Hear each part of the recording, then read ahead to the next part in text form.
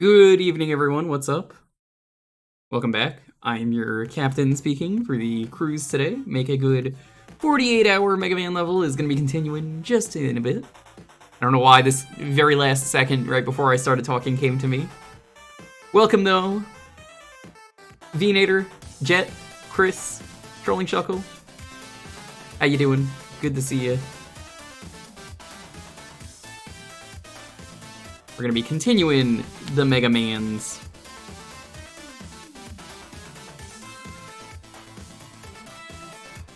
Always excited for some Mega Man. Talking about job searching, seems like everyone is. New year, new you. Good luck. Everyone, can we get some good lucks in the chat? You got any luck emotes? Post him for everyone, not just for you, not just for me, just everyone. You got any luck? Drop it in the chat.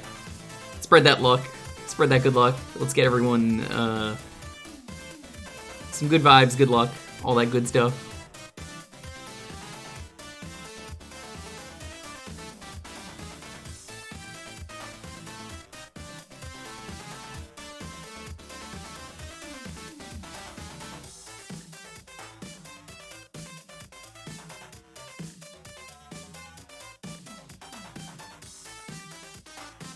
Hey Azure, welcome on in.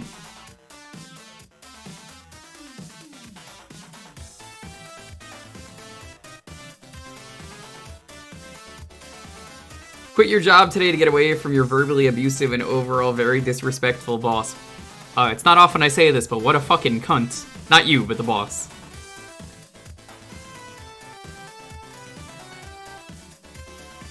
Ended up making both my friends quit due to verbal abuse, and I had enough today when he tried to demote me from manager back to normal worker due to a panic attack. Fuck off!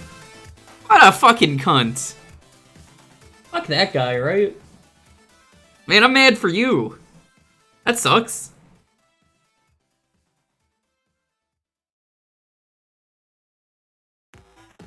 Yep, spin attacks, what's up? Sorry you missed yesterday. Well, come on in, though. I guess if you're not already following, if you want to, go ahead. That way you'll definitely know when the streams are. Welcome on in, though. Good to see you. That sucks, though, Shuckle.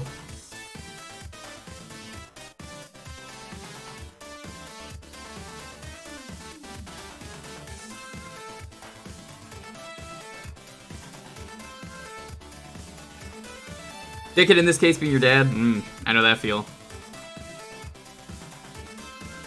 I moved across the country partially to get away from my family. Some of them, not all of them.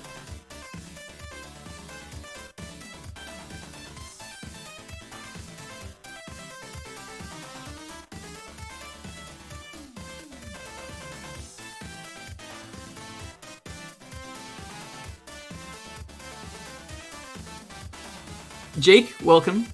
I heard Rich is having skill issues today in Parallel Worlds. But yeah, spin attacks, we did 4, 5, and 6 yesterday. They're really good.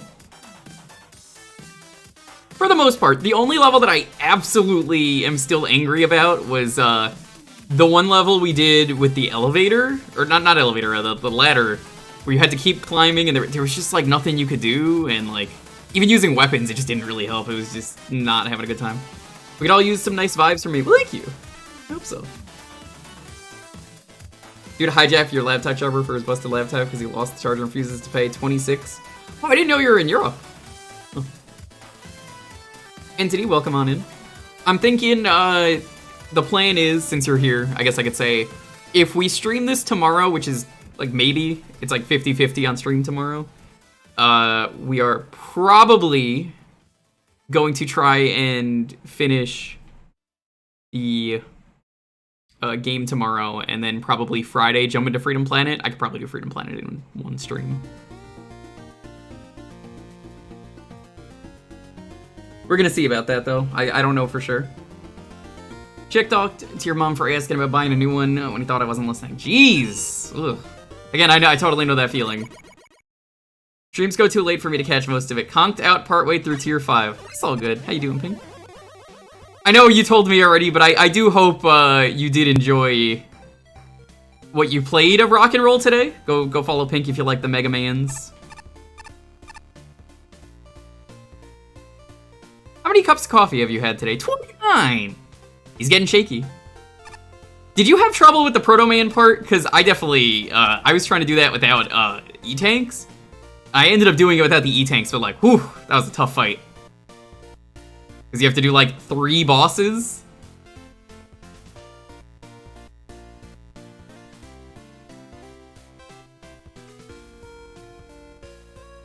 I think I tried doing an E-Tank on that fight and then got hit and lost it all. Yo, Snow, what's up? Just in time. We did a little bit of side questing last night. Other than that, we are up to tier 7. Whee. Here's how things are looking. We don't need payday anymore, so I turned it off. The Salmon Shield.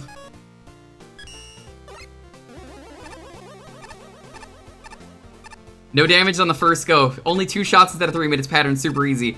Yeah, I think that was the easiest part, but it was getting there with a lot of health for me. It was giving me trouble.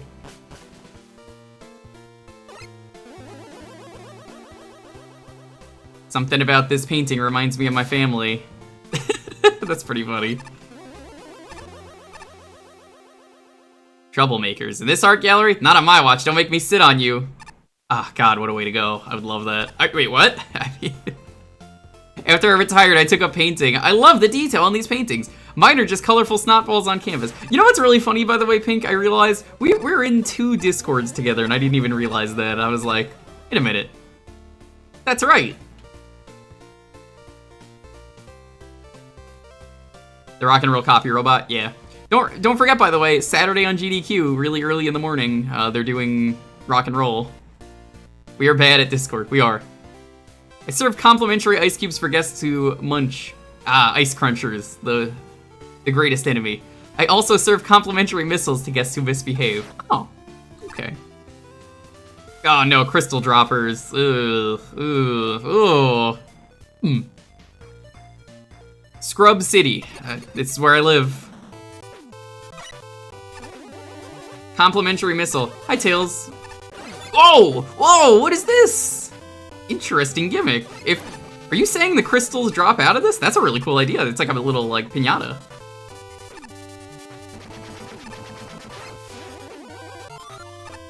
Boltman. Why am I here? Just because? The next room is tricky. Feel free to come back to this room if you mess up. Why are we here? Just to suffer?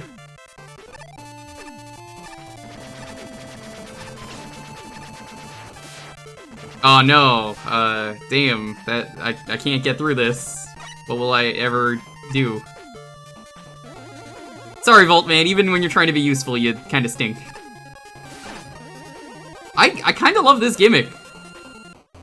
I thought this level would be a lot more annoying in terms of the gimmick when I saw the box. But honestly, I think this is fine.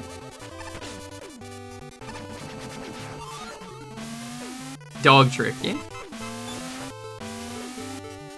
Okay, that's really cool that is going down like that.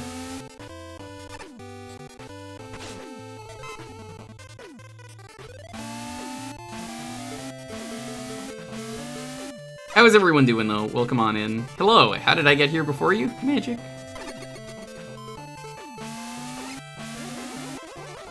I don't understand what the point of the Yoku blocks is here. It's a little sus.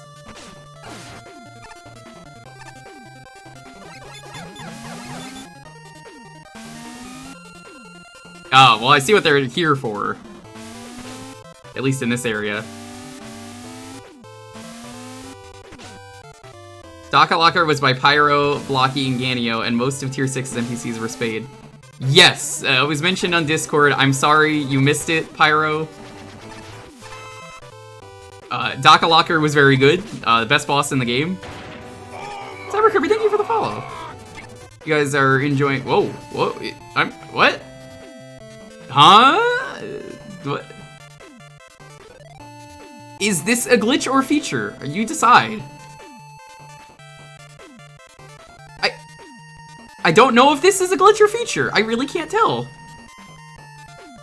It's a weird collision.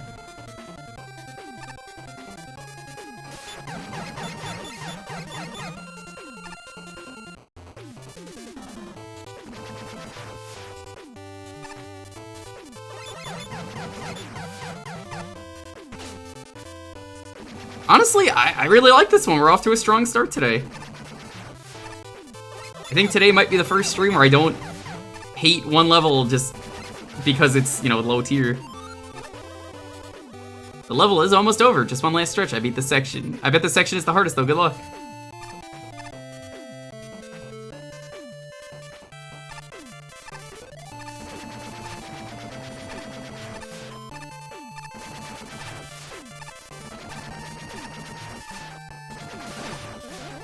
Uh-oh.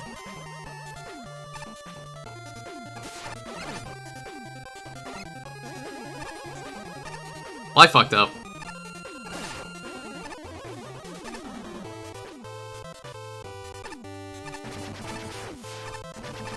Okay, salvaged.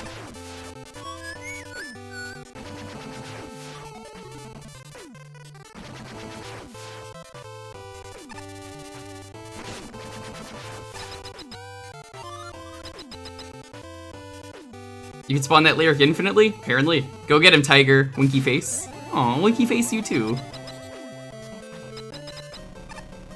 Maybe you'll join one of these contests? Tails, I think you'd have a lot of fun with it. I mean, your Twitch icon is Toadman, so you have good taste in special boys.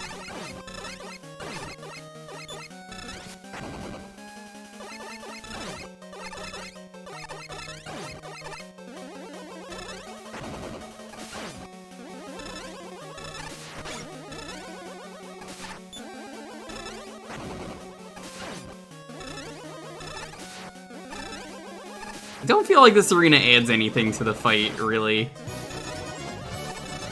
Lobrilla Cobrilla. Yo, what's up, Lobrilla? How you doing? Good to see you, buddy. We're playing through Make a Good Mega Man level 48 Hour. If you don't know what that is, it is a contest where a community ran by Snurren Pyro. Hi, Snurren. Made a bunch of Mega Man levels, and they are put through a contest, ranked, and then you play them. And in this case, we're doing it worst to best. Welcome on in, though. We do a lot of retro variety around here. I love Mega Man.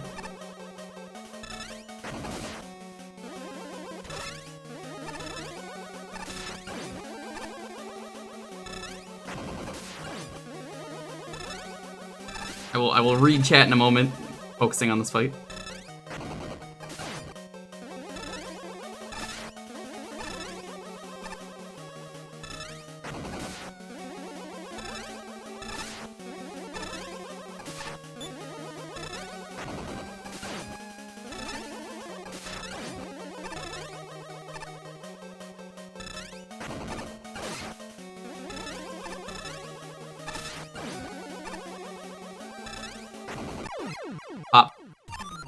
Let's see, we got Lobrilla, Mondo Mole number 3, the third strongest mole, Slappy.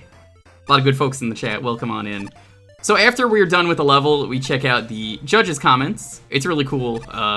You get to see what the judges think. I always like asking what you guys think if you're just watching. A man throwing Rygar shit at you? Who's throwing Rygar at me?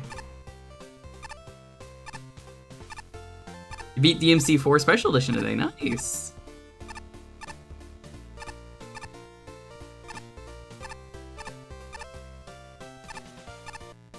But I hope the stream went well, Lobrilla. I can't wait to show one of these to Andy. I think he'd have fun with this. So the judges are Parmesan, PK Ouija, Jacques, and Freems. And we get to, like I said, review the level. It's pretty cool. I really like the format a lot. It's a fun retrospective at the end of each level to just be like, well, yeah, I agree, I don't agree. Maybe this was different. This could have been done better. I really think it's cool. Did you know the game features Dante from the Devil May Cry series? What? No way! I should stream DMC 3134. As a whole, this level is fine. The crystal droppers are sort of tasteful in the first part, fairly good in the middle, and really annoying at the end. The middle is really the most memorable and fun part of the level, where you mix the Yoku blocks stop you and you're stuck in an area with stuff happening around you. This part is genuinely fun and unique. It's not that it's never been done before, but it does make the level stand out. And is just annoying and overbearing with the amount of stuff happening. It's not awful. See, I didn't have a problem with that. It just becomes too much with so much instant death. I didn't have a problem with it. I thought things were used pretty well. I especially like the lyrics. You know, it's weird to see Gabioles flying out of the flying enemies, but it did add a bit of strategy to things. So maybe it's not all that bad. Anything else? I don't think so. Oh, I suppose the time bomb challenges were decent, but they never were anywhere. Moog Master, what's up? Yeah, you could see everyone gives different ratings. Like this guy, well, girl, I should say, Jacques, she loved it. 79 out of 100. That's a good rank. Garyobi's a spine who looks real fine and is also immune to the buster. Always zooming along the floor, homing in on robot ass. So clever how you used the Yoku blocks to make those parts times. So cool how you could choose when those lyrics would drop all the spines. I wish I could scrub the negative parts from the level Scrub City. Dodging over bottomless pits, falling crystal bits. Hurts its quality. Hey, if you're allowed to do clever things with lyrics. Scrub City. Some people get some rough combos with the box goodies. Getting 2 spine enemies is rough. I get that. Making your flying enemy drop one of those spine enemies upon death is not the solution. Especially because I swear I can't figure out how this specific variant dies in this engine, and if it can land on a count bomb you need to cross, then it's time to break out your dog and move on. I didn't need to do that. You could just screen scroll. That works. Outside of that terrifying detail, it's mostly standard count bomb shenanigans with a Yoku section that, a creative way of forcing you to handle the falling crystals, just sometimes keeps you waiting longer than is really worth the challenge. Honestly, and this is probably the only level I'll say this about, your biggest downfall was probably the box enemies you got. It gave you a rough hand, and I'd certainly be interested in what you can do with some better luck and more time. Yeah, I don't know if they really got the point of that one. What's going on here? This sculpture chronicles a revolution among tribes of...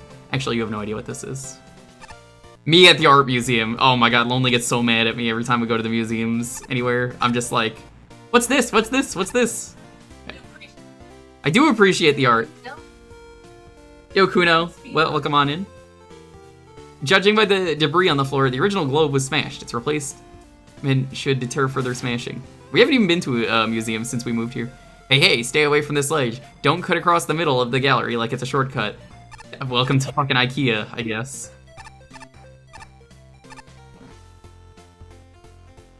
Oh no! More compactors!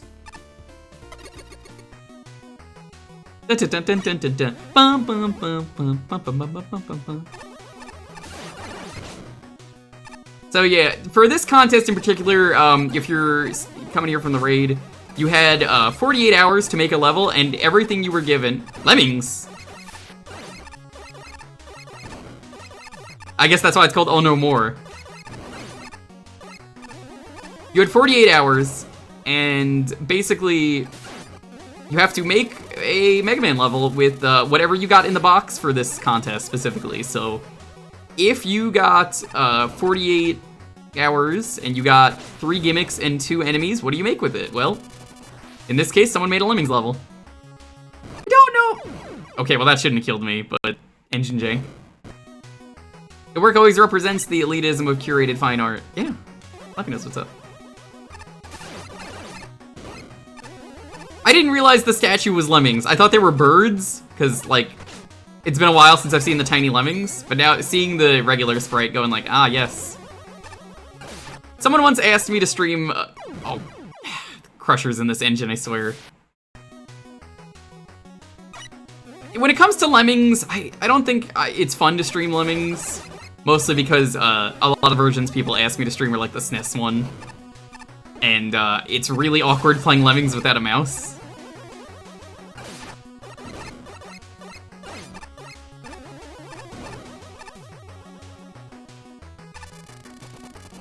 A number score? Well, they have to decide what's best to worst, Chris. Because there is a clear contest winner at the end, so how do you decide? But you gotta decide somehow. Okay, I guess you can't do that.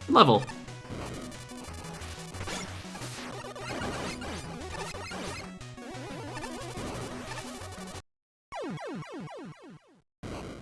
Crabs from Bubble Man. I had a feeling. That's pretty good. I like the checkpoints.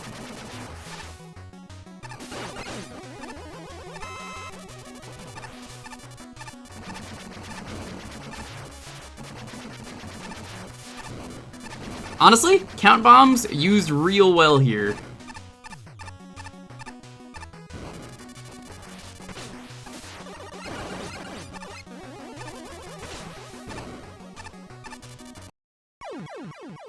The fire, on the other hand, not used very well. Yeah, the can really has a bit of intensity to it. Maybe the most intense dance ever. Boom,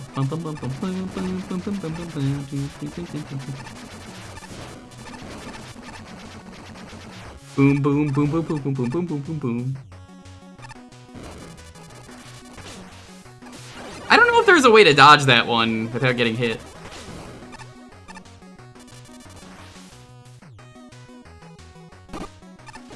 This looks complicated. What the hell is this?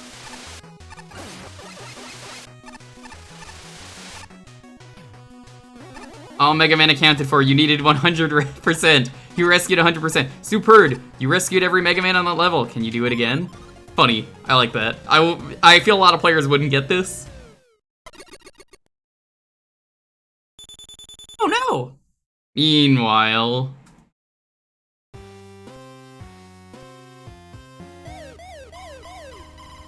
Just saying, Square did nothing wrong. He's got a perfect design. Bruh. Can't believe that chump cheated by hitting my bad can. Oh, great. Now the boss is gonna give me the scolding of a lifetime I could be spending lifting. May I politely request your silence for at minimum 2 minutes starting from now? I am currently 514.81 seconds into a most riveting Sudoku puzzle, the 84th puzzle since 6 a.m. this morning. Your 155 decibel volume of speaking is currently disrupting my concentration by a measure of approximately 31%. Oh, can it, Poindexter? If I got my butt kicked, that means the boss will send you next. I assure you I have already taken that into account. I ran precise calculations for how much leisurely time I would have before I am sent out. Those calculations dictated that I will be sent in exactly 5 seconds and 66 milliseconds from now. I shall leave you two alone then. 2. Is that I doing okay, nerd? Lucky! You thought I wouldn't find out, didn't you? I saw how hard you got canned back there. What was all that lifting for? I tell you what, it's all for nothing if you get cocky. You paid a little more attention, you would have covered your weak spot. You let down your guard due to overconfidence. When you're in a fight, you can never get too confident. You got that, dummy? You never know if...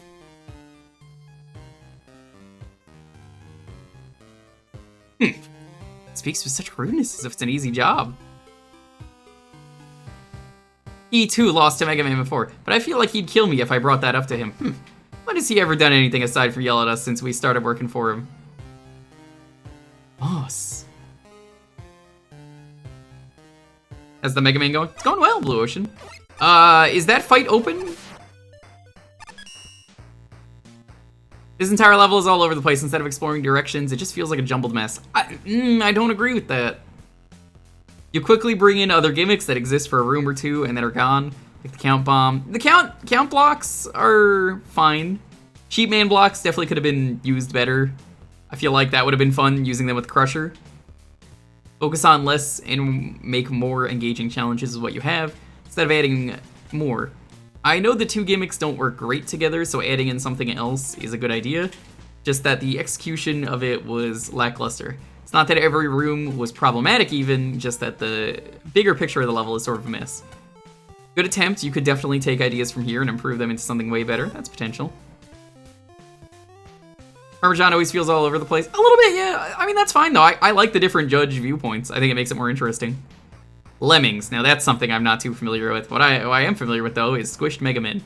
And that's honestly most of my experience with this level. It was frustrating at times because instant death is something that just gets annoying after a while. There's checkpoints, I didn't mind it. It wasn't completely frustrating, there was a lot of places were totally fine and fun to play through, but the compactor just kind of dragged it down due to their abundant placement.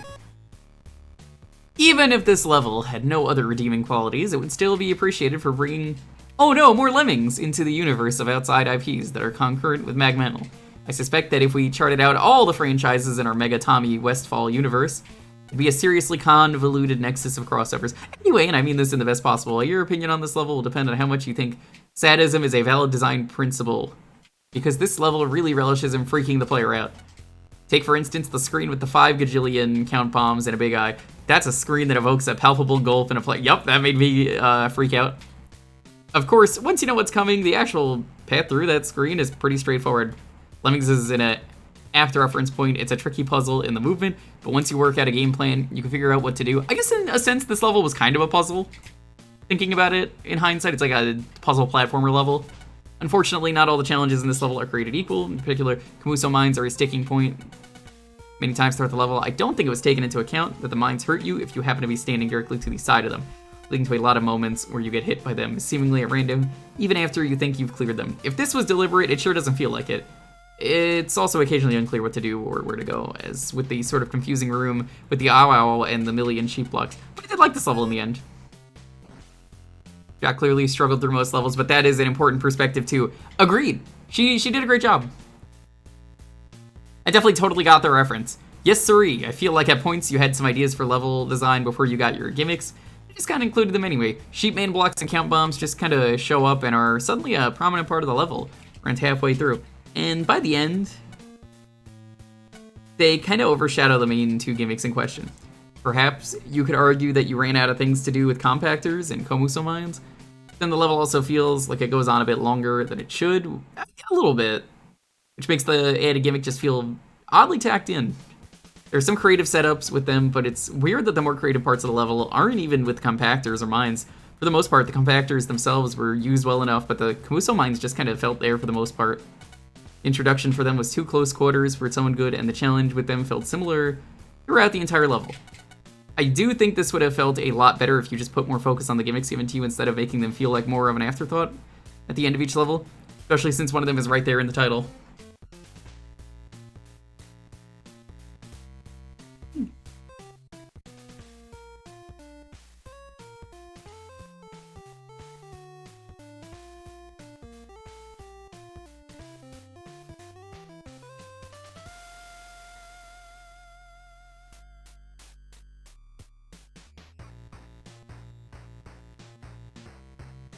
Give me a second.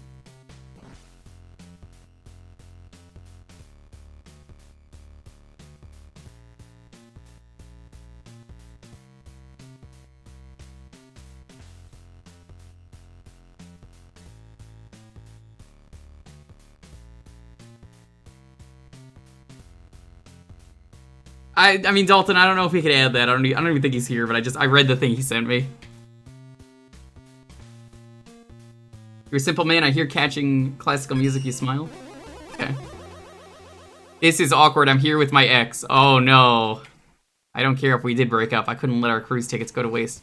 Or our membership to the Met Gallery, or our season passes. The Met Gallery is very clever, by the way. Anchor Field, or the offer for us to live with my parents, or our couple's tattoo appointment. We've seen a lot of these around. This one catches your attention because, wait, no, it's just like all the others. Orb. If you touch the orb, you do gain the infinite wisdom. I've been standing here for hours. When is someone gonna paint my portrait? Oh man, now that I see those are clearly lemmings. I think it was the coloring was just so off. Telly X, yep. How you doing, Life Forcer? Cossack's Playground. I am the proud creator of these orb sculptures. I needed to do something with all these round bombs I cough up. Oh. Hired. It's a mood. It's a playground because it's got seesaws.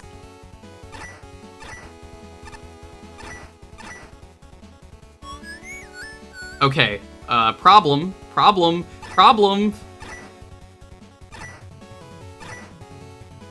That doesn't scroll with the speed that it should, because normally you can make those jumps, but because of the scrolling, you can't. I do not like that, because there's a certain rhythm to those platforms that I normally have.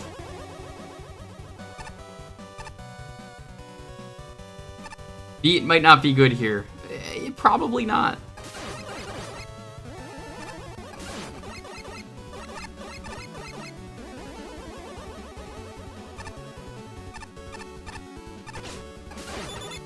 Stinking sharks, get out of here.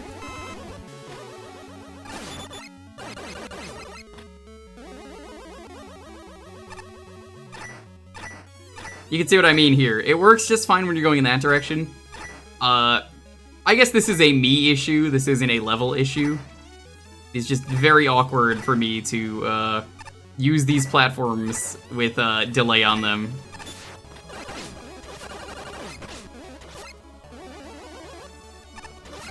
This is from Rush Jet 1. It's a good remix.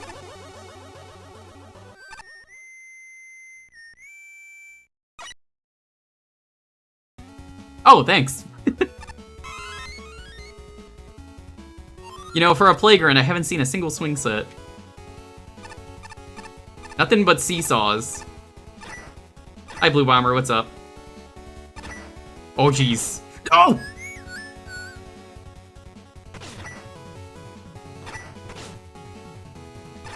Oh, this is just rude. I do not like this.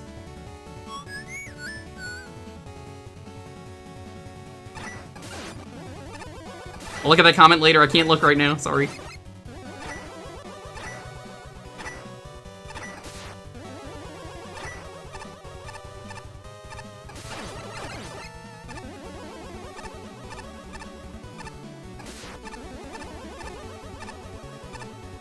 Would you rather Buster Duel 1 billion Mets at once or break your vow to use Robot Master weaknesses for a whole game? Can't use it for the whole game when you don't start with any weapons. Unless you do the Power Stone hack of 5. And I've already done that, so there you go.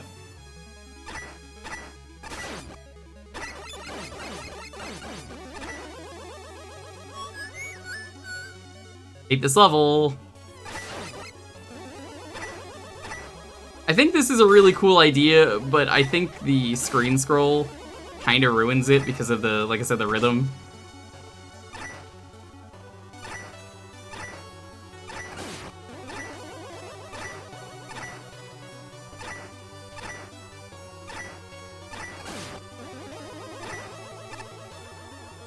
First one is very technically weak to the charge shot.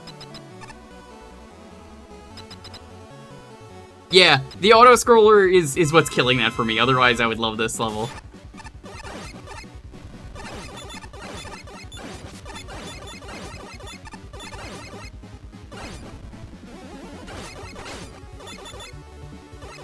What is this thing's weakness? We've fought it before, it's the same thing, I don't mind using this.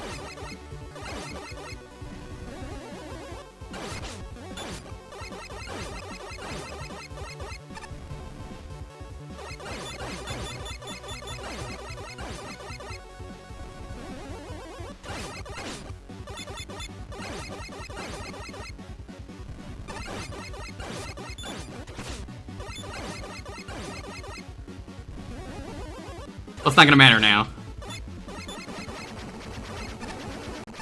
Salt water? That's a weird weakness. Okay. Mets hate the salt.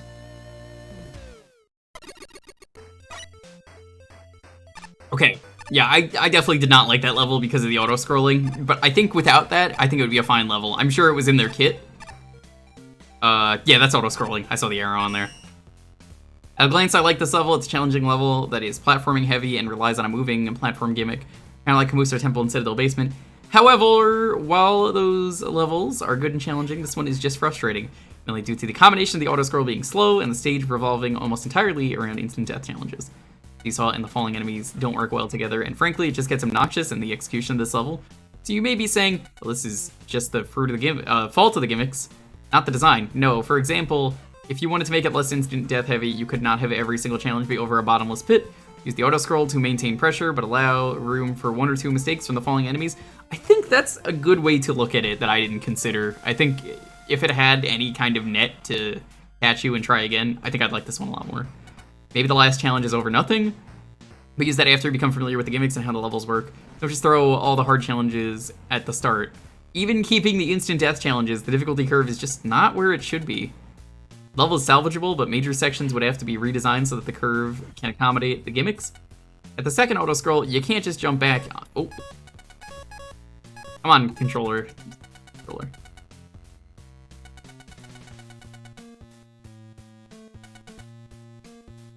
which throw all the hard challenges at the start, even keeping all the difficulty curves just not where it should be. The level is salvageable.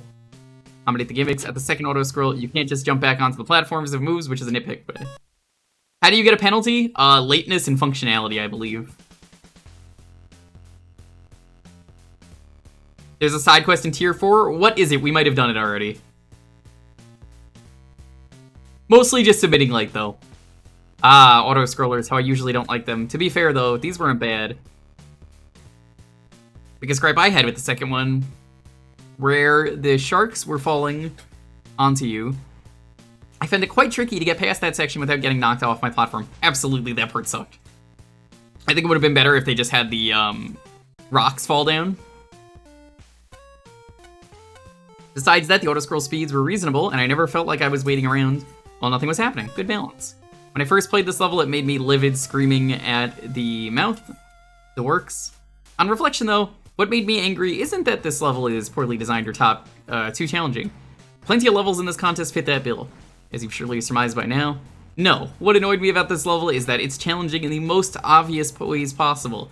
Oh, you rolled auto-scroll and Blade Man seesaws in your box? Let's make 3 auto-scrollers one after the other, where you ride the seesaws over a pit, and then as the level progresses, let's have some enemies fall on you to ramp up the difficulty. Z.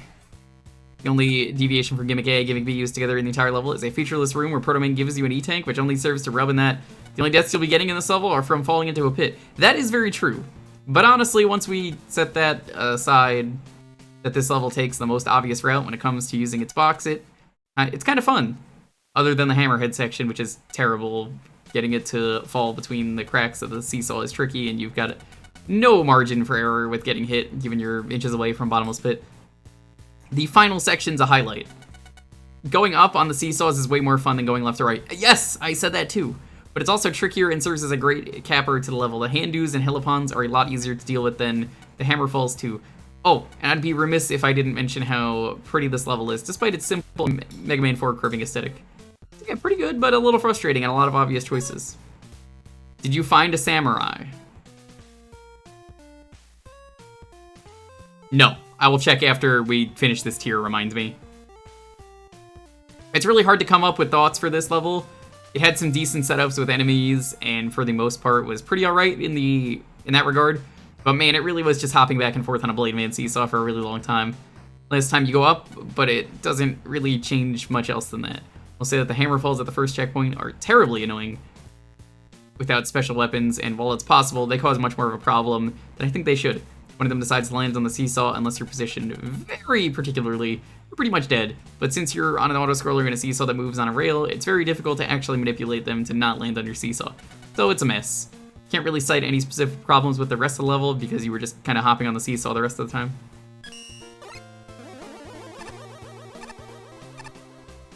So, level's okay. Hehehe. I saw these 2 sculptures and couldn't resist messing with them. It's okay, I'm the gallery director. I don't believe you. This is a quintessential example of pasting a boomerang on someone's forehead to make them look cool. Psh. I'm learning how to make round sculptures, but I'm not very good yet. The ones I produce are kind of oblong.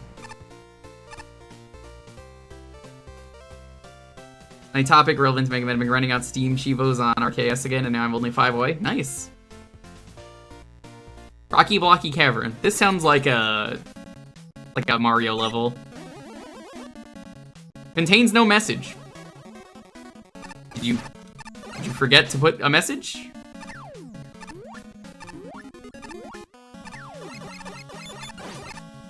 Not sure if forgot message or intentional.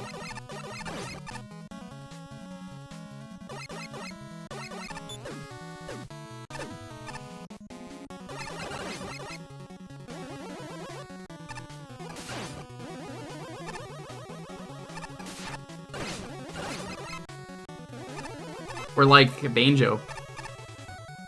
Yeah, it does sound like a banjo level. There's some good banjo hacks I hope come out this year. I've been waiting. Flappy, I'm always excited to stream banjo hacks if any come out. I'm like, ooh, banjo. Every single time I'm just, is that a banjo hack?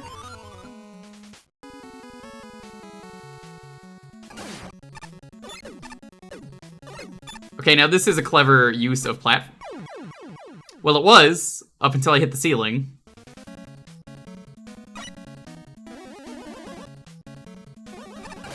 Oh, and they checkpointed me.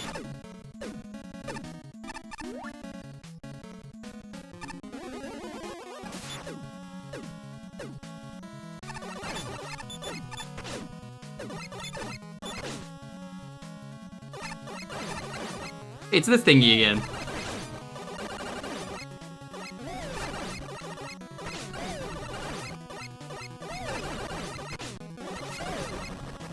Ah, be gone, challengers from the future.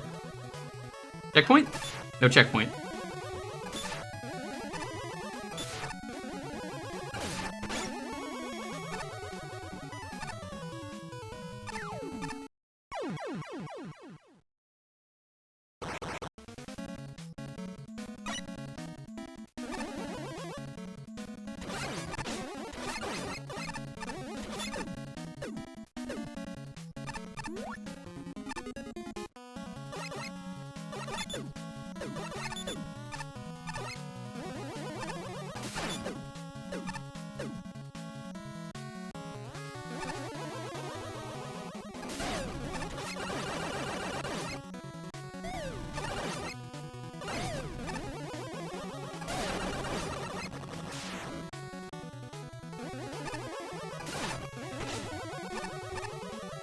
I've never liked these pokey enemies. The pokey enemies are just as bad too. I mean, they freak out at the smallest boom.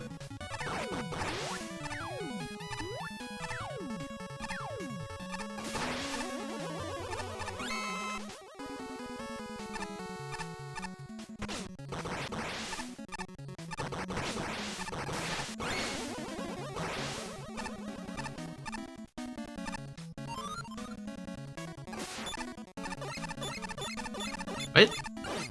Okay, this is a little awkward jumping. There we go.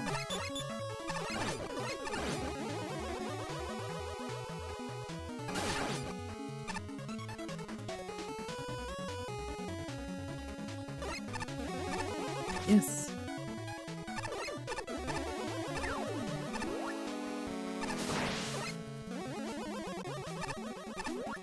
Baked Papato is on the way.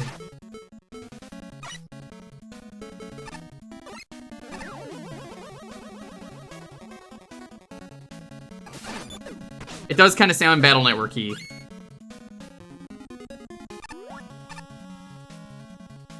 I don't really think the spikes need to be on the ceiling. What does that add? Realistically, you're going to die if you hit the ceiling anyway here.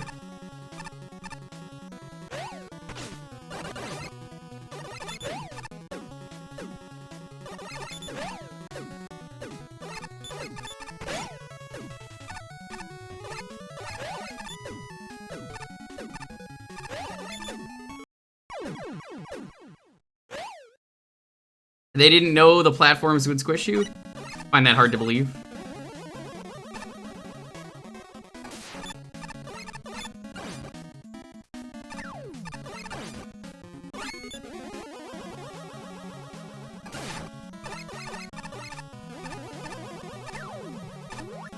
Throw you a curve. How dare you? Thank you.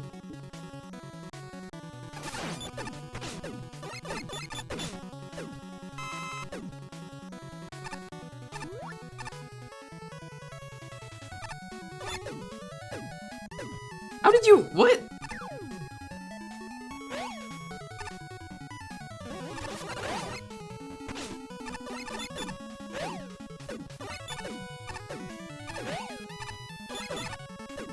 I don't like these enemies because they're always so inconsistent, and that enemy is not worth my time.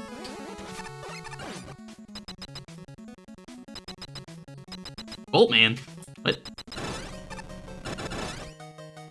This is not Voltman, I've been lied to.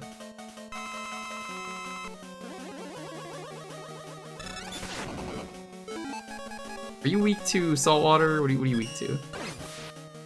We've fought you enough times.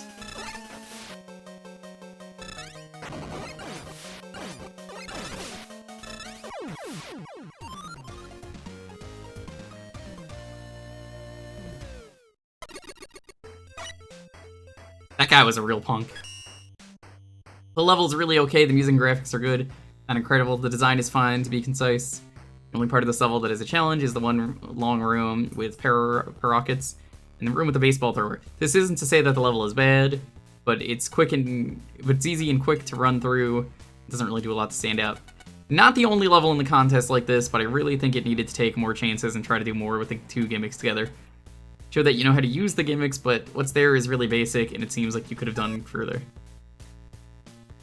I already fought this one.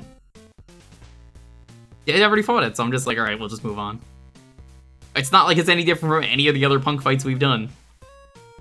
That was pretty nice. Enjoyed the combination of the concrete platforms and the ball shooters. There were some other memorable sections, like the line of rockets or the cramped hallway with blockies. Speaking of blockies, I just don't like fighting those enemies, which kind of dampen the mood. But that cramped hallway was a bit of a stress relief because I can charge shot through without worrying about the blocks. He did good. High Vault Man, this level gets some mileage out of its gimmicks, I suppose, but it's not very inspiring. Part of the reason for that is that so many of the challenges in this level are challenges so much as they're waiting games. Yeah, well, this level's just waiting. Most of the time, Bokazuras pose no threat and just serve to waste your time. Some of the setups are a little busier and thus less boring, although the random caged-off Strike Man enemy probably could have and should have just been a generic turret. Set up a custom spawner to spawn a homing bullet every X frames. It's also that really bizarre section where the blockies are put in little pens. And you just have to slowly blast through them in spaces where they can't hurt you. It's not a bad level, really. It's just like a signpost with no message. Why is it there? Not as much as Sparkman's 7. Yo, Tar6, what's up? Tar always shows up to the stream, they say. What a weird little level. The aesthetics were just strange, to say the least. It's never really got a chance to do anything interesting outside of a small handful of interactions with both concrete platforms and the breakable walls. And a few stretches with way too many rockets in a row. Other oddities include a set of blockies near the end of the level that have practically no way of dealing damage to you, which makes me wonder why they're even there in the first place, because it's certainly not an introduction to the enemy. And the lonesome mecha Pichon, who just is introduced at the end of the level for some reason. I don't know, man. It was just a strange little level. One of the classic cases of needing more focus. Yeah. Metal Cannon tried to make a round sculpture. The instructor keeps yelling rounder. Then this happened. Better than yelling bigger. You're no art critic, but this certainly looks like a shape? Sometimes the statue tips over with a boat rock, so I periodically drip honey on them to hold them in place. Ew. Cryonic slab. Funky. So a bird eat a cicada? I mean, isn't that just what birds normally do?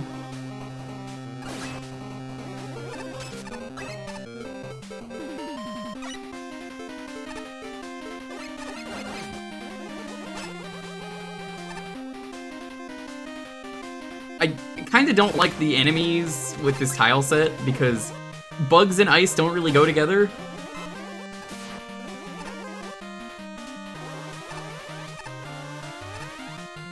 Monkeys are also pretty useless so far.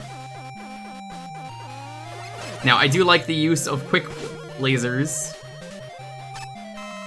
I think that's a really good use of quick lasers.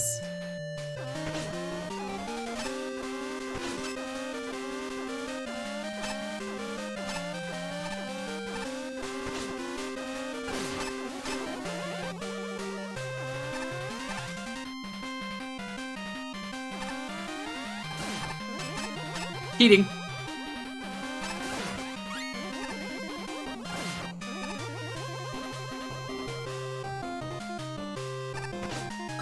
Okay, really? What do I get for cheating?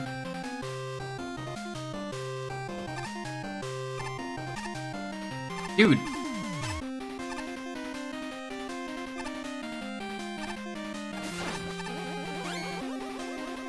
They do look weird. Smooth quick lasers aren't real, they can't hurt you. Smooth quick lasers that are real.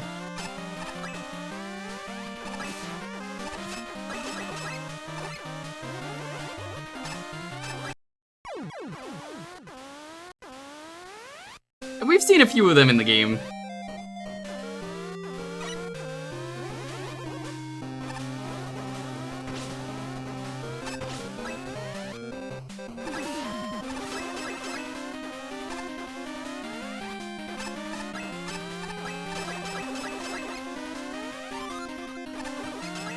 I don't know why I did that.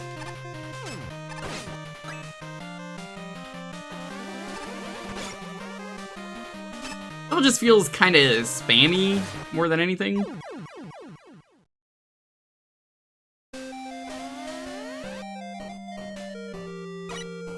But it's nice in the checkpoints.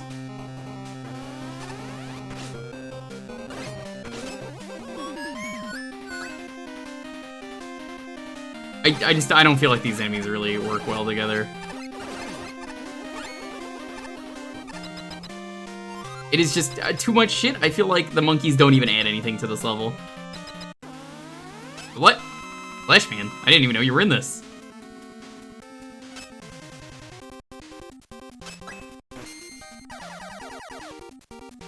Nah, I'm just gonna wait.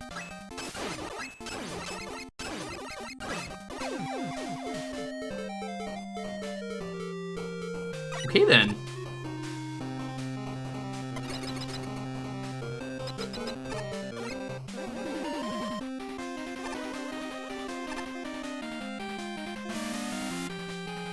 Nope. Don't know what that room was, we're just not going there. I've never just noped out of a room in Mega Man so fast, or I'm just like, nah. Not today. Not today. Yeah, paintings rule. Art enriches my life and makes me feel cultured. Me, every time. Oh, you can actually stand on him.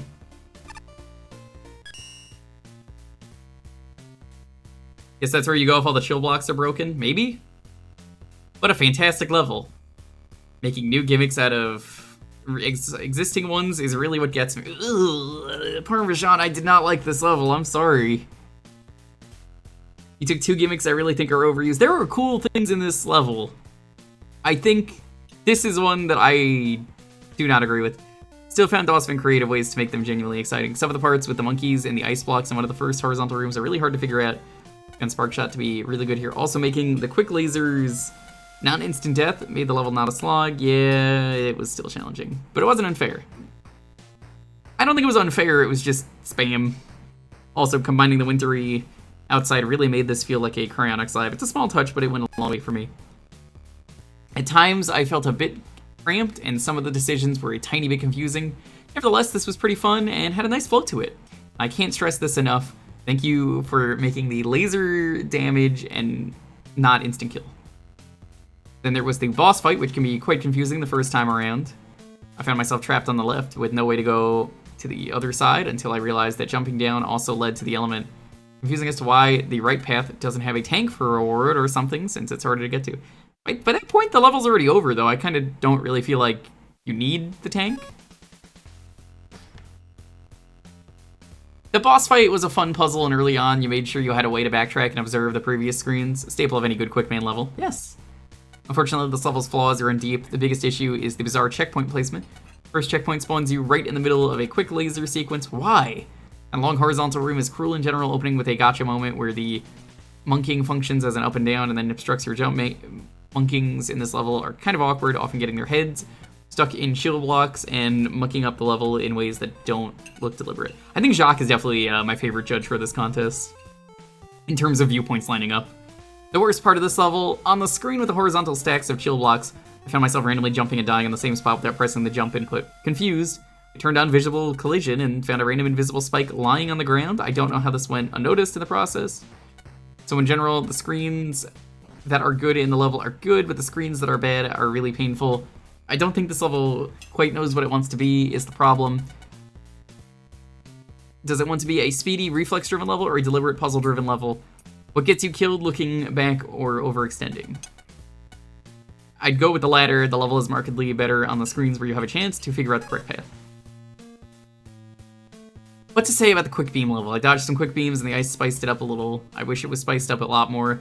There were some rooms where the ice had a big factor in either keeping you safe or making the spinning quick beams a little safer by them existing, but a lot of the level still ended up being gotta go fast and avoid those quick beams. Fair. More of the ice blocks having an effect on the spinning ones would be something I'd be really down for. I wonder if you could even do that. Puzzle boss was cute in theory, but I'm not quite sure if it worked in execution, if only because I had a double death with him twice. The first ended up with me actually dead, and the second ended up with me being just fine. I can only imagine it was a matter of who died first by frames. but it makes the encounter just feel a lot more janky rather than actual puzzle solving.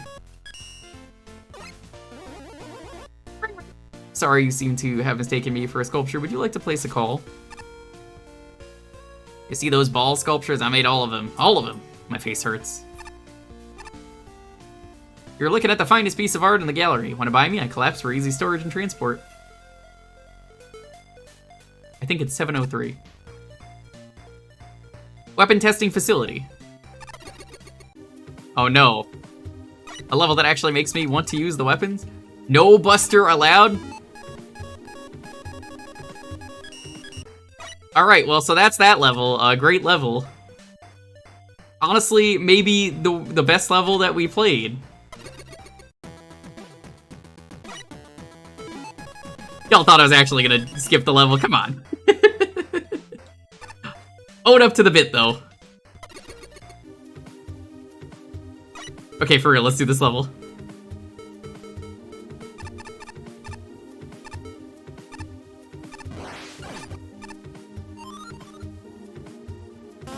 No, I would never actually skip a level. I had to. I just thought it was funny. The opportunity, proposed itself.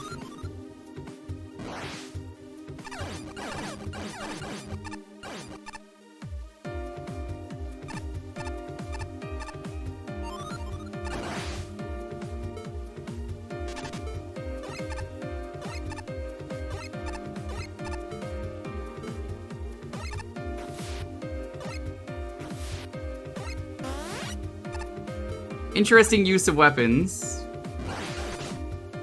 Ow. That being said, definitely prefer being able to even use the buster. I get why it's locked, but I'm just like, come on.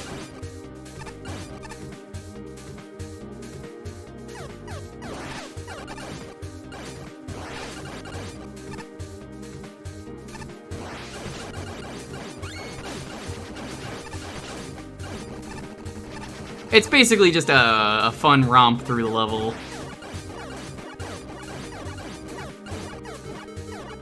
You don't stop firing. Interesting. Oh, no Toadman.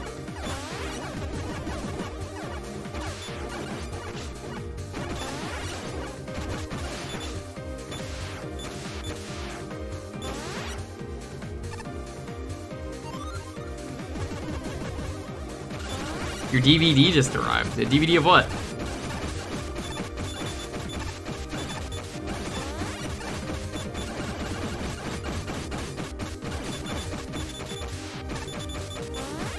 Oh, Game Center CX. Ooh.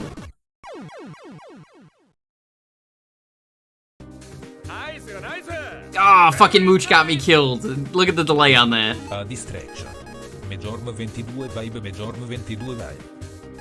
Mooch, we were having a great time up until you got here. I might have to end the stream now.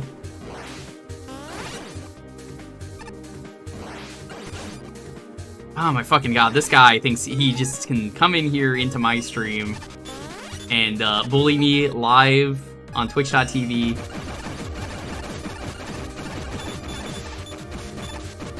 I ain't gonna take it, Mooch. Not today.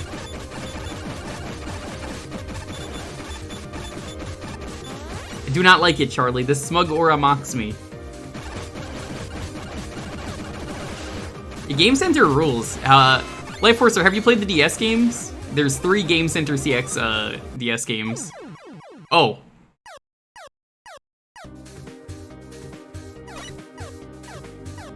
Every single time, Mooch. How do you do it?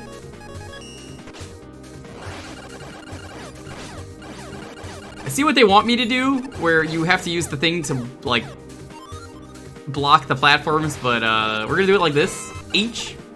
H indeed.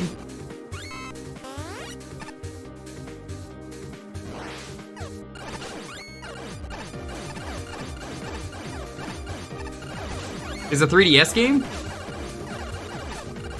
I thought they were all on the DS.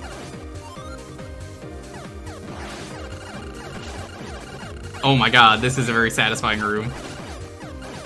Is it always this satisfying to use the Waypons? Is that what they're called? Oh, this fucking asshole? Gross, get out of here. What? What? Okay, fuck off. That felt good.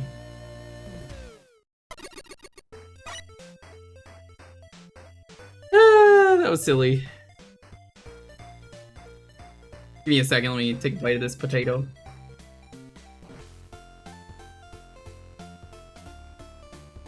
Mmm.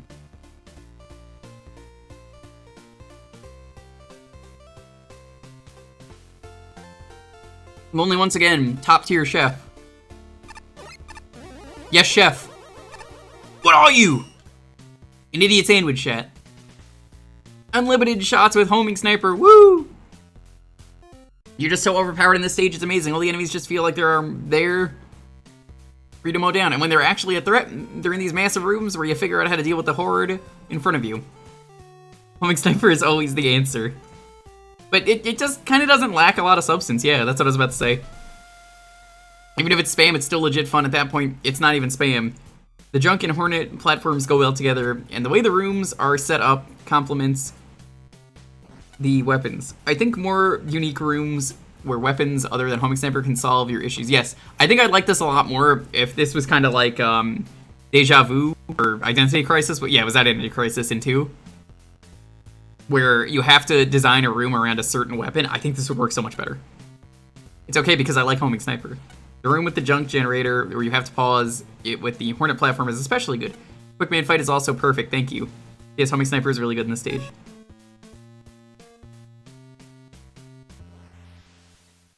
Is that Toho music I hear? You get a cookie for that, was it? Stage itself is a fun playground for almost all the weapons. By the way, Pink, did you hear I'm stupid enough to go through Mega Mary in 2023 this year at some point? I want to do it. Ugh, I played it years ago and hated it, but I'm like, nah, you know what? I'm better at the game now. I think I could do it. But also, it's pain. I remember playing it when it came out and it just being really brutal. Bit of a pain to run on modern PCs. Don't worry, I already got it working thanks to DX Wind. I had to use some really obtuse background stuff, but it worked. The rooms all give you a few separate options in approaching them, and I would have loved it even more if homing sniper wasn't the most overpowered thing ever. Still, it's a blast to play through, and the music is an extra bonus. Use Robot Master weapons? Yes. For Mega Mary, I know to use the weapons.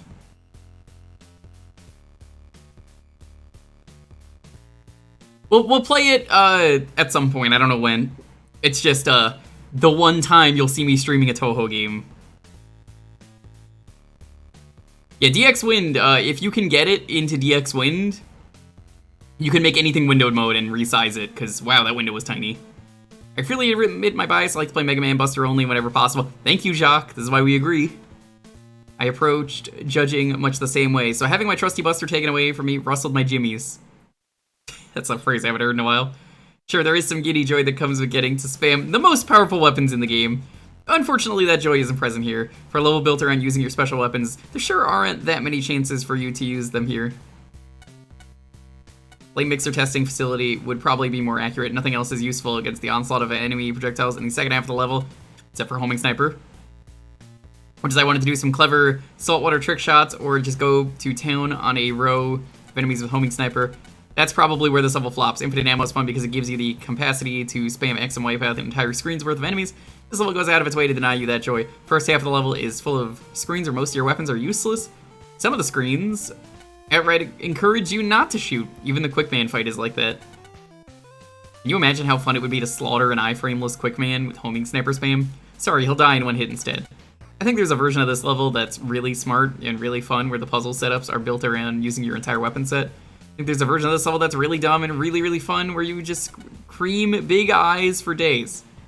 I don't like that. It's a little questionable wording. This level is neither. Talk about squandered potential. Toho Sunday.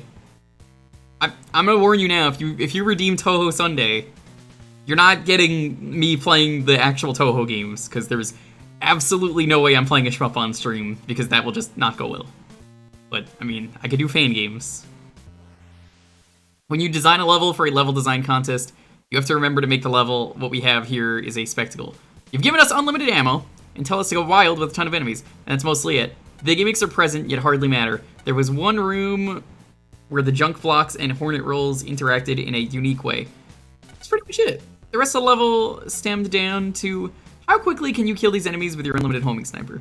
It's like one of those Mega Mario Maker 2 levels where you hold down and watch a lot of fancy effects. It's kind of neat, but it is not.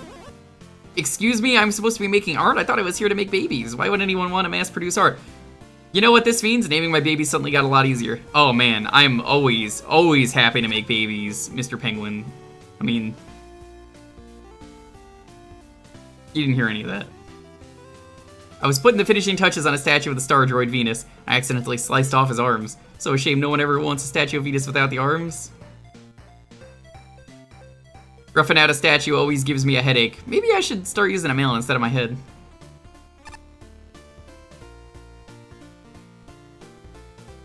That is one handsome abomination. It's got a nice chiseled body. Brash Buster. Burning Bunker. Ooh, good music.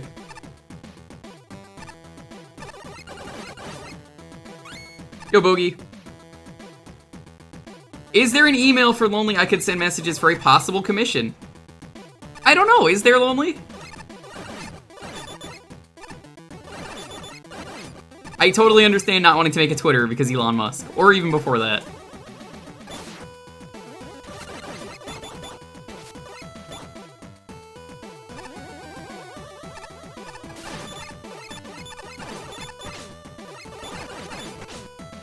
Wait, I'm sorry, did that go through? Oh no, it didn't, it hit around him.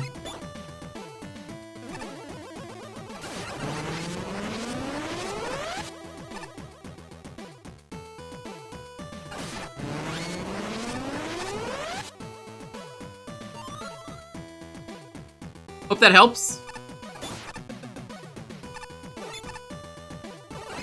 Now, what would have been really cool is if these enemies can actually swap the things. I think that would have been neat.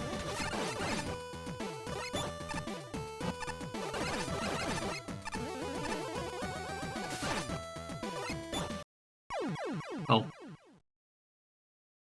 I saw it. Hope that helps though, Bogey.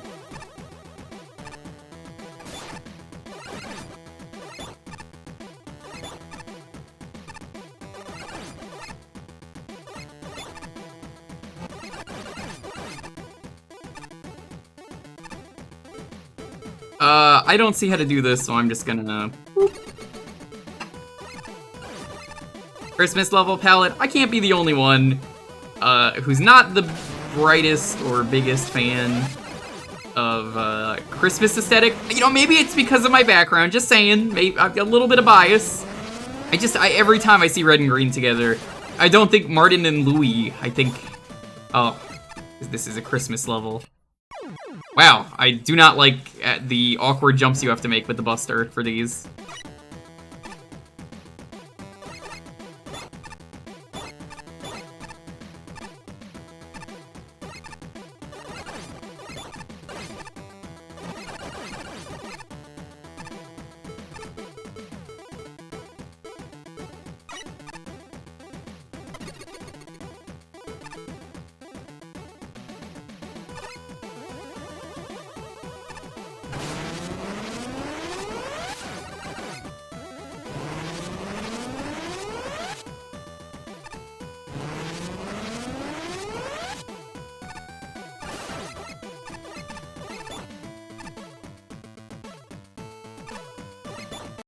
Yeah, wow, this is not good.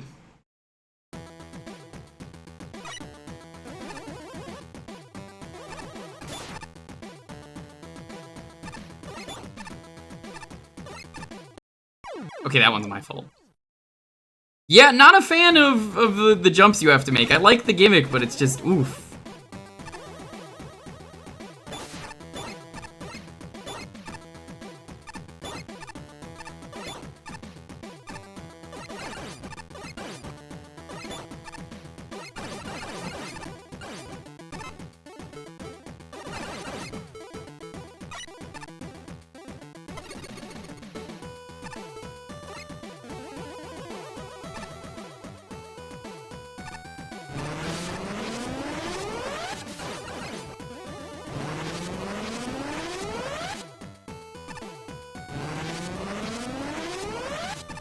Alright, let's try this again.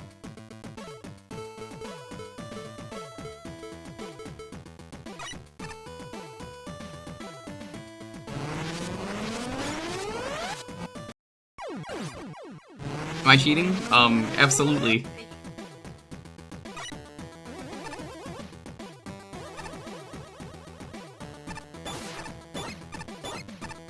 Fuck.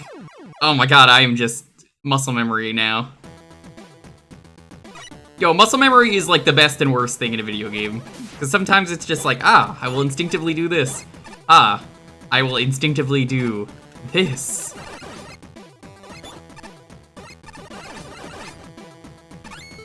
My idiot brain knowing that it shouldn't be doing that, but it does it anyway.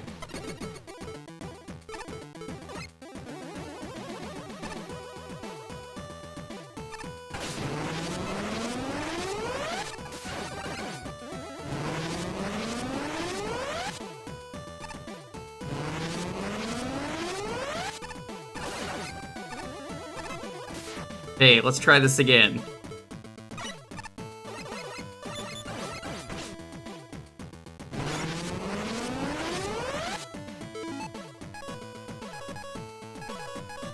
I hate this level. The jumps are just really awkward, that's all. I think you're missing something. I think you're a butt. Who am I being mean to? I'm not being mean. This level is just poo-poo. Nah, it's fine.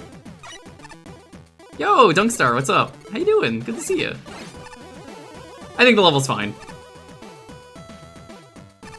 Welcome on in. For my caveman buster only playstyle, it is not the greatest. That is how I feel about it. Because I did that earlier, and then it's like, you want to go here though, and it's like, oh well. You see what I mean? It's just awkward, that jump. I've tried that jump a few times.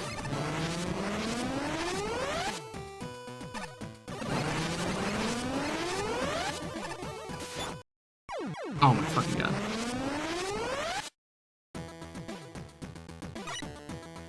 This is the level that walls me tonight. Not a hard level, it's just me making silly mistakes. Honestly, this level is fine. I may be sassy, but I be like that sometimes.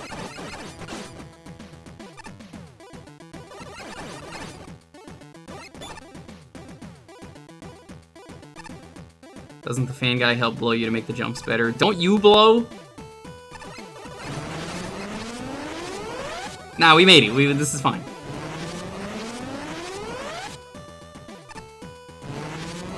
Full savage mode.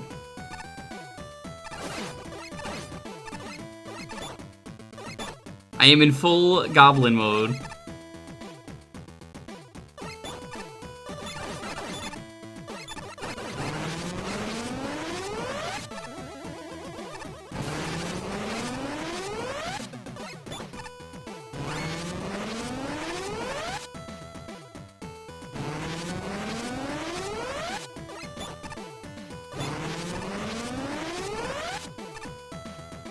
Who we blowing? Your choice, Slappy. Amazing base level. I think this would have been the winner for the base level. If that was even an award. Okay, now that my caveman Unga Brain, is fine now.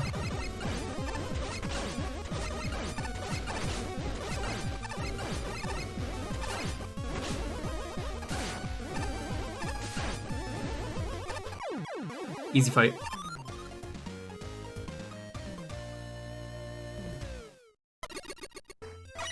There is a base mode, I'm familiar.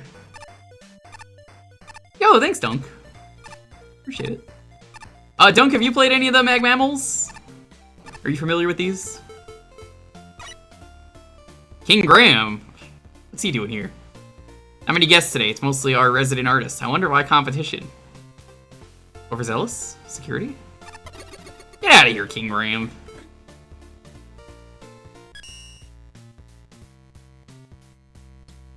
Short and sweet, that's the best way to describe this level. The difficulty curve and the way it teaches you how the gimmicks work is fantastic. This level is fine, I am too stupid for it, is basically what I'm getting at. Going from super small, easy challenges with no danger to slowly making the stakes higher is good. Also, using the fanboys to slow you down before the fire pillar is brilliant. This level doesn't break new ground, but the execution of what you have here is fantastic. Even more extensive bass mode than the past Mega Mammals. That's cool. Big OG Mega Man fan, but this is new to me. Well, lucky for you, I have a command for people like you. There you go. That is what Mega Mammal is, basically. It is a series of contests where you have to, say it with me, make a good Mega Man level. Then the judges, some of them have been in the chat. Some of them are previous judges. Some of them... Well, actually, none of the judges from this have been here, at least as far as I know. Level creators are in the chat. The levels are ranked from worst to best. You could play them in any order, but obviously, I think it's most appropriate to go worst to best, because you're going to enjoy the levels more. You just get a better and better experience every level. Crunchy Kaiju, thank you for the follow. So, basically, I think it's really cool that, a bunch of people get together, they try and make the best level they can. In this contest, you had 48 hours, and after that, you have to basically get a box in this contest that has 3 gimmicks and 2 enemies, and you have to use them. Crunchy Kaiju is a good name. I like it. So, if you're interested, I definitely recommend trying them out. I think the fun of streaming this for me is I get to play the level, talk about my thoughts during the level. People like you who are watching get to, from watching, what do you think of the level? I get to ask you. But not only that, then we get to see the judges who review it. There's design, creativity, function, fun, aesthetic, and then the total. Adds up to 100, basically. And then there's penalty for, late penalty in this contest. Clever little level. The switch blocks were executed well, although I always cringed a slight bit when I had to shoot a switch behind myself and move forward at the same time. Other than that, not much to say. It was fun. Fine level, it wasn't for me. This level is unambitious, but fun. A handful of nice setups, but I can't help but feel like the difficulty curve is out of whack. First half of the level... Thank you for the follow as well. What kind of Mega Man games have you played? I do a lot of Buster only on this channel. Recently, I've gotten into checking out fan games. Especially these. Also, Proto Man Mode 2, nice. First as the level poses no challenge whatsoever. You'd have to be trying to take damage during all the stretch with the trio of Hammer Joes. The second half of the level and the lava pits that come with it are where all the difficulty in this stage resides. Problem here is that while the switch blocks themselves are well established, by the time they're used over lava, the tricky jumps that you have to do on them aren't.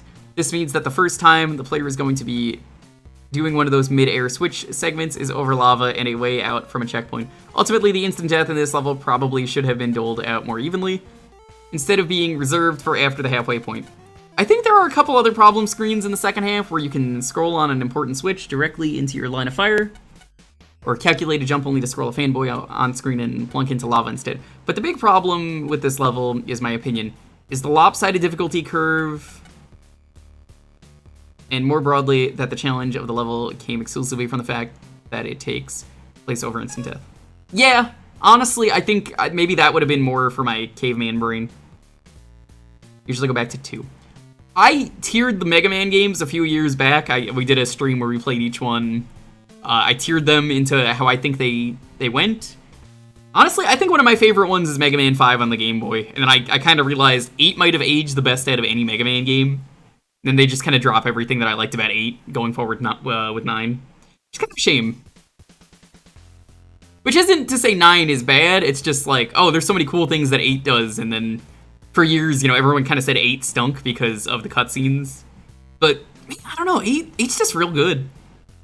But the level does manage to introduce its elements in a fast and efficient manner. It suffers from about half the challenges being in rather empty rooms and being easily ignorable or casually being really tricky over the lava. So the thing that makes it tricky is less so the design itself, and more so that shooting switches behind you while moving forward is a real pain. Because that it kind of goes from 0 to 100 back to 0 again, up to 100, a bit more, not terrible by any means, but it tends to go between nothing and kind of annoying. throughout the whole time. That said, there are definitely good ideas sprinkled around. I liked early on that accidentally missing a Hammer Joe and hitting a switch caused a second Hammer Joe to fall down. I wish there was more of that kind of challenge here. 8 drags? It does. Oh, hold on. Didn't mean to do that. I only have ever pressed that by accident. Who are you? These dusty statues should be whacked with a broom. I enjoy working with a hammer and chisel, but it's so hard to find volunteers to hold the chisel. Yeah, there's no Chisel Joe. I feel like all I do these days is make globe sculptures. Why do we need so many? Why am I the only one making them? This morning, a caterpillar and a Bakazuka were supposed to be helping me. Gone Sovereign. Caution, moving parts. Okay, this level, we have to do it fast. There's a challenge for this level, so we have to beat it within, I think, 2 minutes and 30 seconds.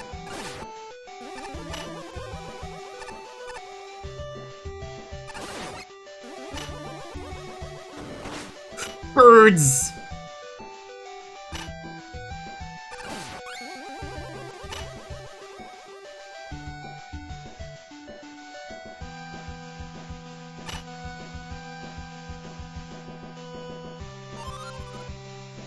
Absolutely just ignoring the aesthetics of this level and everything. Looks cool. Looks cool.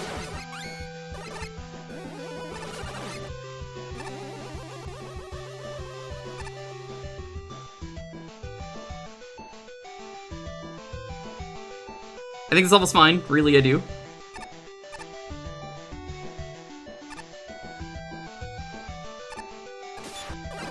Hey, quick question, chat. What's the weakness on this one? For the boss at the end, just because we're on a timer.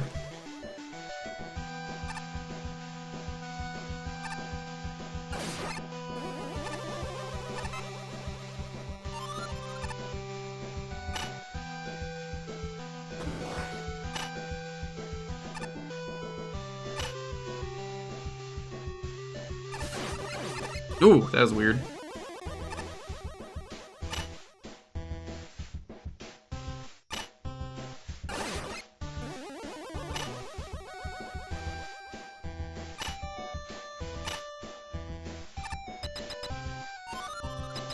Tengu? You? Luckily, that one is not a problem. Alright, I think we gotta beat it in 2:30.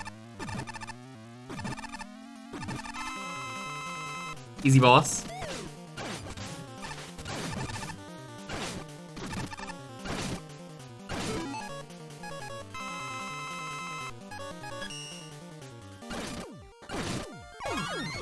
Perfect. Fine level, fun to speed through. I liked it, the music was good. That's not gonna trigger DMCA, it'll be fine. 3 was your first, so it remains my top. I feel Mega Man's a lot like your favorite Final Fantasy game. Where the first Mega Man game or the first Final Fantasy is usually going to be your favorite. That's not necessarily true, but I feel like a lot of people will say that, Dunk. I already talked to him. So that's how I feel about that. Give me that. What? You beat my time? No way. Fine, here's your stupid bag. Got a paper bag. It looks like a paper bag, but it's actually super paper, which is way stronger and more awesome than normal paper.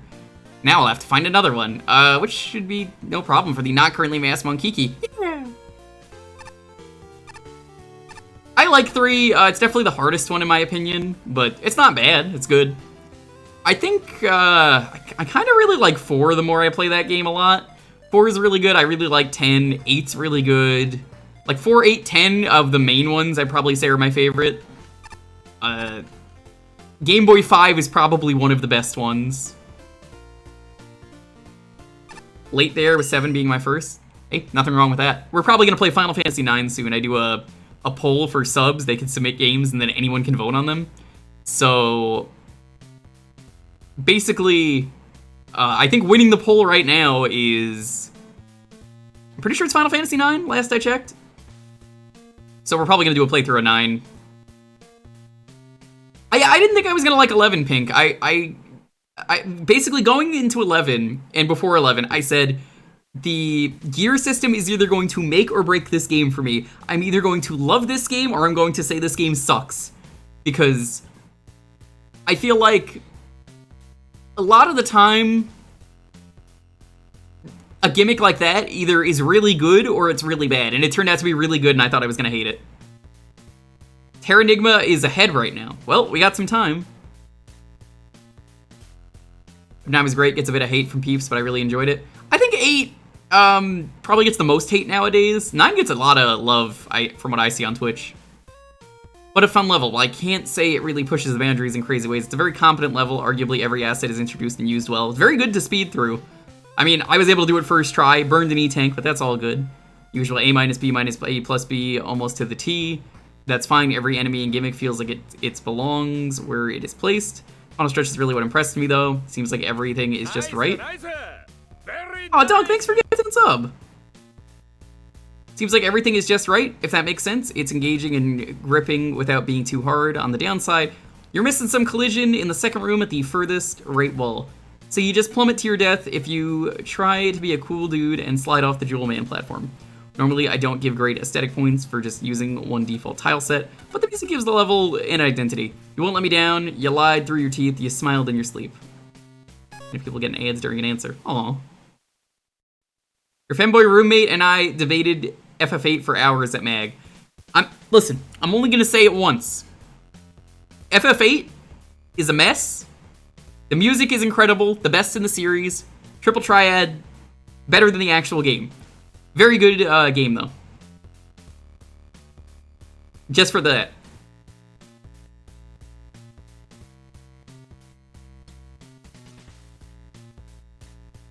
You see, my favorite thing on Twitch is always running into silly names. If there's a good name, I'm happy to call them out and be like, yo, that's a good name. I always get some that I have to, like, shout out because they're just very silly. Like, Rumpled Foreskin Milk was a name that followed me once. They used to be one. They got rid of it. Oh, shit. Shit was a great name.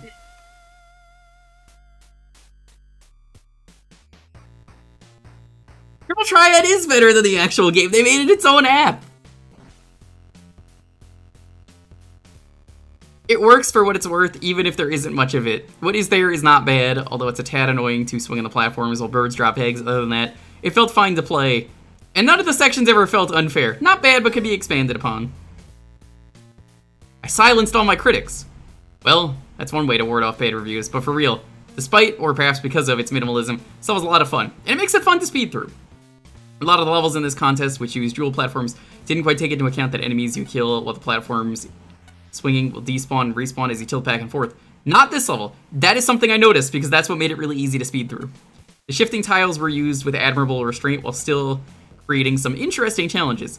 It helps that you control the cycles on the dual platforms, which means that it doesn't feel arbitrary when their cycles sync up with the crushy walls. Enemy introductions were on point 2, which is always nice.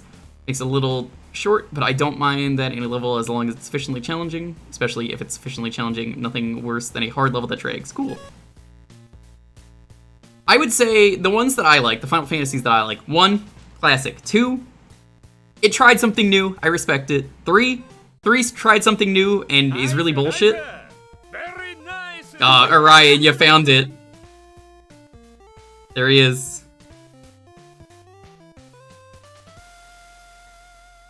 4, great game, holds up pretty well. 5, maybe the best one in my opinion. I do the 4-job fiesta every year. If you don't know what that is, it's a charity event where you get 4 random jobs and you have to beat Final Fantasy V.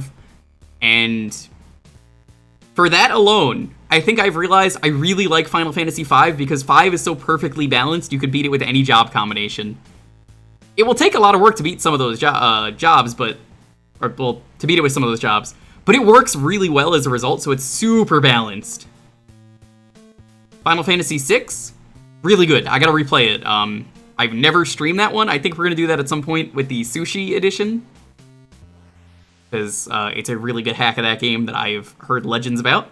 The hack is so good, it was translated by Tomato, who translated Mother 3. So if you know who he is, that hack is worth your time. Final Fantasy VII, classic. Do I even need to say anything? I already said 8. 9, I think 9 is one of the best ones. I love its aesthetic. It looks better than the other Final Fantasy games on the PS1. Not because it's the latest one, but I think the aesthetic makes it kind of age really well as a result.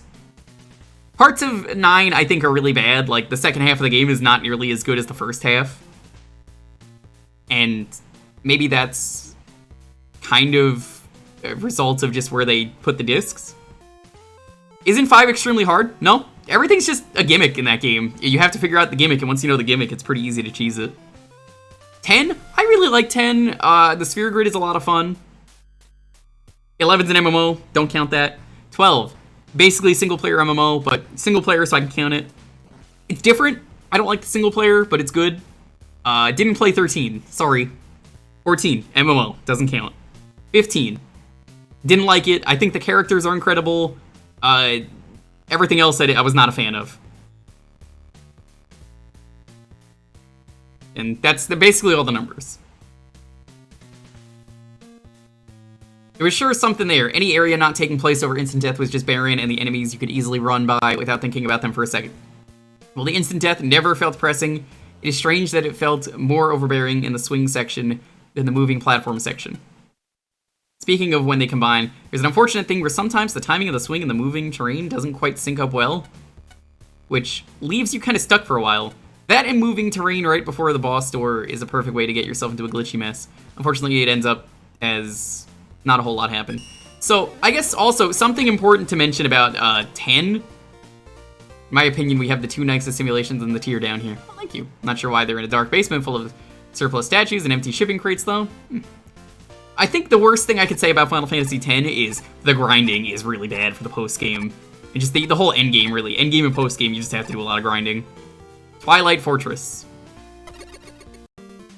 Tactics is good, but it's not numbered, so I don't like to include it, but very good game. Tactics might be one of the best ones. Maybe one day we'll stream it. Hippo would love it if I streamed it, so maybe let's not stream it. What about Waka being racist? Waka being racist, I don't understand why people complain about that. That's like his whole character. Waka's whole thing is that he's super racist and super religious. And he learns by the end of the game not to be racist and religious. Well, like, you know, like judging people based on religion, I should say. So, yeah, Waka's kind of a really well-written character. Mystic Quest? Good game. People hate it because it's Baby's first game, but, Mystic Quest is fine. I like the battle sprites on it. When you're fighting an enemy, they actually have, like, battle damage. Is so cool. And the music in that game, I mean, do I even need to, like, mention the music in that game? It's just incredible.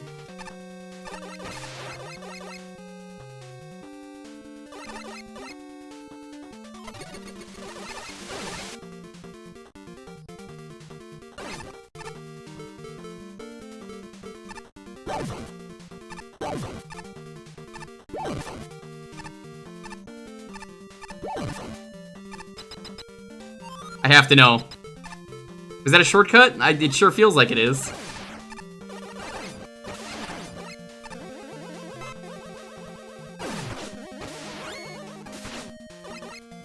Neat little shortcut, I respect it. Hey, get down here.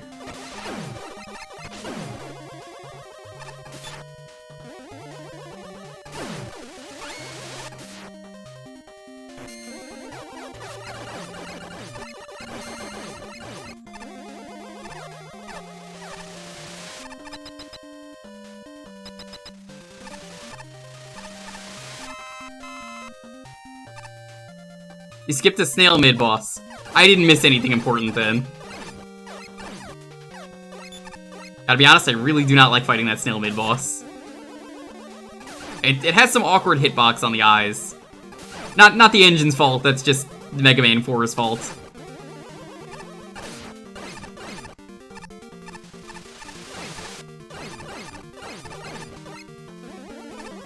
Also might be Mooch's fault. Jury's still out on that one.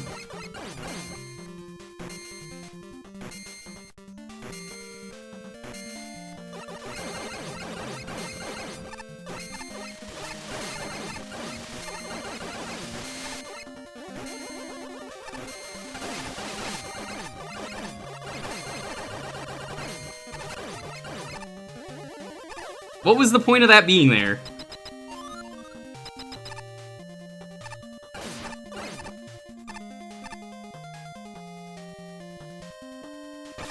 Somewhere, Smite just shed a tear. Let him. What's Smite gonna do, huh? What's he gonna do? Judge me about Gus Incubus? I already beat him. What's the point of that? Oh, six. You're never gonna be on that screen long enough for that to be an issue.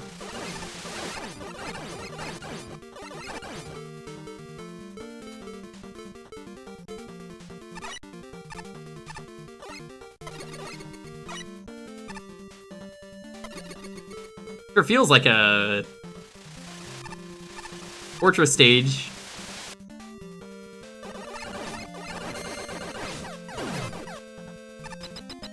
Real big fan of that damage boost where I didn't lose any health. At least I don't think I did, because I got a health right back. Ah, where did you come from? I mean, this is Wily's territory. You better scram! Ah, what's the use?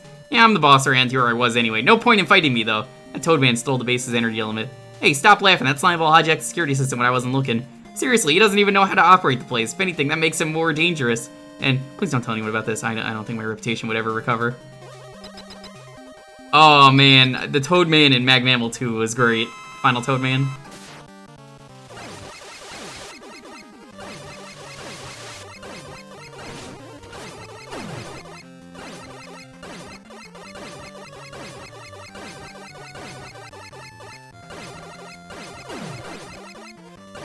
Well, he's just as easy as ever. I know what some people are thinking. Why don't you just use the weapon ammo on him? I don't want to waste the ammo. That's valuable. That's a powerful resource. Not worth the effort.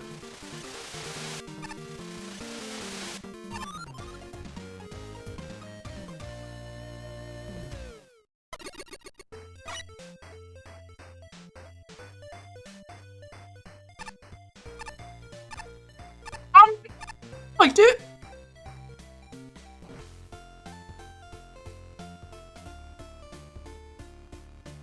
I keep having nightmares where I'm on a pedestal painted gold with strangers staring at me. God, I gotta find a new place to sleep. It's because of all the orbs, it's the same sprite.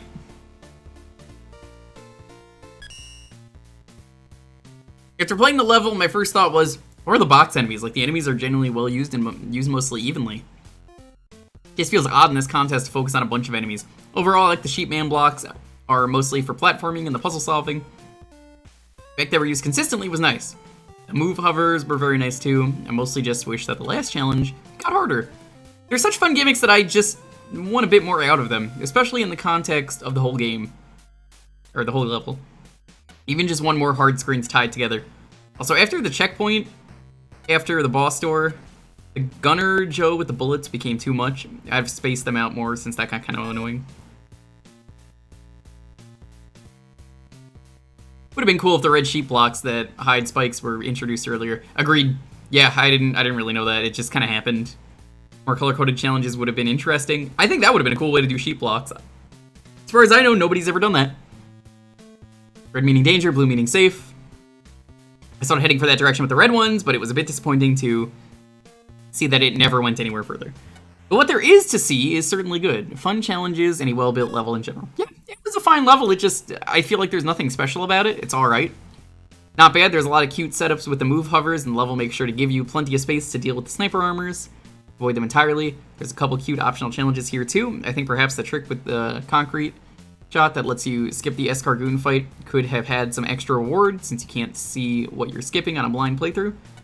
But they're fun either way. The main problem this level has is that killer bullets are mostly bad. This is not entirely your fault, because you happen to roll an enemy type in your box that's nearly impossible to build around. Really adds anything to a level. Now, where this level errs where it didn't have to is in having screens where you have to crawl up a ladder. Left side of the screen, perilously close to where the killer bullets spawn. Not that there's no good reason for. I also think that, like many levels in this contest, it does feel generic in ways that a lot of later Wily stages feel generic. And that there's not a clear sense of place or some theme to the level beyond. Nebulously mechanical area. Yeah, that sums up every Wily level. This level kind of does do a nice kind of subtle thing where the killer bullets only appear in the outdoor areas, which makes those parts of the level feel more distinct. So yeah, good and if unspectacular level. I don't think we did Atom Bomb. It feels like you were given the different pieces, but you didn't really know how to put them all together. The move hover challenges felt just about the same nearly every time. And I really can't figure out the point of the sheepman blocks for most of the level. Really were just felt like they were there.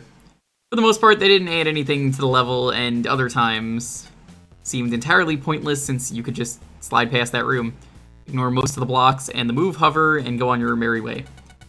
And when there wasn't a loose definition of a puzzle, it was just generic enemy placement abound. Wasn't bad, but it definitely needed more to it. Also, no one has ever thought to themselves they want to fight a boss while killer bullets are flying around, even if it's Toadman. Contrary to what my name implies, I prefer to get around my bicycle.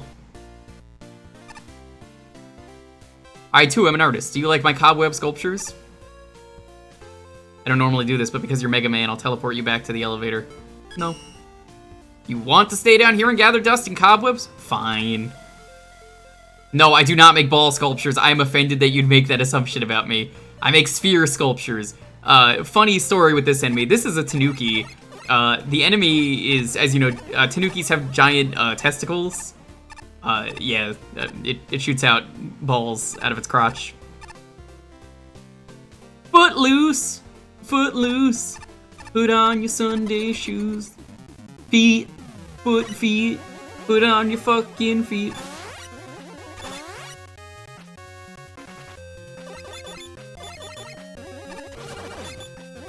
Baby, look at him. He's a little baby Matt.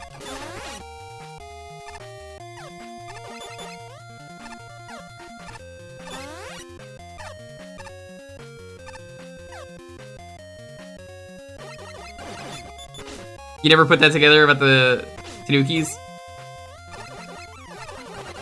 Yeah, it's pretty ballsy of the devs to do that.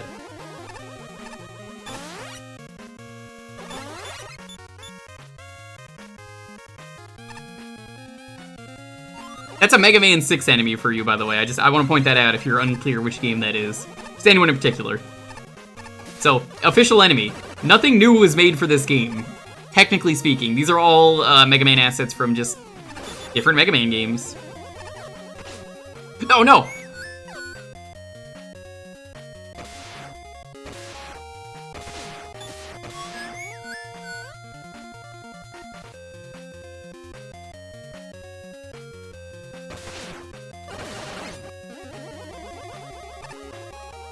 The Lemmings crossover? The Lemmings crossover is custom sprites. They're still just reskinned enemies. So, technically speaking, that rule is still applied. There's no custom assets in this contest. They made that very clear. You could reskin, you just can't make anything new, because 48 hours. I actually don't know why that was part of the rules. Oh!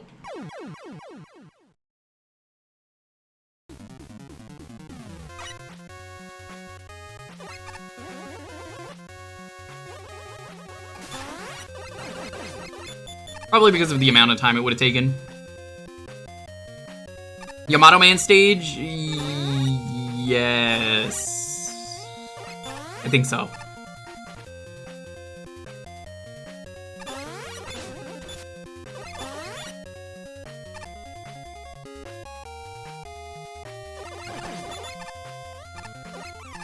Oh, goodbye, I guess. There's no hitbox on that? What? That's weird.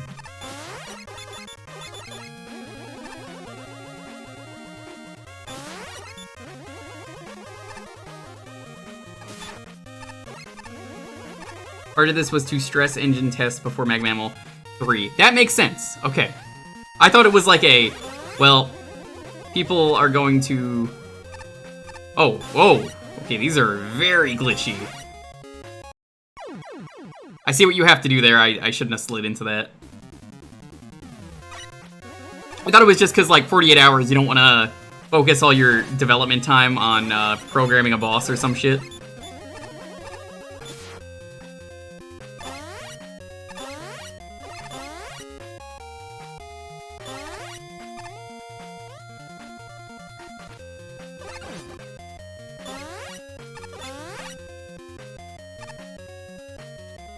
Because you're probably not going to program anything good in 48 hours. Let's be honest here. Deef, if you're watching the stream, I know you're gonna probably have some opinions about coding. Deef comes out of Lurk to just be like, yeah, let me tell you about the gacha system here and how long it took me to set up all this.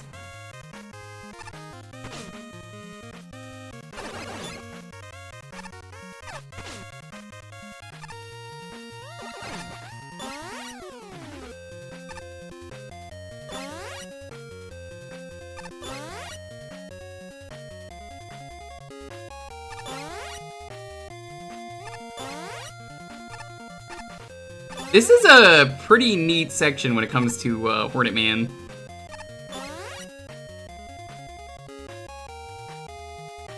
I like what you have to do with them. Like, it felt like it was my fault that I died. This thing? What? Really?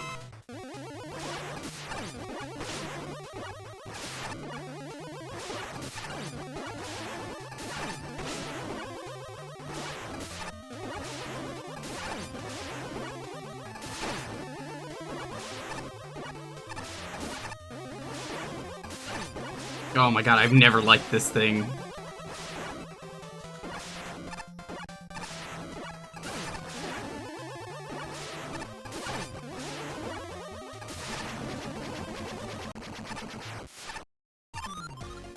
I know it's a dev kit boss, like everything here is. It's just like, wait, really? That's in the dev kit? Okay.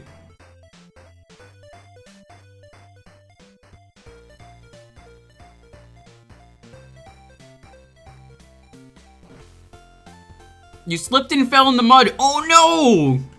Was that on the way to work? Did you wash up?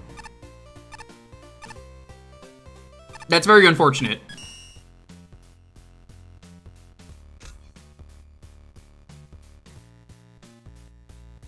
I don't mind short levels, but this one feels incomplete to me. The first half of the level is fine. It doesn't shatter new ground, but it's a solid start. Show the player the gimmicks and the enemies. You get a solid feel for what's going on. Having the checkpoint at the first auto-scroller is really good so that the level doesn't become tedious. I say this because that's exactly what happens in the second half. Room with the rollers is pretty good the first few times, but having it followed by a long and challenging auto-scroller was genuinely bad choice. I don't agree with that. Turns that room into a tedious slog as you work your way through the auto-scroller and die 3/4 of the way through. Having the roller room and then more level before the auto-scroller would have done the level a lot of good so that the auto-scroller had its own checkpoint. The challenges in there are a mix of clever and unforgiving, which makes the final experience of the level not great. It just sort of ends. This level is definitely fixable. In the end, the product you showed us is too short and frustrating. 30 minutes late?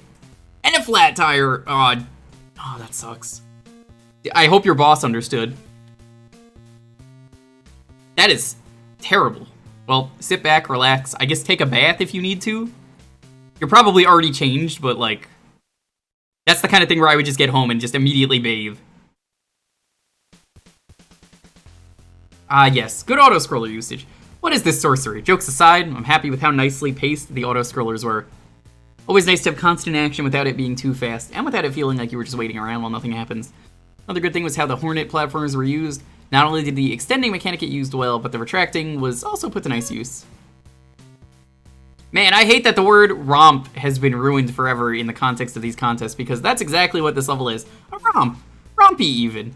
Nice pleasant trip from point A to point B, albeit not a very inspired one. I think it was pretty inspired with the usage of the extending and making it retract. Perfect sort of level for a thought-determinated cliche to come in. Romp. Okay, what did I not like here? I didn't love the introduction of the Harrys, where its needles are just close enough to the platform edge that you're not out of their line of fire, even though it looks like you are. On the other hand, I thought it was good that you could leave the helmets alone and get through the level, since they're an awkward enemy type, and it's also kind of fun that some of the Hornet rolls stretch out super far, and yeah, rompy. How was work? Was it, like, normal? Hopefully the shift was fine. This was a cute little level, makes good use of the gimmicks and enemies for the most part, and I had a pretty good time playing through it, though there were a few smaller things holding it back. The enemy placement was really strange at times. The first auto-scroller would go from feeling empty to super crowded to empty again in a short period of time. Putting enemies on the Hornet rolls is nice in theory, but when they fall off, they become a little more useless. Speaking of the last auto-scroller, there are a few unfortunate things going on there. It's a really easy set. Really easy to set off a Hornet Roll too early, which gives the auto-scroller is basically a death sentence. This isn't too bad on its own, but there is exactly one part of the auto-scroller where you have to start shooting the Hornet Rolls quickly to have time to get through. It's just a bit of whiplash having the game basically teach you to take it slow. And then make you do it quickly. It can easily take the people off guard and lead to people not realizing what's going on until it's too late.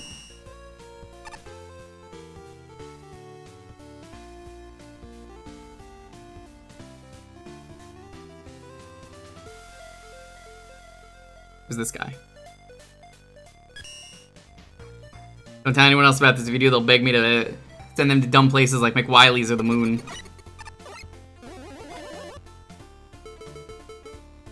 How goes the 2-daying the Mega Mans? What? Oh, you mean 48 hours. It's going good. We just finished tier 7. It takes me like 2 hours to go through a tier, I've noticed.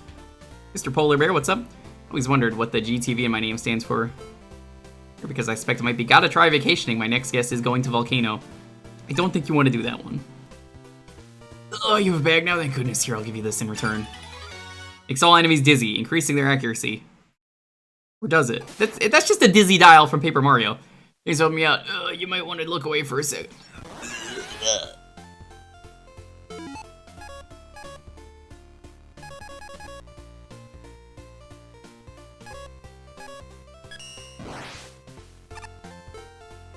Oh, yeah, I never mentioned this earlier, Dunkstar and anyone else who's curious. The weapons in each Make a Good Mega Man level are voted on by the community. So this one is Flame Mixer from Rockman Challenger from the future. Toad Flush. I keep wanting to say System Shock, but it's not. Spark Shot. Surge Snake. Tengu Blade. Salt Water from Mega Man 5 on the Game Boy. Concrete Shot. Homing Sniper. Even the utilities, I think, are based on whatever the community votes. Snorunt, what has been the craziest vote in terms of weapons for one of the Mag Mammal games, in your opinion?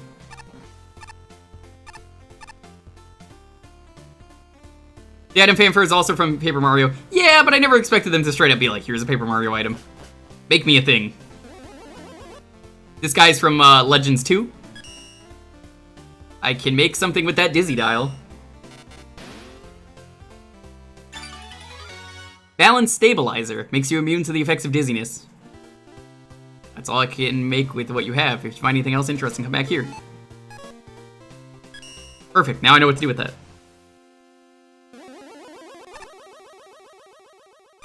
Super Paper Mario is great. I need to stream it at some point, Snorunt. 34 cups of coffee today. Makes a fine cup. He's going faster. You want me to play Sticker Star? No. You haven't even finished tier 8? Feeling guilty about your overdue books? Oh, it's a library. I accidentally made Lonely take out a book that was definitely not supposed to be taken out, but the lady let us take it out. It was just an art book, and I was like, here you go, look, it's an art book. You love this artist. It was Monet, I think. It's not about the Monet.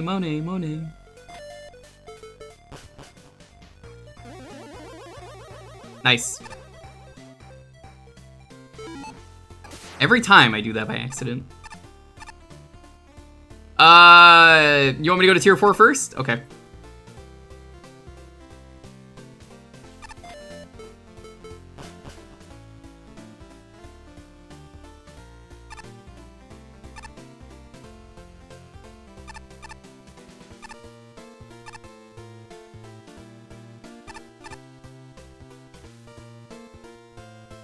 They be the one? Apologies. Instead of Owaka, it's Oniwaka. That's pretty good. I've been in quite the dilemma recently, and I'm searching for someone's help. I plan to retire very soon as a warrior, but I still wield the sword with the holy power.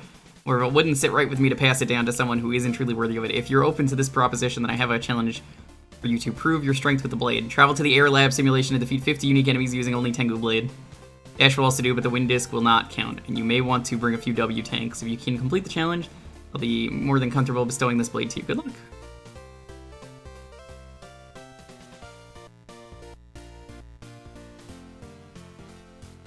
Air Labs. Where is the Air Labs? We did that last time. That in the tier 5?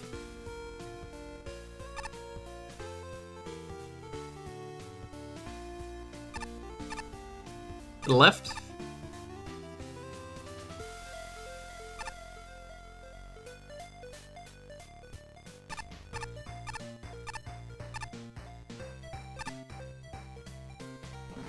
$76 or 78? Up here it is, 78.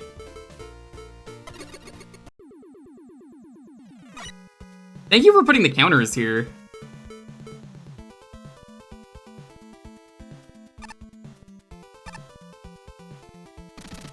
Oh, whoa.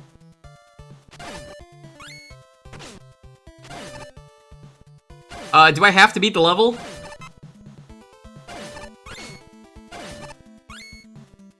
Not a big fan of this challenge, only because, I mean, it boils down to just grind on the first thing.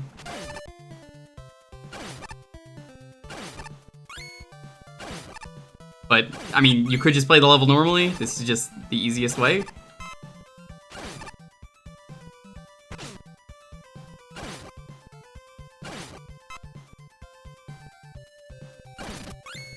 Oh, it's not letting me grind those anymore.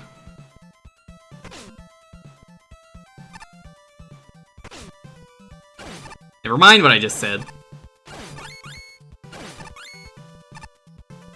Smart! I take back what I said. That's clever. Is it like 10 per screen?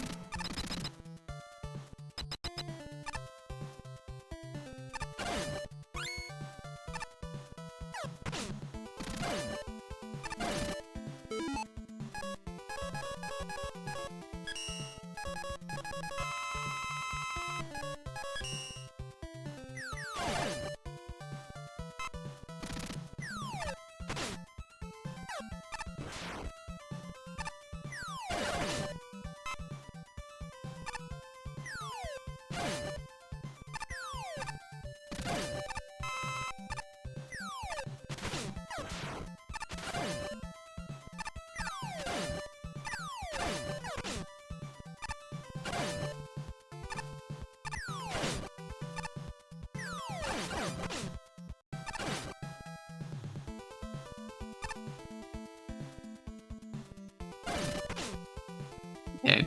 Yeah, I like this. Let's... Well, actually, I can use the E-Tank at the end. It doesn't really matter. I assume this saves if you die?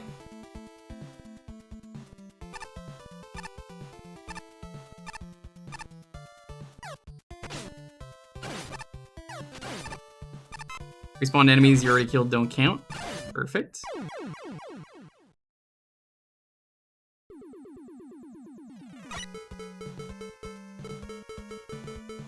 This is a good challenge. I like this. You could have done this really badly.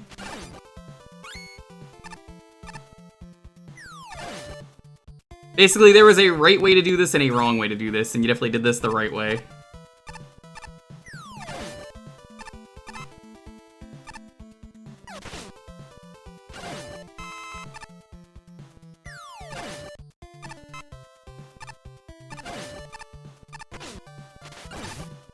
Oh no, that's unfortunate.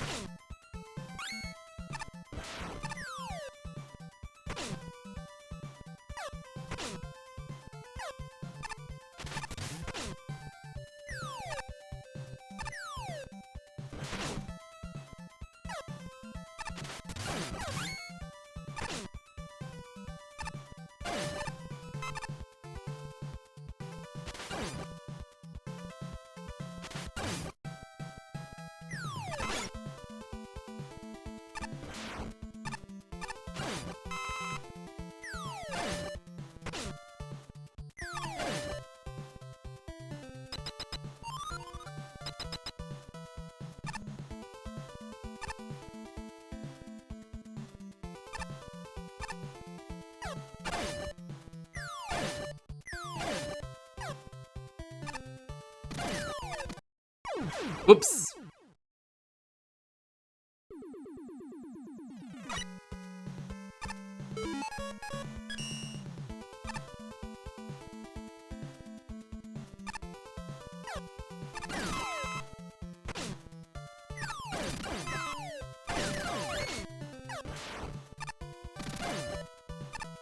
Interesting knowing about the snow effect.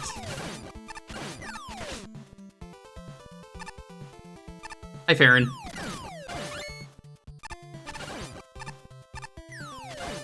Knowing how this level works definitely makes this challenge a lot easier.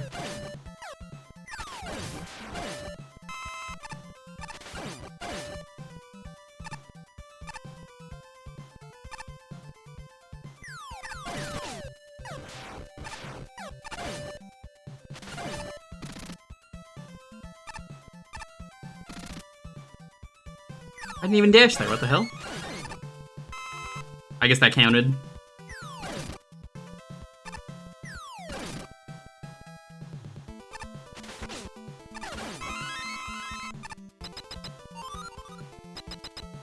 So for some reason, the little touchpad on my tablet I use is... Oh, it's not working in CSP? Okay, we could leave. That just counts? Perfect. Thank you.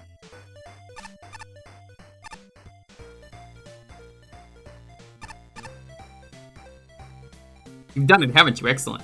Where your spirit is vibrantly radiating from your sword, please take the sword. You've easily proven yourself at this point. Judgment Silver Sword. Cursed sword that thirsts for blood. Survival of the fittest forged into sharp metal. Hope that you could put this sword to good use. It would have been a shame for it to go to waste.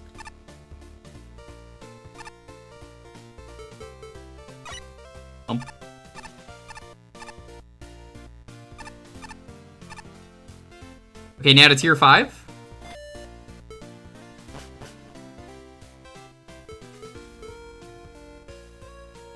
Nice.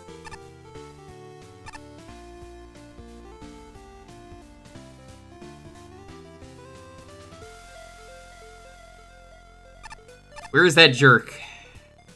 Dirty cheater. There he is. This asshole.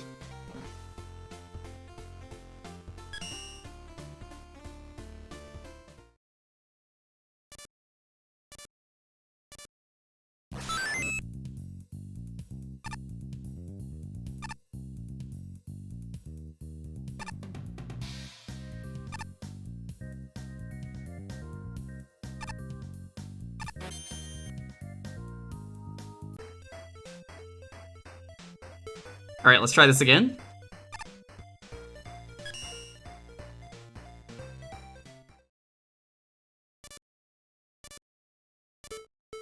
Yeah, I figured as much.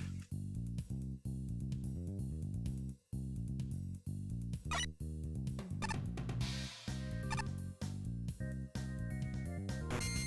didn't realize that's what we had to do.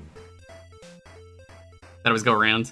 Well, kid, you beat me fair and square. I guess you're the waste race champ now, huh? Still here? What are you expecting? A trophy or something? Well, it's not a trophy, but I guess I can give you this.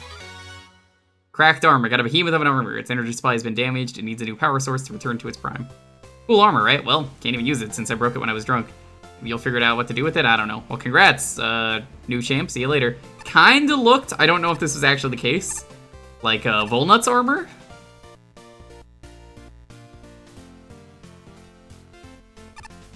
You can race him again? Oh, I'm sure. I don't want to.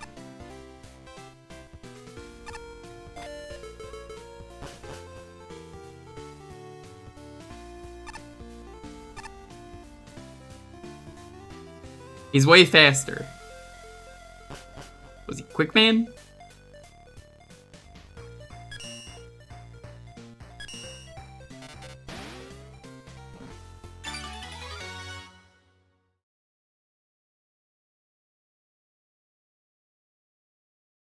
Huh.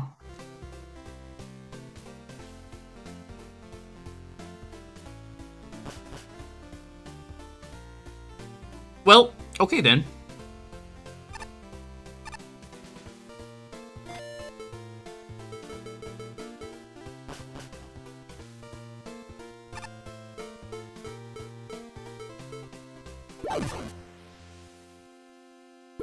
Hey, are those the frogs from that one level? Oh, they are! Yeah, she was saying she was gonna go to the library. That's clever. Yeah, haha, you found me! No. Just kidding, they would never reveal themselves to a passenger. They prefer to keep it an inside joke that they're secretly posing as beds. Live puts complimentary bars of soap. Anything at least as large as your head. Really, but seriously, don't bother trying to find any other chemical metals. It's strange enough already that you're talking to a lamp.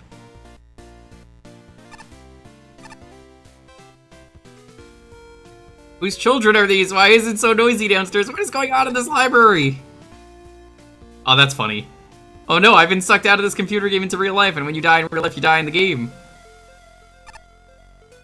You help me decide what to do next. I'm reading a Choose Your Joe adventure book. It is a crisp, starry evening. You are guarding a bridge, which is empty for as far as your eye can see. Suddenly, your boss, a fellow Joe, scurries past you with a unique-looking shield held overhead. Could it be? It's the legendary Proto Shield, and Proto Man himself is in hot pursuit. With his saffron scarf fluttering in the wind and crimson helmet sparkling in the moonlight, Proto Man looks as heroic as you've imagined. Unfortunately for him, you're in the business of taking heroes down. Shield in hand, you brace for battle. You jump, turn to page 74. If you shoot, turn to page 79. If you defend, turn to page 101.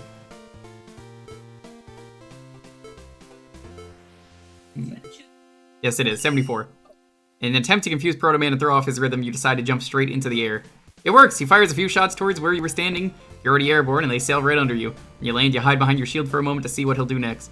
Predictably, he shoots again, and his buster shots dink! Harmlessly off your shield. Instincts tell you to drop your shield and return fire. You're caught up in the thrill of having actually dodged an attack. Something few Joes have experienced. You jump again for the last time. When you look down to gloat at Proto Man, you notice his armor changing colors. Instead of shooting at you, he summons a barrier of swirling skulls and leaps into the air towards you. The skulls slam into you with incredible blunt force, and by the time you hit the ground, you are more jelly than Joe. As your system shut down, the last thing you see is Proto Man pressing onward as though you were never even there. The end. Wow, brutal. I really thought that would work. Oh well, thanks anyhow. The end of Needleman?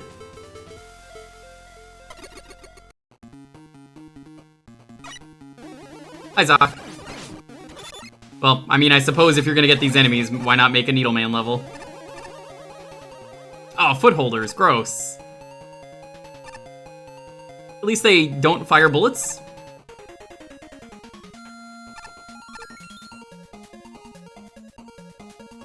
You haven't really missed anything, we just finished, Oh, well, that was lucky.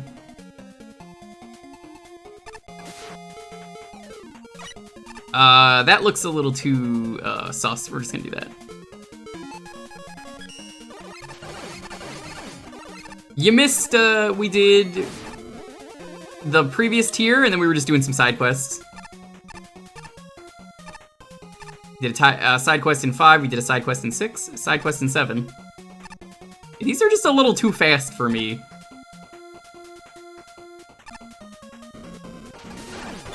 It doesn't even matter. Oh, you can just go through it.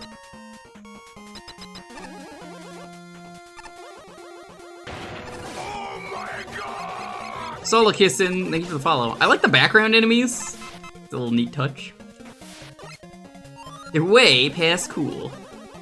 Everyone's real excited for that Sonic Adventure 2 playthrough soon. 999! Oh, that's the Smiter. I was like, whoa, cool level gimmick. I thought it was only with the weapons.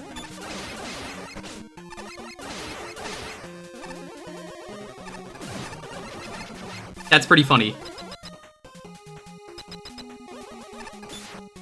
Interesting arena to fight this guy in. I like this arena. You better believe you're excited for your favorite Sonic game. Do you mean the sub goal at 300 subs where we have to play Shadow the Hedgehog? Where we go down every path and I invite someone dumb enough to play the game with me for that day, as we do like 2, maybe 3 paths, maybe 4? Yeah, why yes, that is your favorite game.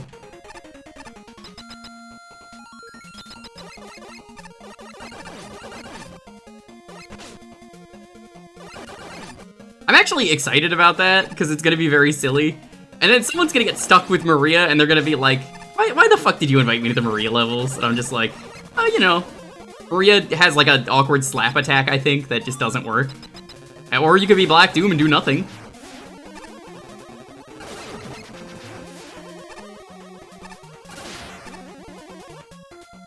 Oh, this is where we're supposed to go. I thought I just died.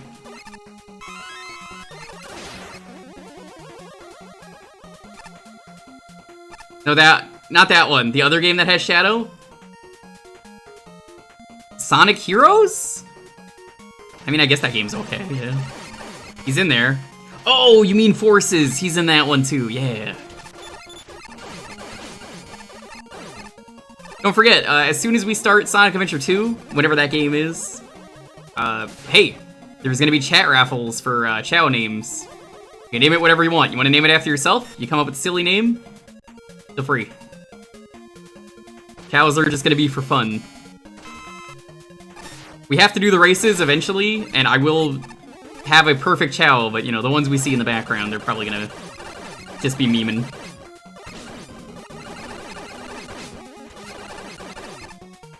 Interesting gimmick we've got going on here. I don't know if I like this level or not, though.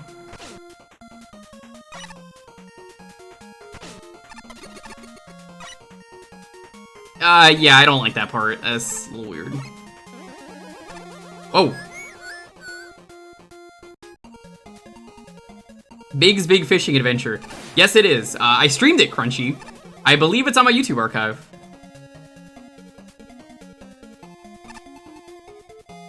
It is a fan game where you play as Big and you have to find the 7 Chaos Emeralds to find Froggy. You do not need the Chaos Emeralds.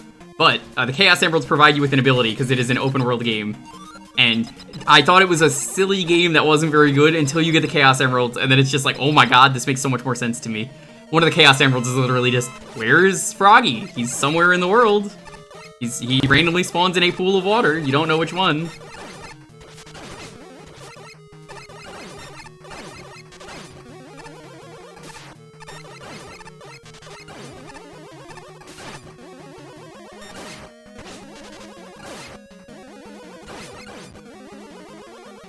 Oh, Sparkman.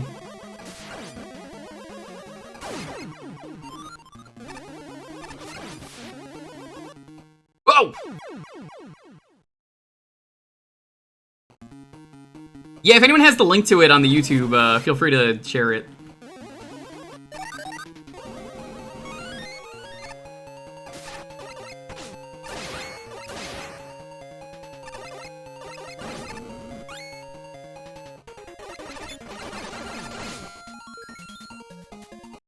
I don't like that jump. Yeah, like, until you get the Chaos Emeralds, Big's Fishing Adventure is silly. Do they include over-the-top fishing music? Can you really have a big game without doing that? Something's biting! Like, you could just go fishing whenever, but the fun for me was exploring the 3D world that someone made.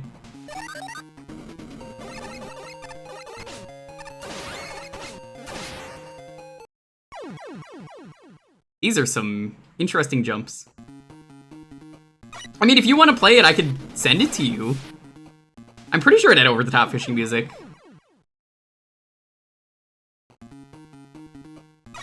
Basically, just run around the world. You will eventually find a Chaos Emerald, and then you'll be like, where to head to the next Chaos Emerald? And then you keep finding silly spots with Chaos Emerald. I'm going to start using Jet here. This is a little silly.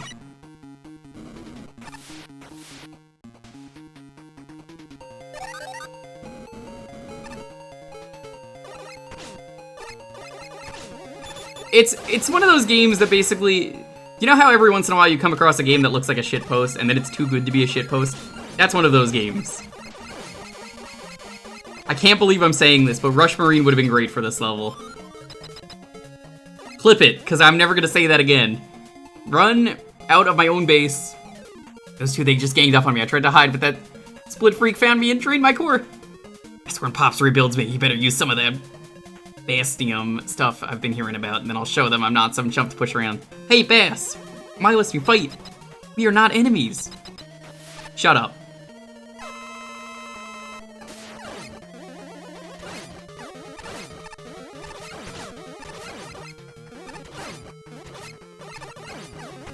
This is a very interesting arena for this Robot Master. I don't know if I like it or hate it.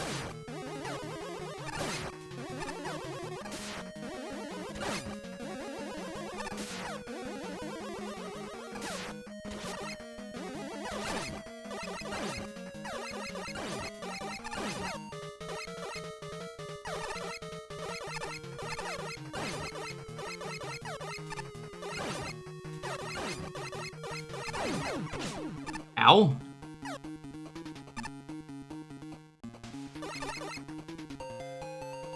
Did you take him out, Mega? I'm out of juice as it is, so just take my elements and go. Also, thanks. You're welcome, I think, Needle Man.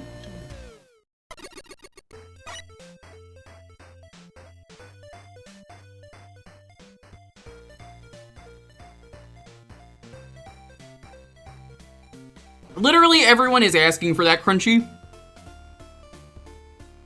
It's really funny you mention that, because in an interview before Forces came out, or, no, not Forces. What's the new one? Was it Forces? I haven't played it yet. We're gonna play it when all the free updates are out. Frontiers, that's it. The head guy was like, yeah, we get requests all the time for the Chow Garden. Oh, so you're gonna add that? And he was like, Lamau, no. We will never add that.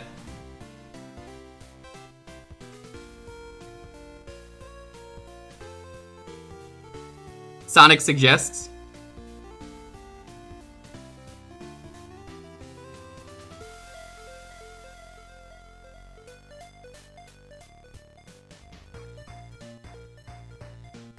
They hate Chow? I don't know if they do.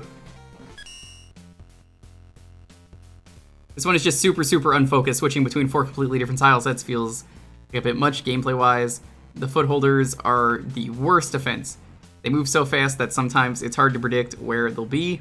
This becomes frustrating and not a good challenge. A lot of the rest of the level is fine, but the part where you mix the footholders, the junk blocks to get up to the one platform was legit really good. Almost felt out of place, since it was such a step up. The story also doesn't add a ton to the level, just to the general confusion. I think if you mixed Needleman and the other Robot Master stages to make hybrids like they've took over his base, it could have been a lot better instead of just alternating. I think he did that slightly, but doing it more would have made the narrative and the gameplay actually mesh into something much better. Good attempt, but it falls short. What you might want is, there is a Mario 64 hack called Yoshi's Garden, which is, you play a level, and then apparently after the level is done, you drop off the Yoshi drives. And it's basically Chow Garden, but for Mario 64. Maybe you'd like that. Chow breeding was so time-consuming. Again, that's why I openly admit to fully hacking in a Chow. That will piss off a lot of people, but also, I don't really have a choice. This stream is just never gonna fucking end otherwise. Seeing the first rooms, I was scared that this was going to be the whole level. Thank God it wasn't, besides the first screens and that one other footholder section. The stage was enjoyable. Shame that those footholder sections weighed it down. One part that stood out to me was the combination of junk blocks and footholders. As the footholder dropped junk blocks on stack. That was pretty neat. I've said footholder too much, haven't I? Footholder. Yo, Funke. Is it a max all S-Chow? Yeah. We've all played Mega Man Maker, right? So you're all familiar with the creative boss arena. E.g. the room where you fight Cutman on conveyor belt, pushing you towards a row of fire pillars while the tech shoots you at from above or whatever. Kind of does a lot of boss fights which aren't quite as convoluted, but still operate on the same principle. Can't make my own custom boss, but I can make my own custom boss room that'll make my level stand out. Well, this level has not one but 2 boss rooms. Let me tell you, I wish it didn't, because these rooms suck the fun out of the respective fights. Fortunately, the rest of the level is very good. I initially was terrified by the footholders, but they're actually used very well with special care to not have them fire at you while you're timing your jumps. I didn't like them. They were a little too fast. If they were slowed down a bit, I think I would have liked it more. With very clear drop points to leap from one together, there was also a lot of nice little split paths and clever little hidden areas. I'm a big fan of that room. With the trash conveyor in particular, because in particular, it really sells the idea that we're in some sort of garbage factory, I think. Neural on the stage is really good at varying up the level architecture to tell a story, even without the text boxes explaining that Needleman is being run out of his spikes factory or whatever. So yeah, great stage, but those boss fights, not a fan. People were already asking for more Chow Garden stuff. The guy said, we only included Chow stuff as a way for people who suck to engage with the game. It's easy mode. What? What a shitty argument. No, it fucking isn't. What? Nothing infuriates me more than playing a level that seemed to be a rather decent length, and then suddenly, for absolutely no reason, here's another tiny section with Gemini Man, because why not? Absolutely pointless and just drags out a level for no good reason. It's all about self-control for the level itself. Enemy placement was alright, but nothing really stood out to me. The junk block gimmick was hardly relevant, except in one situation where it was combined with a footholder. like, how does that make sense to me? Because, like, easy mode would imply that you're still playing the main game, that you're playing an entirely different game mode. The fact that the Napalm Man Caves were mostly underwater was a little strange from both an aesthetic standpoint, as you really couldn't tell, outside of entering and exiting, how the underwater gimmicks seemed to negate a few of the level's own designs. And jumping on footholders, zooming at 3,000 miles per hour is not a great time. Really, I just don't know why this level was so all over the place. Well, Napalm Man Caves really didn't do much for the level at all, when you could have been trying to think of more interesting uses of the junk blocks from the footholders besides gotta go fast, more time on interesting setups like that, less time on surprise Gemini Man area. I didn't play Bellin, so I didn't even know there were shower ripoffs. I ran out of paper, so I came here looking for more. These shelves have rectangular folders full of paper, but most of it already has something printed on both sides. It's such a pain to cut out the blank pieces. Oh. One night in Xanadu. We were just talking about Xanadu today. The play.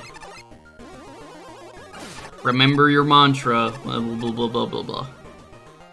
Today isn't your lucky day. You've crash landed on Xanadu, the most dangerous planet in the solar system. The locals here don't take well to outsiders. Stay on your guard. Try to find a way back home.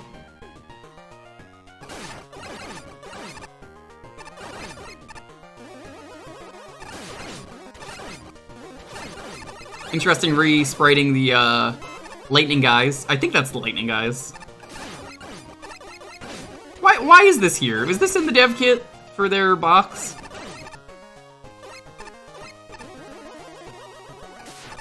Oh my god, I can't Buster Duel this. Alright, well.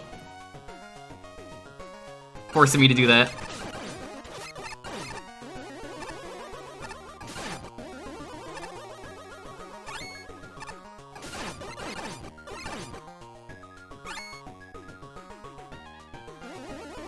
Reskinned hotheads, that's what they are? That was my second guess. It was one of the two. I guess they're floating on invisible platforms or something, in terms of, like, the engine.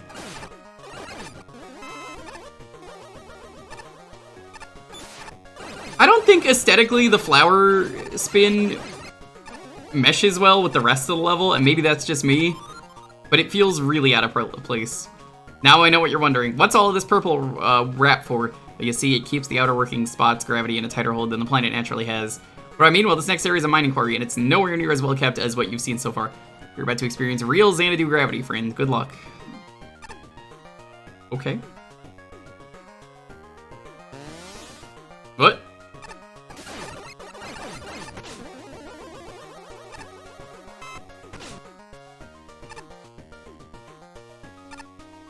Ooh, it's a little hard on the eyes how bright this pink is. Not a fan.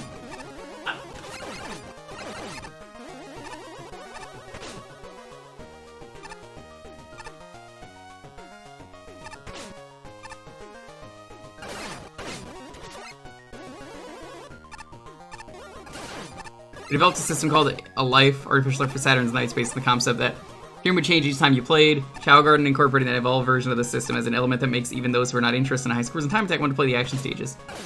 Okay.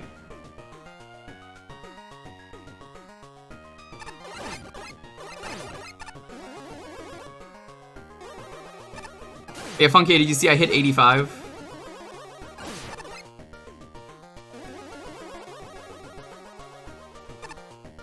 I don't know if you hit like 50, I think might have been your goal. You definitely weren't gonna hit 70 in time, but...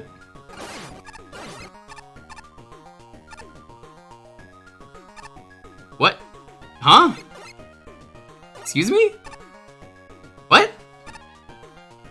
Huh? Really? Well, okay then. Yeah, I don't think you're gonna hit 70 in like 14 hours or something. Not happening.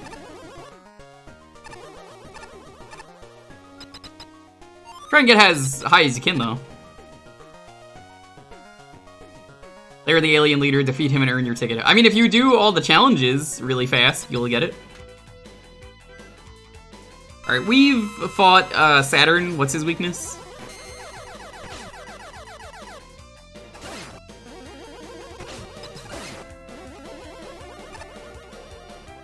Concrete. And the old concrete donkey.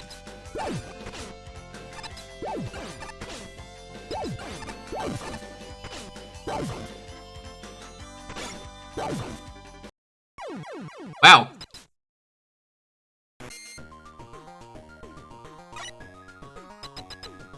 Yeah, try and do the unfinished challenges while you're watching if you really want to get to 70. It's doable.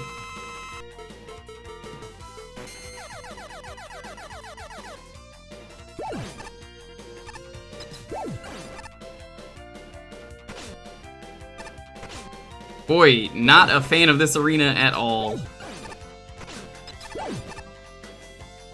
The low gravity is getting me tripped up because it sucks so hard. Oh, and the spikes don't go away either. Gross.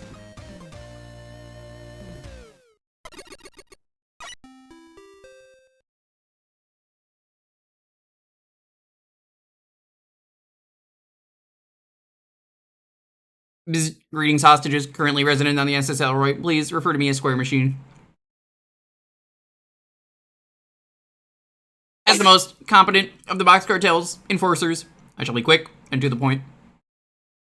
I am currently somewhere in Tier 9 and challenge Mega Man to find and duel me. That is all I require. Thank you for your time. I'll do that in just a moment.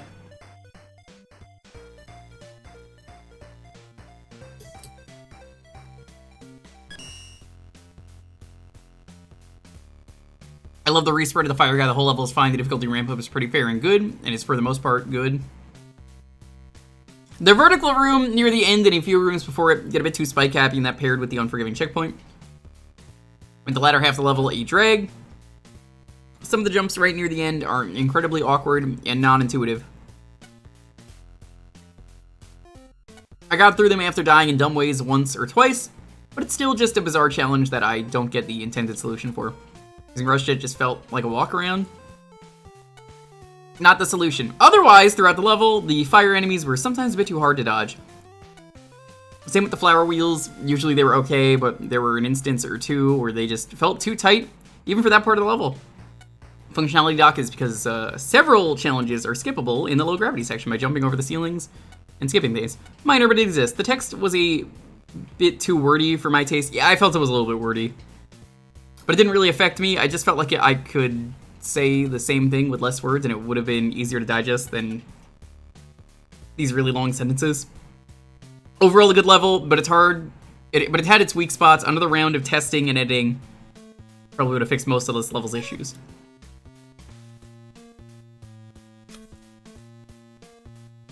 Not exactly how you remember it. I'm not surprised. Things get thrown around in the interviews all the time. I love Digino Gaming for digging them up. I can tell that a lot of care went into the visuals in this stage. I really think the visuals could use a little bit of work just because the pink was so bright. Even if some of the retextured enemies look a bit I did really enjoy that the rotating flowers were used for something besides a stupid mini-boss for once. Yeah, nobody likes that mini-boss. At every section with them seemed to fare, but they weren't that bad. Although, there was one jump near the end where I'm pretty sure you can't advance without Rush or Concrete Shot. Yeah, I'm pretty sure you needed Concrete or Rush. I'm not sure what's up with that.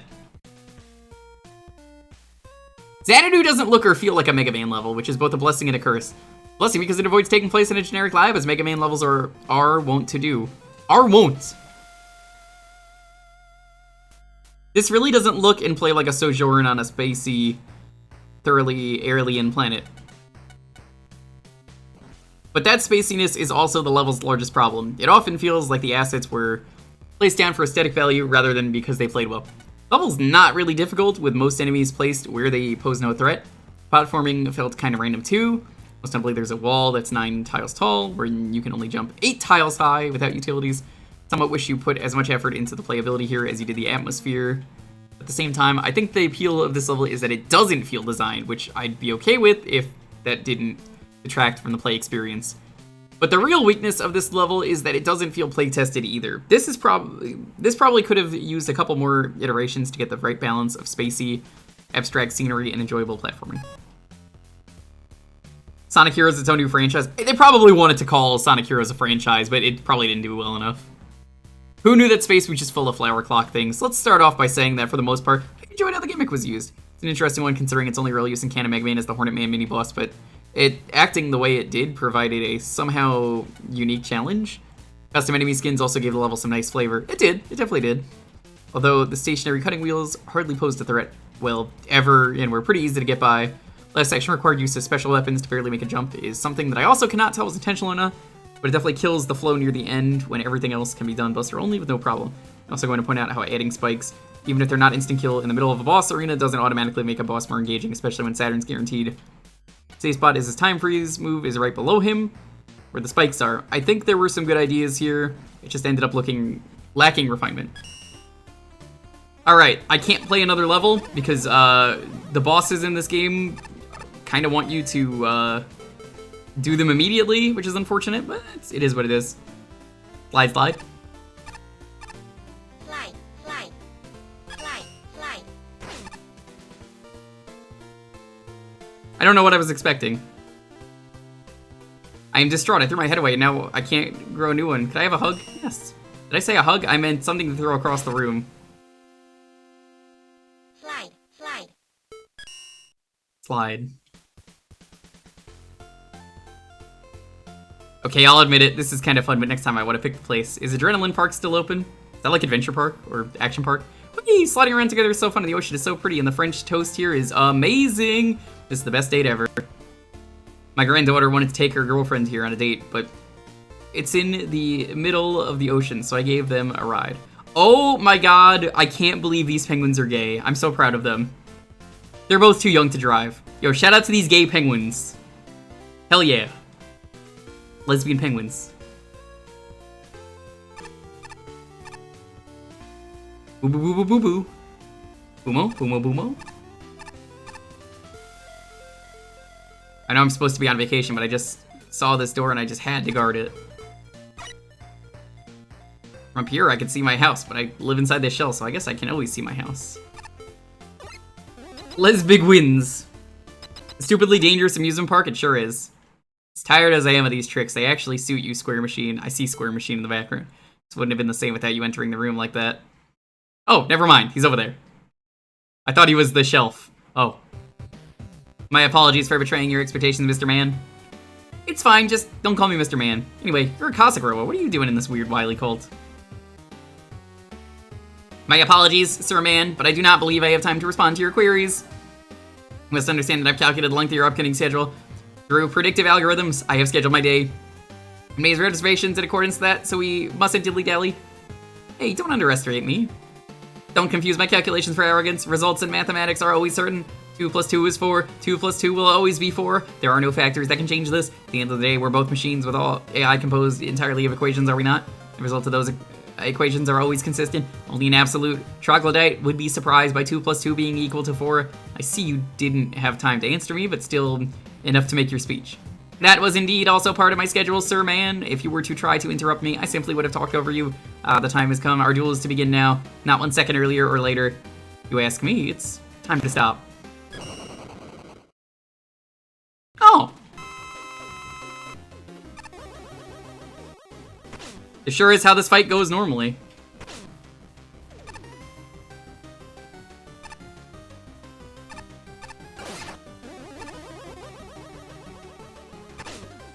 Okay, I don't remember it. Oh, whoa! Okay, this is cool. This one's gonna take me a few tries.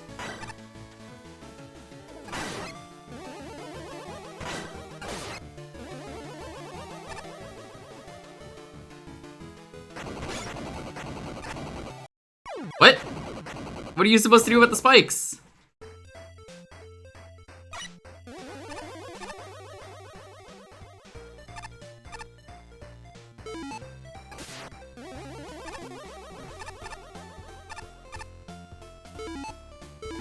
No! God damn it. I have it on the charge button, so it just keeps trying to do that. Phazon Motherbrain did this boss. This is the best one. Sorry, Ace.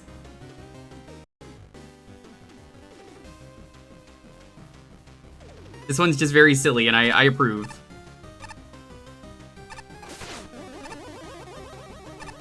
No, I missed the cycle. Oh, oof.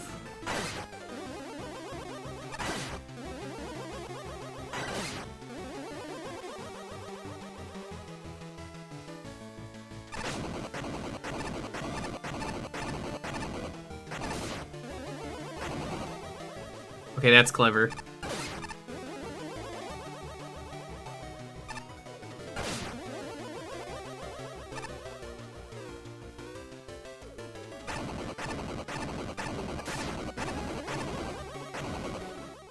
I like this boss. Very simple, but good.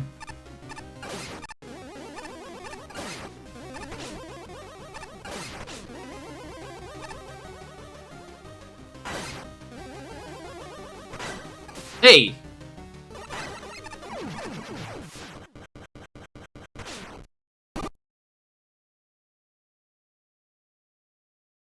Your calculations were wrong, Square Machine. I won in the end. Actually, sir, man, I don't believe I ever said I calculated I'd win, did I? I merely calculated how long our duel would take, and my calculation was entirely correct. Exactly 105 seconds and 783 milliseconds. I wonder if that's actually accurate to how long it took. Huh? Are you saying you foresaw that you were going to lose? Please, sir, man, I did not foresee anything. I don't deal in fortune-telling. Oh, it actually is? That's pretty funny. It was good fighting you again, but I must report for my boss at once. His scolding shall last 1 hour and 13 minutes, and he'll make me take out the trash as punishment. I shall be done just in time for the new episode of Boyorns in Love. Until we meet again, sir, man. This Don Attatemino guy, he can't be that Attatemino, right? Just a roll to record that episode for me. I'll probably miss it. Best character in the game, not biased. I'm just saying, Square Machine didn't do anything wrong. On the list of characters that did nothing wrong, Square Machine. Peace and quiet. When you've got 99 kids at home, it's important to make time for yourself. Sup? Hi, Hippo. No, don't come any closer. This Hippo will eat you. Hippo does like doing that. Humans back there aren't great listeners, but they don't say anything about my welding skills. Hey, I thought there weren't any humans on the ship, except for Joe and Light. Not even when those catch fire from a loose spark. Are all humans like this? Quiet, immobile, and flat when viewed from the side. Oh, that's why. They're not real humans.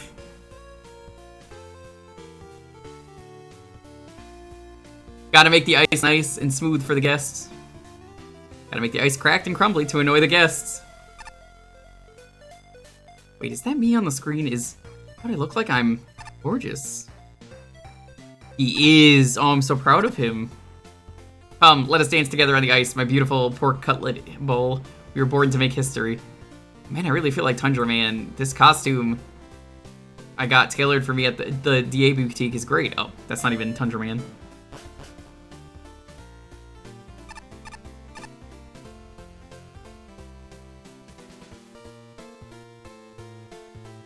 Every time I travel, I run into a member of my extended family. I wonder if I'm related to this desk lamp. This is a desk lamp. Desk lamps can't talk. They're inanimate objects. You must be thinking of a floor lamp. No need to whisper in a library. You're supposed to be as quiet as a mouse, and this mouse speaks in normal volume. Oh. Scatman's World. Fresh in the door. Skip it out, boob gob.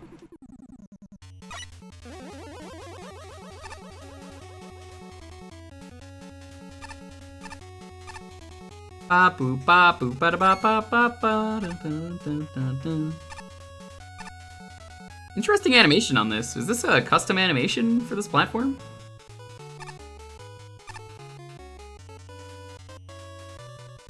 I hear that robots with fire weapons have no problem navigating this dark pit. Oh yeah?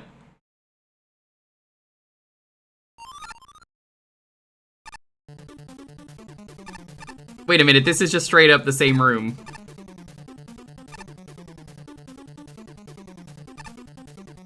Is it? It sure feels like it's the same room.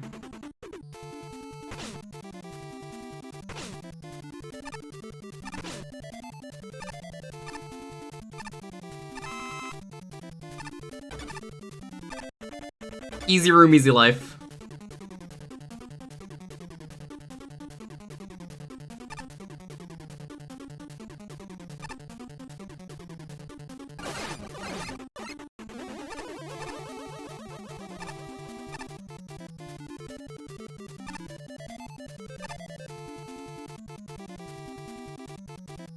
Neat gimmick, doesn't matter to me.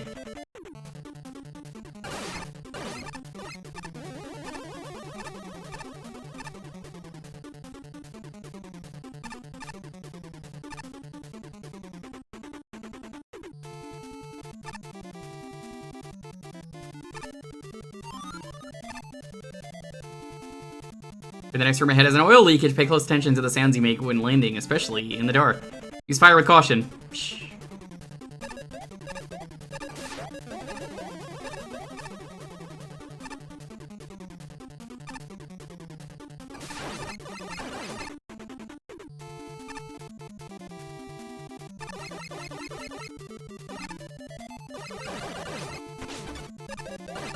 Hey, there's only room for one of us on this platform. Get that out.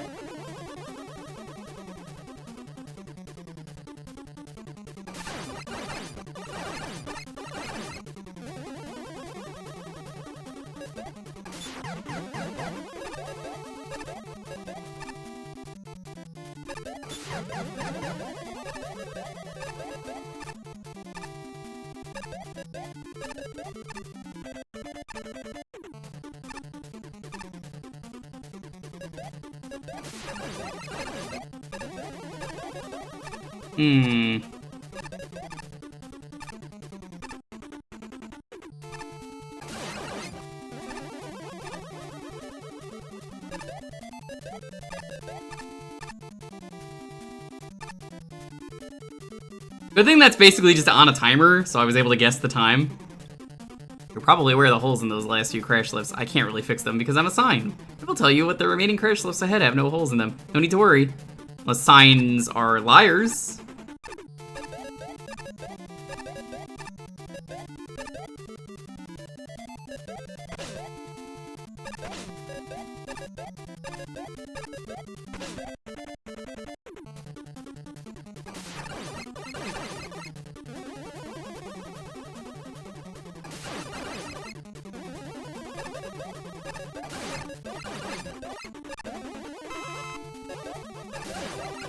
Why are you different colored? That's why. You take less hits.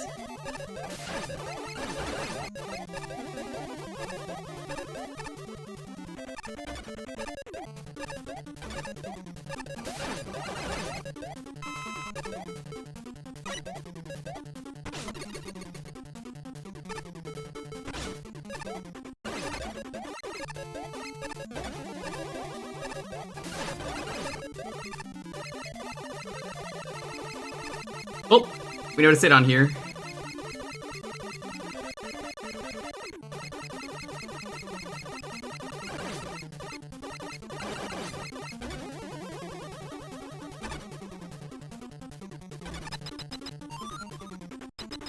Yo, Shockwave, what's up? Congrats on making it this far. I'm proud of you. Now you just need to defeat whoever's down there. I would help you, but again, I'm a sign. Oh, well, okay. I should have seen this coming.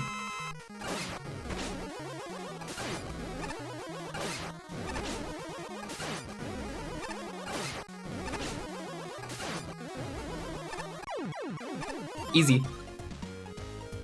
Good level. I didn't hate that for a level about darkness.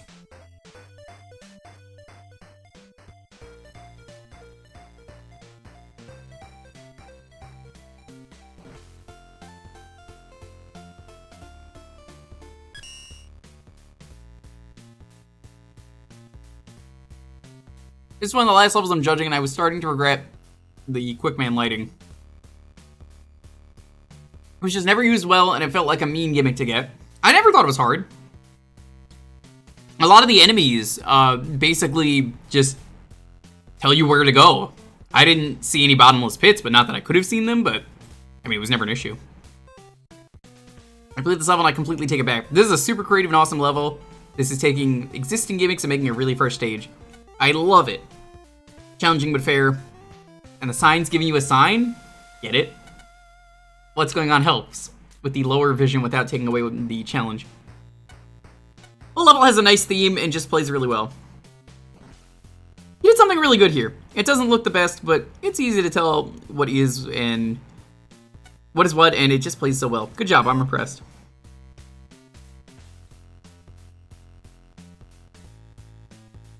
The Game Gear coloring, ew. Glad that flame mixer is getting some love here. It did? Dang, this was a good usage of Infinite Flame Mixer. The oil really went well here, to prevent you from just holding down the free button the whole time, giving it a good balance. The crash lifts and guts, however, also worked well here. giving you room to also to let your fire burn, also having the danger of falling off. Power musclers though were just annoying, to be honest. They were just there to be in the way, I feel. You missed an entire aspect of this level. Well, I thought it was fun, regardless. I mean, of course it lights up the room. That's how it is in Quickman. I don't even know why that's in Quickman's level, honestly. It feels really out of place, like it should have been in Heatman. Nope, nope, nope. Any joy I felt was sapped away by that evil screen where that crash lifts slowly and incessantly zigzag their way up through a hole-filled rail. That flame mixer, it's an excruciating piece of trial and error. It wasn't trial and error, it's just on a timer. You can't even cheese it with Rush Coil. With Flame Mixer, it's a boring segment where you effectively fall into a spike pit if you make a mistake. I think 25 is a little bit ridiculous. That is ridiculous. I did it Buster only as well. Do not think that was a 25. That was like a 70 at least. Let's be fair. I do think it was clever to give the player Infinite Flame Mixer and then build the stage so that abusing said Infinite Flame Mixer would backfire. Unfortunately, the level itself just doesn't do anything with that premise. I guess you're supposed to use the Guts Hover to sail across the potential flame ocean. In practice, though, it was far more effective to just slide through complete darkness, which is not very fun. To compensate for that, the level is mostly just lifeless horizontal stretches with sprinklings lining the floor so you can see where you're going, and the occasional power muscler to provide a challenge. In lieu of spikes or pits, ultimately, this level is built around giving you two choices of approach, but then not actually letting you see what those choices of approach are, and that just ain't cool. I guess it would be nice that this level skews instant death unless you, the player, choose to create it. If you could see that you had the choice in the first place, it's a wash, unfortunately. Zero fun! I mean, I had a lot of fun. You guys saw how much fun I was having. This is why I said it's very important what the streamer does often is how, not even just for this, but just anything, the chat will feel about what you're doing. If I'm having a bad time, everyone has a bad time. If I have a good time, everyone has a good time. And maybe, you know, that's not necessarily true for everyone. But I enjoyed that, despite being Buster only.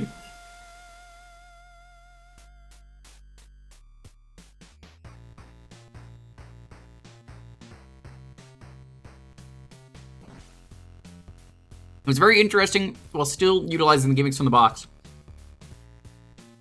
There's a completely unique combination of darkness and oil at the same time. I do like the sort of risk versus reward factor this brings to the table in theory, and some of the time, things work out pretty well for the level.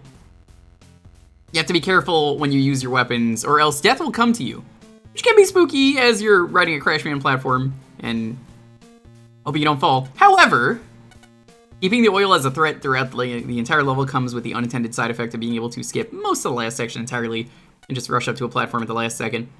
I'm not sure what would have easily counteracted this. Perhaps more normal ground walls along the path to give checkpoints.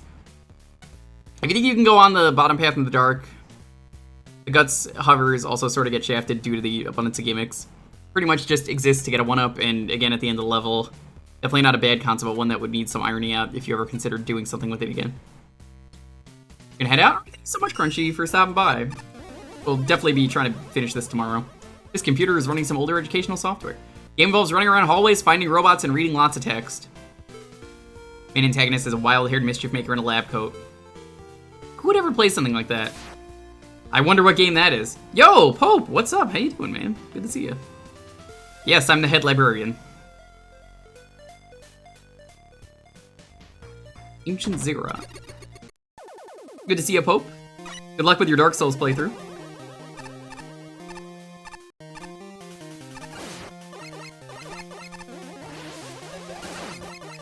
We're playing through Make a Good Mega Man level. It's a contest. Everyone has to make a good Mega Man level, and then we're playing them from worst to best.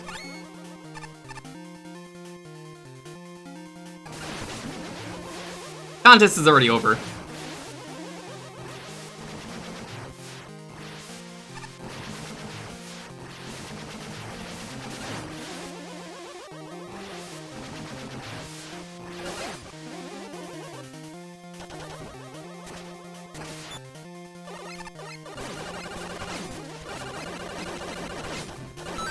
Here we go.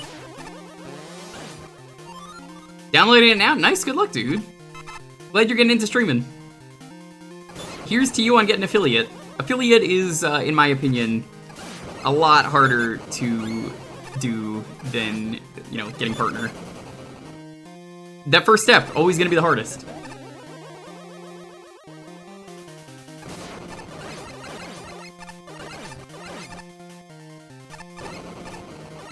Is this a remix? Because it sure sounds like it. Also, yo, the soccer ball platform is actually doing some cool stuff here.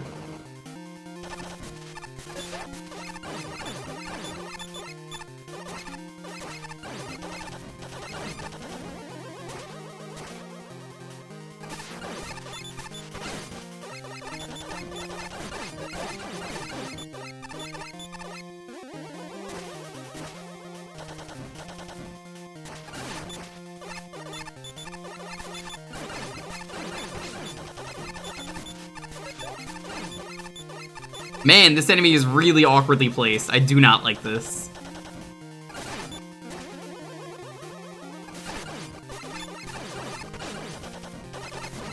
There we go, finally, jeez.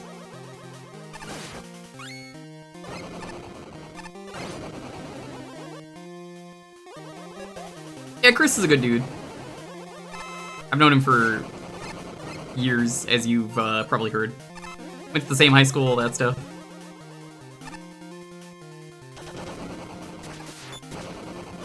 Stage seems a bit disjointed. I like the stuff like this.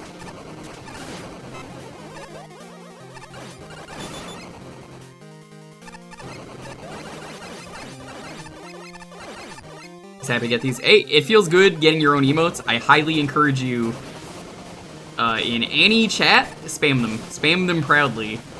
You earned them.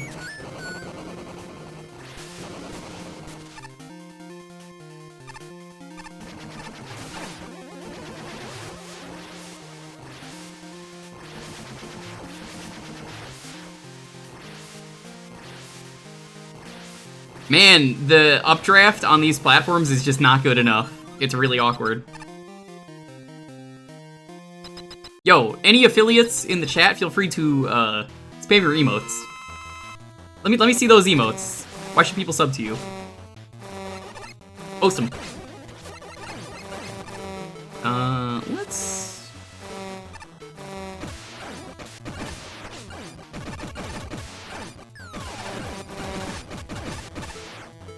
We've done this fight before, so...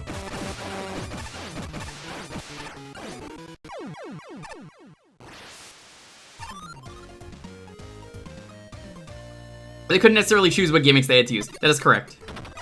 Hey, that's not your emotes, Jacob. I appreciate it, but thank you.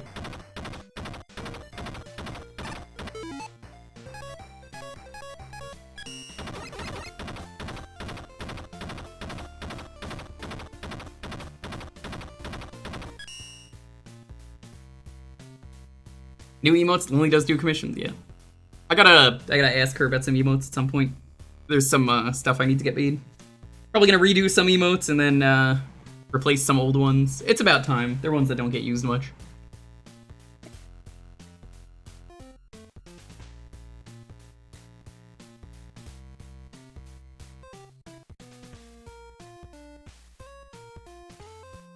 No, I didn't say mine. I said if you're affiliated, just post your emotes.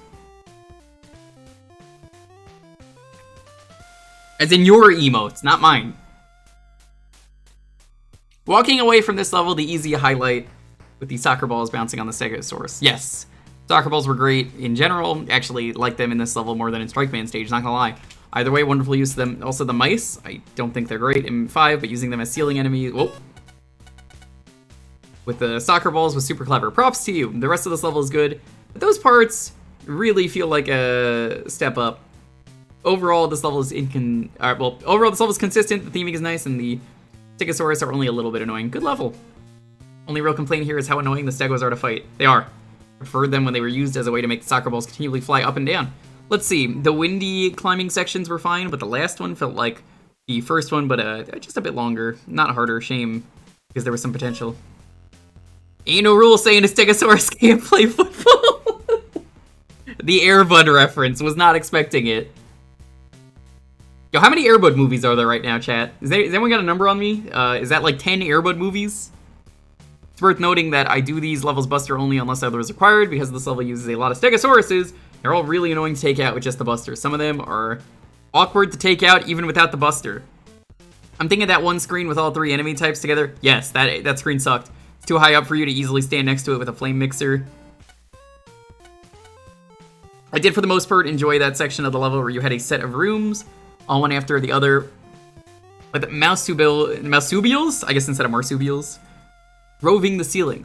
Maybe more for aesthetic reasons than for gameplay ones, as they mostly serve to tie all the challenges together. I also appreciated the secret path that you needed Rush Jet to access, and how the trouble there came from figuring out how to land on Rush with the fans pushing you away from him. But I mostly found this level frustrating, probably due to the awkward mix of fans that mess with your movement and enemies that shield themselves from your hits. 14. Huh. The level was the very simple Gimmick 1, Gimmick 2, now a little of both at the same time, which is fine. The fans were rather standard in usage. There was some creativity with stacking soccer balls together and putting some of them on the dinosaurs for this crazy moving platform. But outside of that, it was your standard fare for the most part. The mice and fevers were used well enough. Bubbles dropping on top of you while you have to deal with the mice on the ground level makes sense together and is cohesive. The only real oddity I had was that end tower section was very similar to the first in most regards, which sort of felt like an anticlimax at the end of the day, but there are far worse oddities out there, like pan-adding rating. Yo, we were just talking about you. Hey, why are you shouting at me? Keep it quiet while I'm trying to work. This is a library. Yeah, Reefs was posting one of your emotes. How you doing, Pan? Welcome on in. Thanks, whoever gave me that gift sub in Pan's chat the other day. Bunker 20XX. Welcome on in, Raiders. We are doing Make a Good Mega Man level. This is a contest where you have to make a good Mega Man level. This one is in 48 hours. And basically, you have 48 hours to make a good level.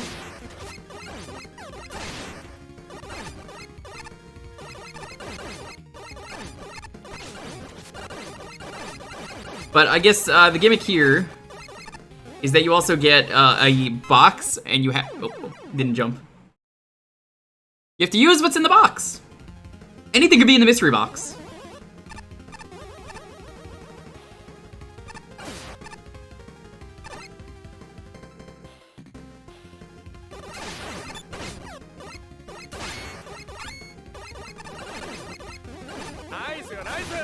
Hi, Sonic Nintendo fan, what's up? Thanks for the raid. I mean, the sub.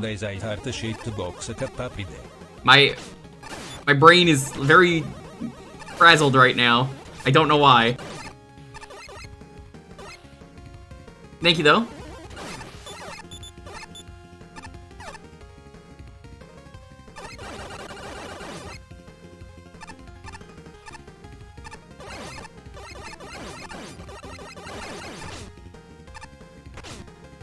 If I leave you alive, we get to keep the fire.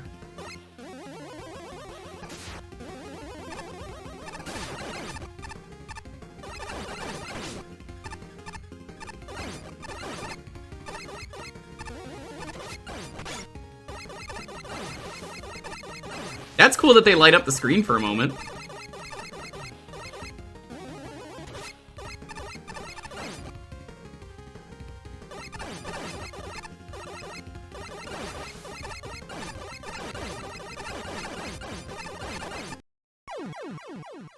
Yo, Cole! You didn't go to Mag? What? What are you even talking about? What?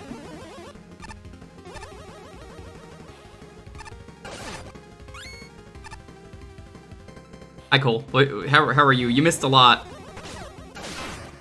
You missed the second Mario Party Shuffler. We learned about war and depression. Fucked up. You missed a lot. Welcome, though, folks coming in on that raid. I guess I should say now, we do a lot of retro variety around here. Ons only? You've definitely never streamed then. I thought you did, but I guess not. Fuck!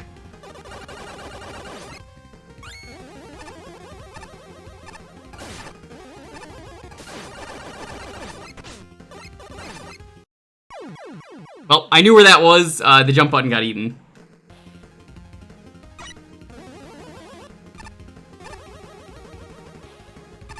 I mean, libraries aren't where you go to scream? No wonder I get kicked out. Shocking, I know. Back in New York, we used to scream in libraries all the time, me and Chris. Ask him about it, he'll be like, oh yeah. We'd go there and we'd get kicked out. We didn't actually do that. Me and Chris will make up the most, like, stupid shit just to say it. Oh, just wait till you meet him whenever he flies down.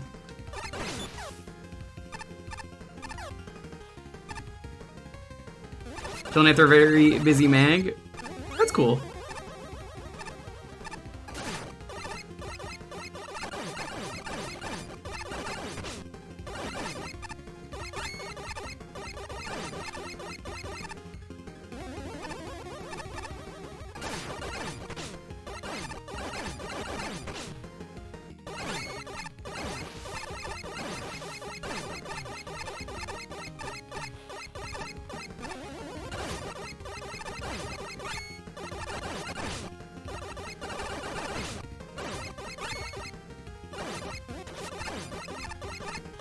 Some health would be nice. Checkpoint would be nicer.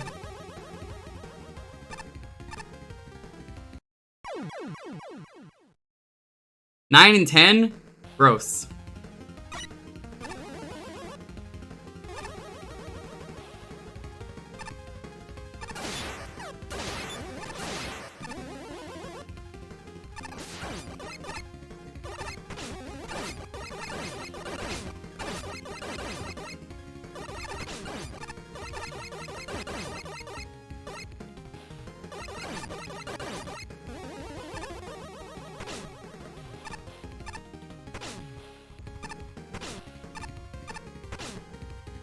Man, these are on some really bad timers.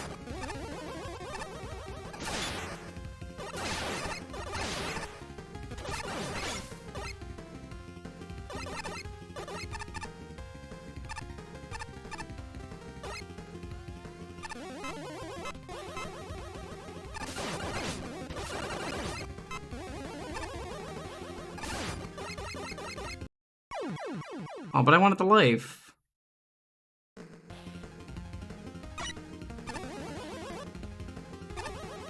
I just would never play 9 and 10.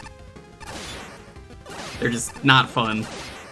The minigames are good, but, I mean, pass on the rest of the game.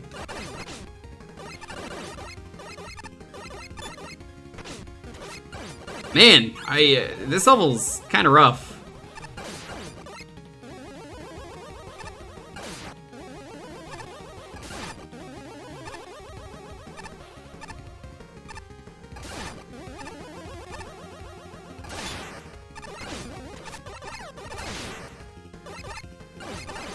Stupid car gimmick. I don't think the car is stupid. I've kind of talked about this in great detail in the past.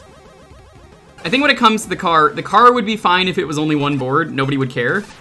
It's more the fact that the car is the only way to play, so you have to play by the rules of the car. I'm gonna actually have to use the fire here.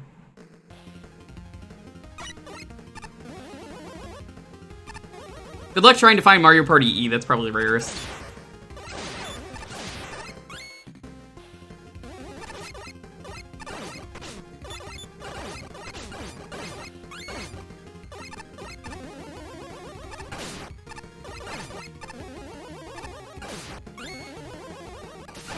This level is just kind of mean, though the spider enemies, they're kind of always like this.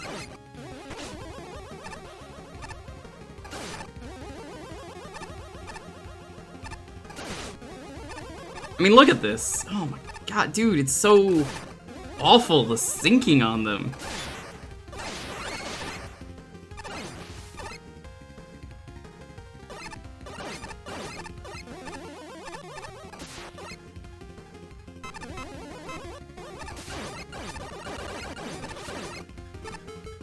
Alright, I don't want to use this, but... What?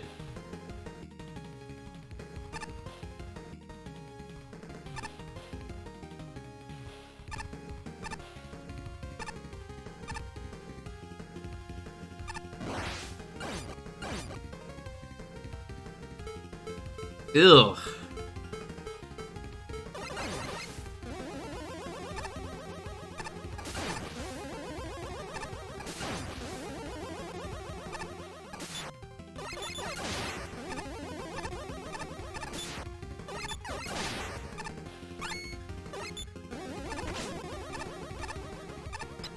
Get me the fuck out of this level.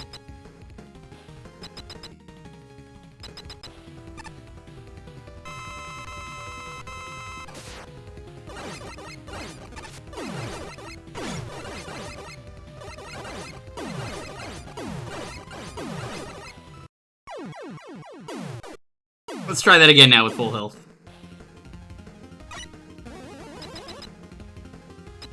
Yeah, don't bother with Mario Party E. If you're really gonna collect them all, I got nothing wrong with that.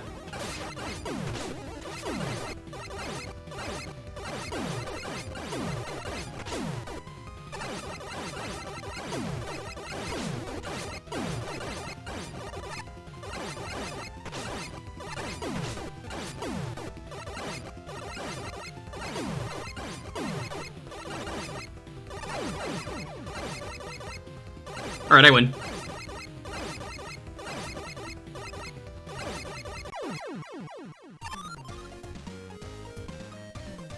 I've actually played E-Reader Mario Party. It sucks. Yo, Cole, you wanna fucking play E-Reader Mario Party with me on stream? It sounds like a terrible idea. That's because it is.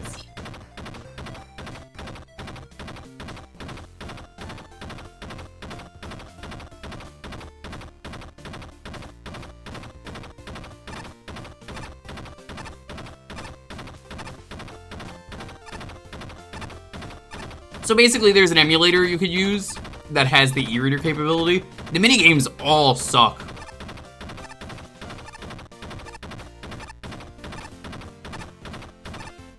Like, I'm trying to think of something nice to say about it, but there really isn't a whole lot to say about e-reader.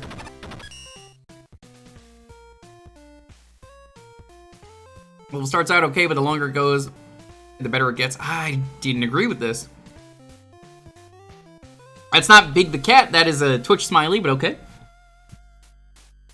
It's more of a nuisance than pushing, more of a nuisance than anything, but after playing the level, I appreciate it way more. The whole level switches between fast and slow, which is a neat feel. Ending with the super cutters is fast, since it's most of the time easier to just rush through them. Whereas you take the darkness slowly. See, I don't agree with that, because I had to stop to get through those. He's low from being too slow and boring, or too fast and exhausting. It feels really good to play, and even if the last section is tricky, it feels really rewarding when you pull it off. There's some cool stuff going on, especially with the walking grenades in the darkness. That was neat. I like that. More of that would definitely not have hurt the level. Maybe even put the cutters into the darkness. That would have worked. What didn't work, though, were the blind jumps where the only gauge was the spiders on the bottom of the platforms. Maybe I'm just bad, but I had a hard time guessing where to jump. Yeah, I didn't have a problem in the other dark level. This level has an awful lot of enemies. It feels like on every screen at least 3 enemy types are being used simultaneously, often without proper introduction beforehand. Not a hard learner when it comes to enemy introductions, and I think it's entirely possible to have a good level where assets are used together at the start, rather than laboriously introduce one by one. The level does not do a good job, I'll look at that after. It's one thing to say, have Toga heroes waiting by, or wafting by harmlessly, while you're introducing enemies. It's another thing to have hot head spikes show up over a pit of spikes. Chased by a Dark Spider, honestly, while it's tempting to say the level's problems are more due to enemy spam and more on much from a problem like that so many of the enemy types in this level require space to maneuver in order to avoid getting hit, but more often than not, they're placed in spaces with low ceilings over spikes or in tight hallways full of cutters. Never struggled with hot heads so much as I have in this level. The level perversely seemed to get easier toward the end. This is partially by the time you reach the halfway point, you've acclimated to the enemies everywhere. Weirdly though, the two halves of the level feel like mirror images, except that the second half of the level has some screens which are marked easier than their equivalents in the first half. And of course, this level that goes ham with enemy placements as a dual boss.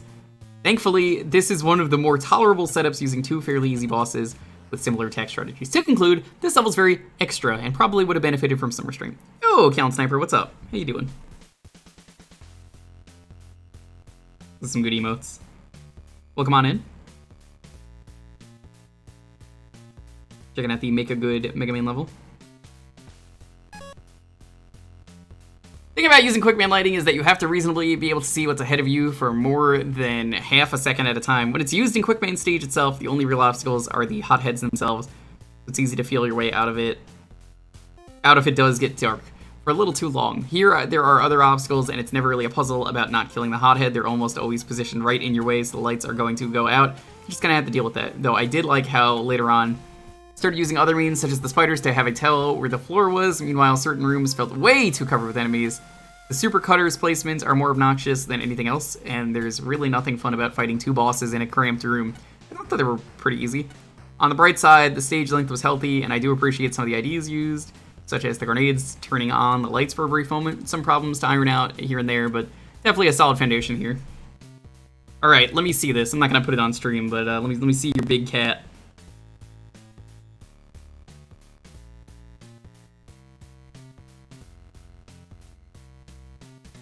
Neat.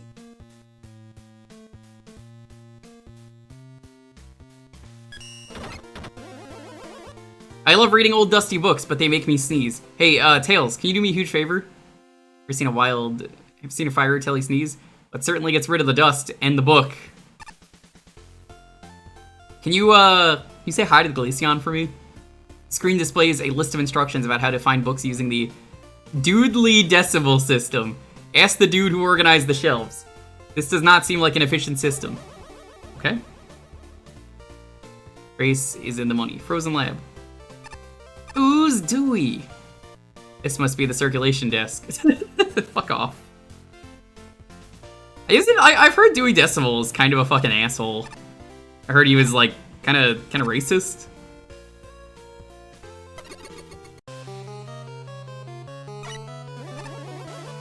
In areas of odd gravity, press up on a ladder to grab onto it, then press down to climb down. Oh. Nice, but we already know that from other levels that have this.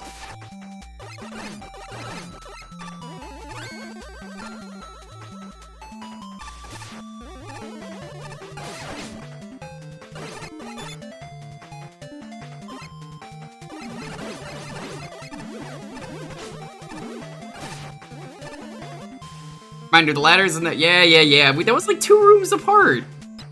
He was fired for sexual assault. I believe it.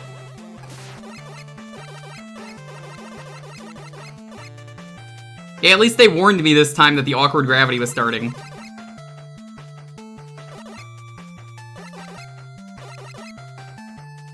Really interesting use of this gimmick. I like it a lot.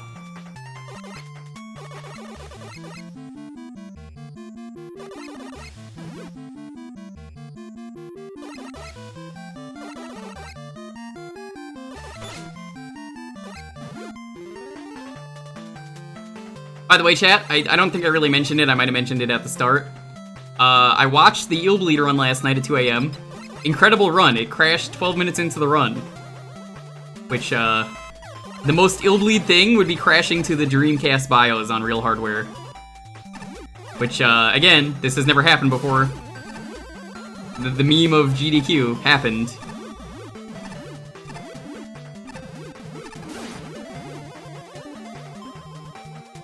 Two paths. What you see is the rare and endangered Hornet Racer. No, I don't. It has not learned how to defend itself from predators and just sits idly, occasionally showing its stinger. Please donate to save the Hornet Racer to help support this cause. This bee moves and attacks you, then our purpose is done and you may freely destroy it. Oh, they ran Cultic? I didn't know that. Oh, fucking Cultic rules. Cultic's a great game. I streamed a little bit of Cultic.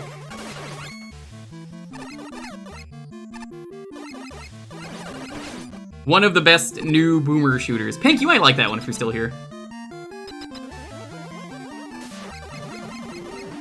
Ooh, this is an interesting gimmick. I like this. Ooh.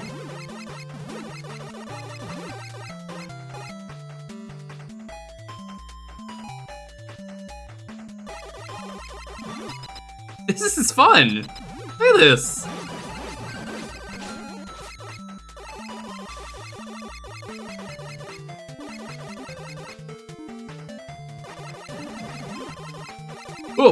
Oh no, that was almost really bad. This is a really good level. I don't understand why this had to be in a gravity level, like the ice.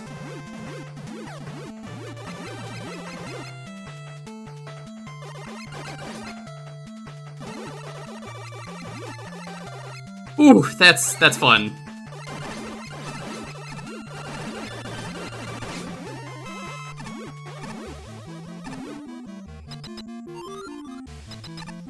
The Miku marking system. What the fuck does that even mean? A Ralsei. Do we have the same Ralsei, the black one? I think we do. Does it come with like bifocals? It certainly ain't coming with any straight focals. Am I right, fellow gamers?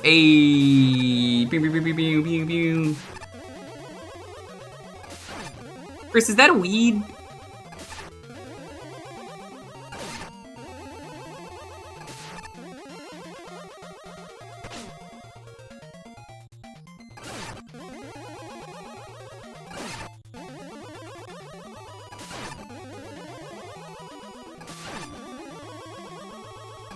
Easy boss, easy life.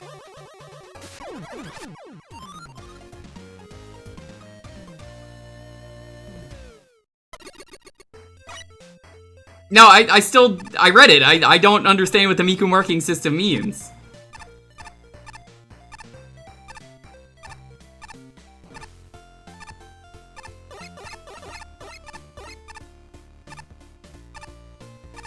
I do not know who Hatsune Miku is.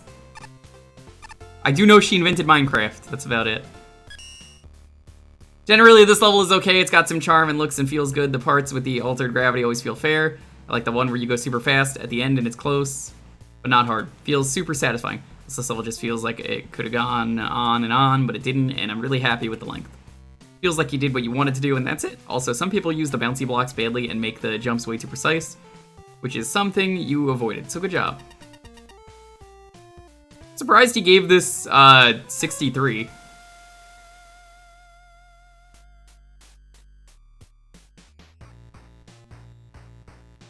want to see something really funny, chat, about Harry Potter, since I see Harry Potter mentioned? Go to Steam, go to the newest Harry Potter game. Notice that the reviews have been turned off on the game. Then take a look at the tags for the game. The tags are labeled as transphobic, which is the funniest thing they could have done, because Steam lets you, as a user, tag a game with whatever you want. And since they were not happy with people speaking the truth and speaking in the reviews, they were like, alright, we will speak with the tags. So transphobic is the #1 tag for the new Harry Potter game. That is hilarious to me. The level is certainly interesting. I do like the idea. Oh, it was not even out yet? Either way, that's still really funny they use the tags like that. They're not going to remove them, you can't. I do like the idea with the upward gravity and how you have to fight against it with ladders and bouncy platforms. The issue is that it's not that reliable sometimes, especially the bouncy platforms. I didn't have an issue with it. I guess I was going the right speed. Overall, it's a solid attempt for a weird and unique idea of combinations. I just like, instead of Harry Potter, I never got into Harry Potter, Giuseppe Stromboli in the briefcase full of meatballs. I love that post where JK was just getting so mad at someone for that, and then they were like, yeah, no, I'm JK, and then they're like, oh, well, that's good, and then they were like, no, I mean, like, I'm JK Rowling now, all the characters are trans, you know, and they just fucking pissed her off. Probably fake, but that was a really funny post where it's just like, yeah, Harry Potter's just Giuseppe Stromboli, he's got, instead of the Philosopher's Stone, it's just the briefcase full of meatballs. They probably had them removed, Life Forcer. It was like yesterday that happened. So I'm not surprised they tried to get rid of them. It's just like, okay then. The stage is definitely weird, for lack of a better word, but is it good? Well, yes, no, maybe, well. The defining trait of this level is that it finds all sorts of ways to mess with your movement. The most obvious in the weird momentum-based gravity sections, but the altered traction of the ice platforms and the springs messing with your jump height means that the challenge of this level comes not so much from enemy challenges, from fighting the game itself, to even move in the right direction. This is a risky maneuver for a level designer. Players take for granted the way Mega Man moves and finds alterations to his gravity, movement speed, etc. Disorienting at best and infuriating at worst. Once you're willing to go with the flow on that, I think that the difficulty curve on these parts is fine. I even kind of like the spam, gotta go fast section at the very end. Now, I'm not entirely sure how to evaluate this level. I mean, it obeys all the restraints from the box. Gravity gimmick looms so large over that level that it somewhat overshadows those, in my opinion. I feel like if you use these box elements at a wave bike level, cool, but maybe playing fast and loose with the rules Fortunately, the level is fun enough that this is mostly a moot point.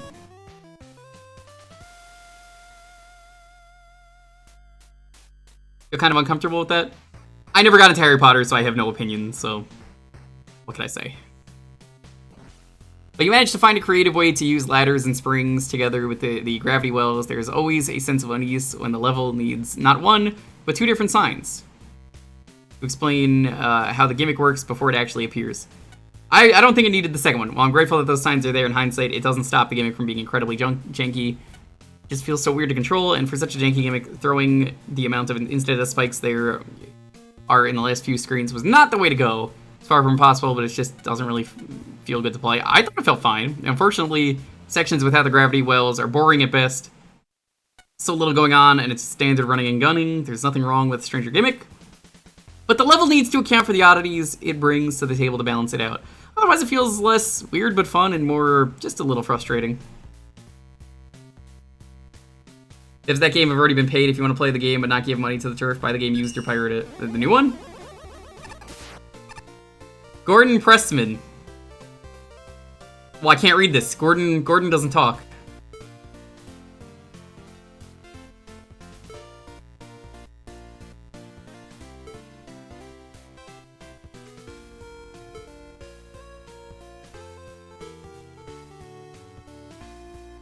Six times or less.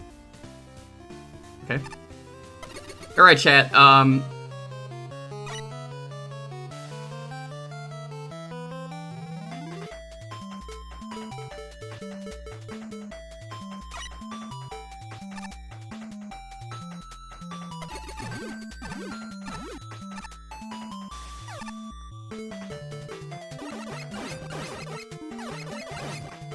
I don't like this challenge.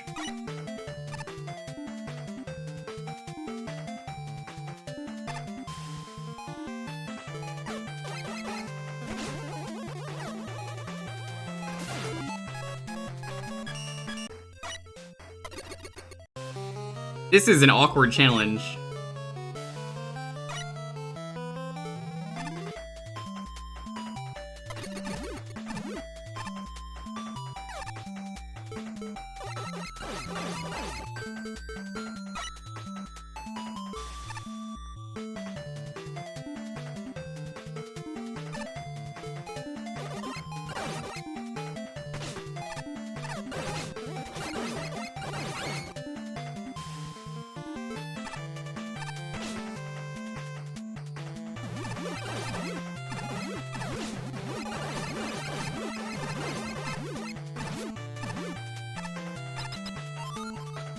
Yeah, they give you a counter for basically every challenge, which is really nice.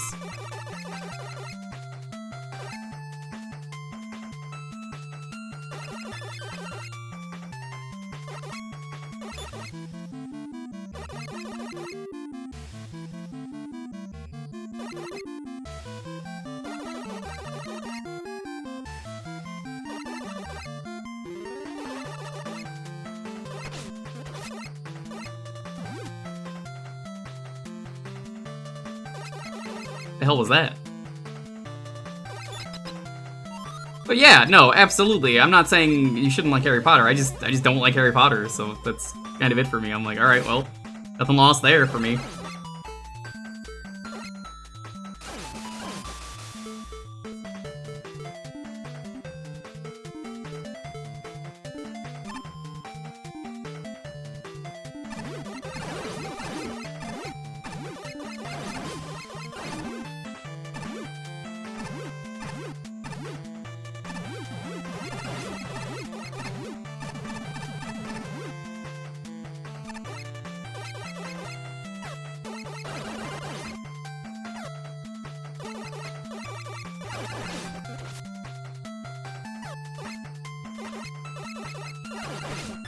Okay, ooh.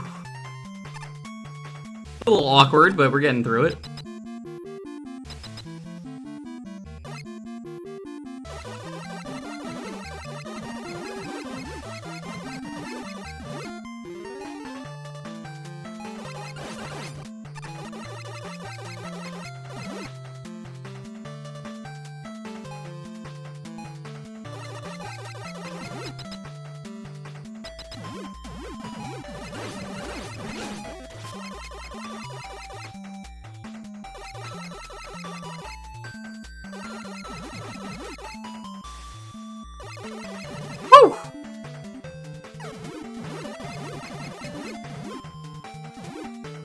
this is getting a little racy. Risky? Is that the word? I think it's risky. Oh my god, I didn't mean to turn that on. Well, four jumps, not bad.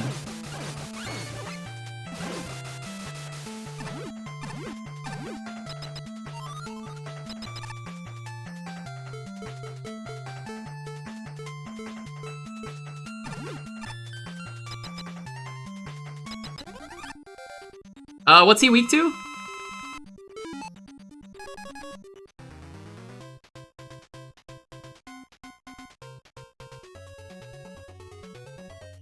Homing, that makes sense.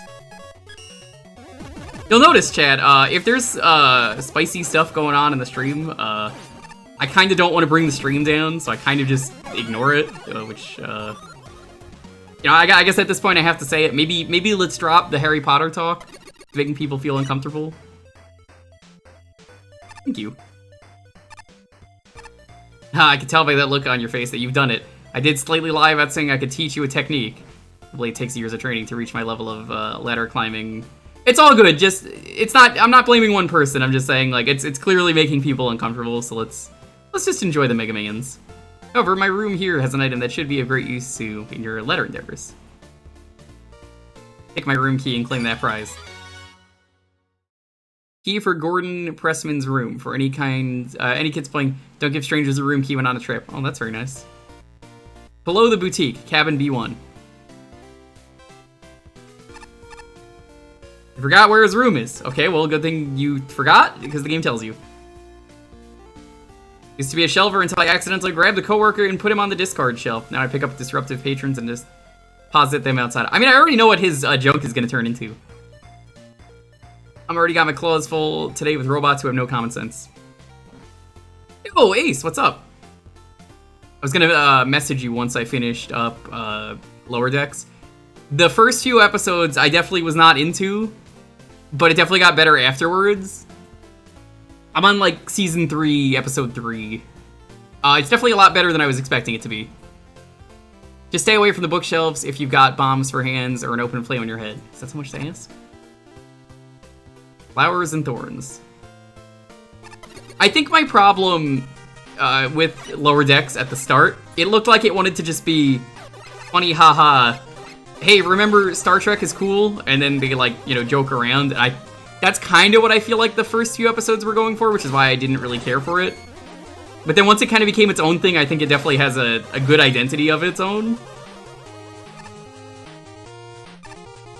Yeah, we're up to, is this 33 or is this 32?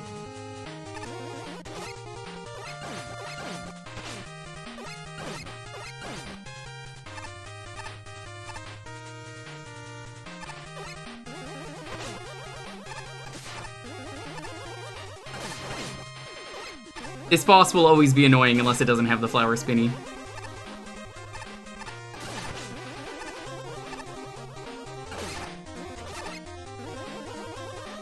Yeah, like my least favorite things are in Lower Decks has just been every time that the show early on was like, oh, it's just like this one thing in the early Star Treks that were so cool.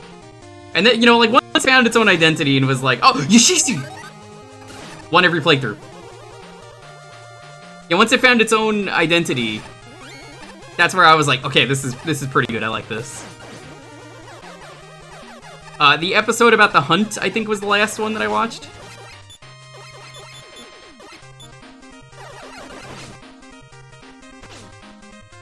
There was a corporate mandate to make Star Trek as Rick and Morty, and then, well, mandate backed off and it got to do its own thing. Yeah, it definitely feels like that. That's kind of why I wanted to watch the first 2 episodes. I wanted to understand why they were bad, because, like, I've watched all the other Star Treks that I had interest in through every episode. And let me tell you, boy, were the bad ones bad.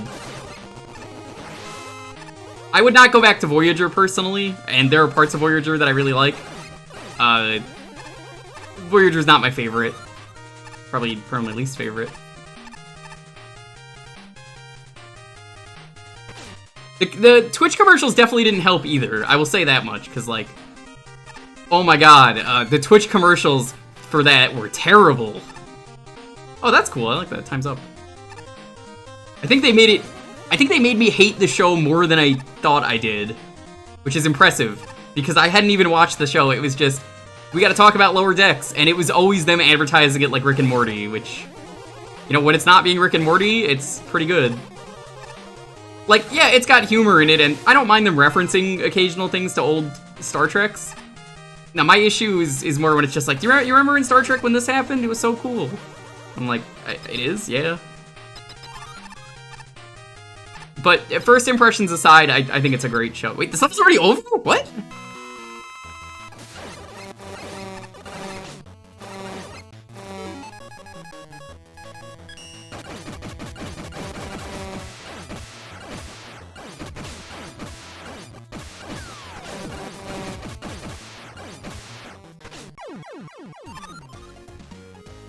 The word of mouth is starting to improve its reputation. Yeah, thank you so much for recommending it to me. I had a friend recommend it like a year ago, and he didn't tell me anything about it. Hey, did somebody call for a paper shredder? But he didn't tell me anything about it. I was just like, oh, you're watching Lower Decks? Gross. And that was kind of all the conversation was. Because, like, I like the characters. I gotta be honest. The Orville is one of the better Star Treks out there, if you want to call it a Star Trek. I would. I like the Orville, which is funny because it's made by, you know, Seth MacFarlane, but apparently he loves doing that. I saw a meme of that where it shows a thing on one side without words, and on the other, it's the same thing, but goes, oh my god, is that the Akira bike slide? Yeah, that kind of stuff I never like. It feels like lazy writing to me, and no matter what it is. And that's kind of what I expected Lower Decks to be, and again, it kind of really starts out as that, and I'm glad it became its own thing, because I was pretty invested in the Season 2 especially. I haven't really seen much of Season 3, so I can't really vouch for that yet. It's pretty good. I appreciated, though, in the one episode I saw of Season 3 the other day, where it's like, yeah, we're all stuck in Outpost. It might have been Season 2, actually. And they're trying to save people from, like, a nudist colony or something that's going to send them to a, like, sentient volcano. And one of the Lower Deckers tries to sneak off, and her captain won't let her, or it's really commander.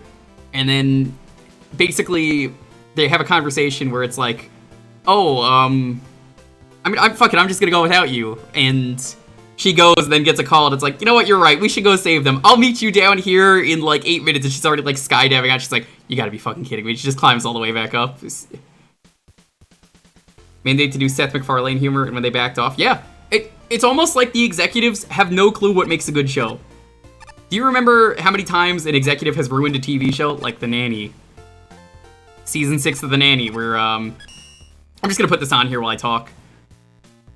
Season 6 of The Nanny, they got married, and that ruined the chemistry of the show. It was either that or get canceled. And, that sucks. It's one of those things where, you know, what do you do with that show? And not just that, it's a lot of shows are like that, where I think, especially in the late 80s, early 90s, Married with Children's a great example. A lot of TV shows were forced to incorporate the kid, the baby, into the show. Married with Children did the best thing.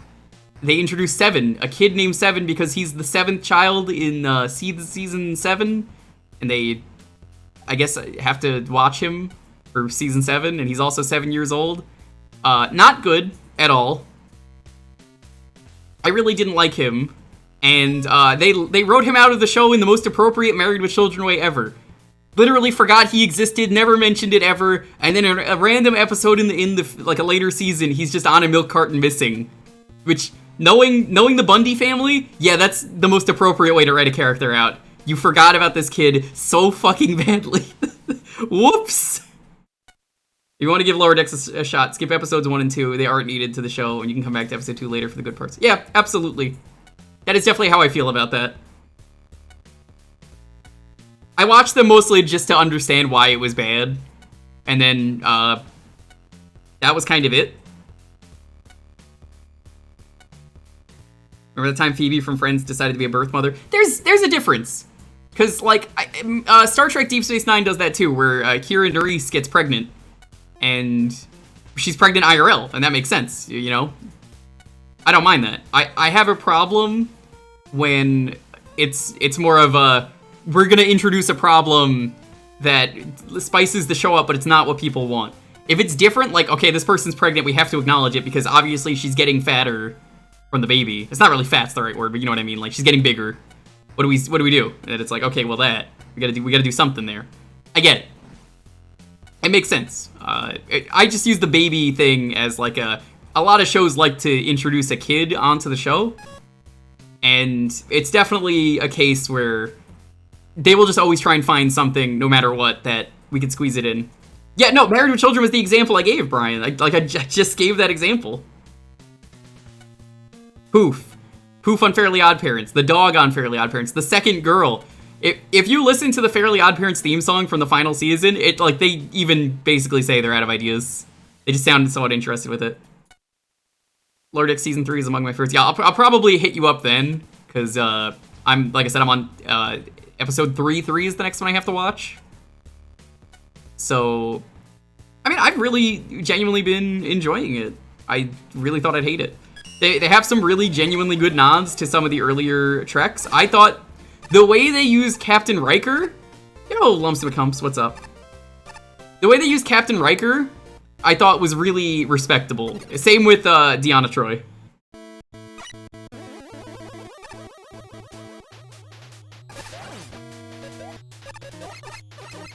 Prodigy, I'll have to check it out. Q showing up, they used Q just fine. My favorite Q use is, of course, probably the Q use in... If we're just talking from the TV shows. I really like the Q use in Deep Space Nine, where Q tries to fuck with the team. Whoops, I didn't jump. Eat my input. Basically, Q comes to fuck with Deep Space Nine, gets punched once by Cisco, and then is like, well shit, Picard never hit me, and then he never comes back. Which is really funny to me. He's just like, well fuck this, I'm out of here, you're mean.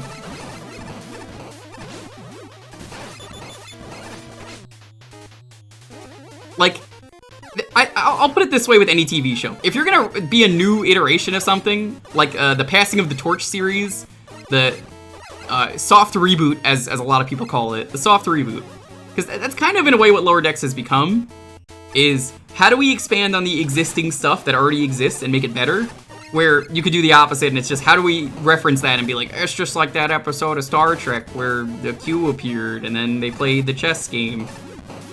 But then there's like genuinely like, okay, you remember this moment. They reference something casually about the staff on Lower Decks where they're like, hey, it's like, oh, let's talk about some of the really bad decisions that captains have made as an example. And rather than, this is cool, let's reference this and then talk about it. Where it's like, God, even Beverly Crusher, remember when she had sex with that ghost and how stupid that was? Yeah, that was a pretty dumb decision.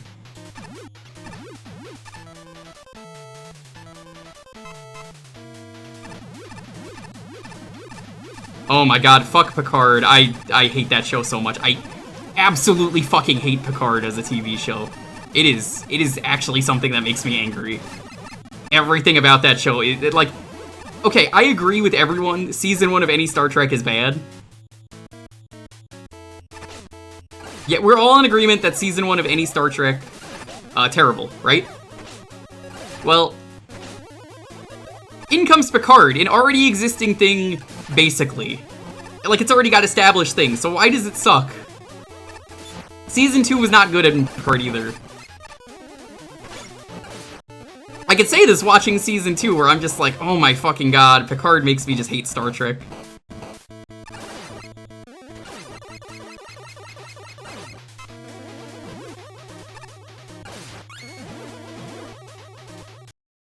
Oops.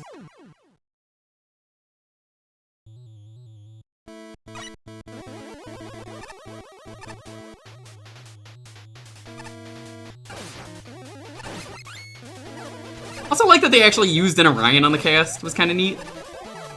And they had like a pretty emotional episode about like racism, where it's like, oh hey, you know, stop saying these things about being an Orion, it's kind of offensive. Without trying to be like, what it could have been if it tried to be Rick and Morty, you know, where they probably would have went in a completely different direction. They did an episode of Teen Titans that's like that, where Interestingly, Cyborg is like super racist by accident to Starfire, where it's like, I forget what they call her, but it basically means worthless in Starfire's language, and then like, you know, Cyborg just says they're thinking they're having a good time, and he's like, yo, what's up? And then it's like, oh, that was really fucking racist what you just said, you shouldn't have done that. And then he's like, oh my god, is this the boo beam trap? No, what are you doing here? I don't want you here. Get out of here. Aw, you didn't make this thing, like, killable? But how am I supposed to... Boo beam trap.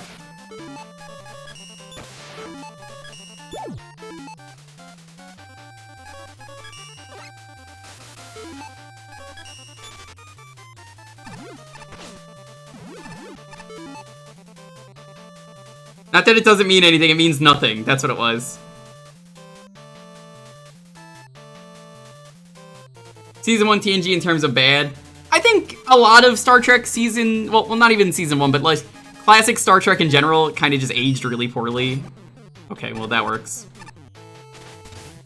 Or not? What?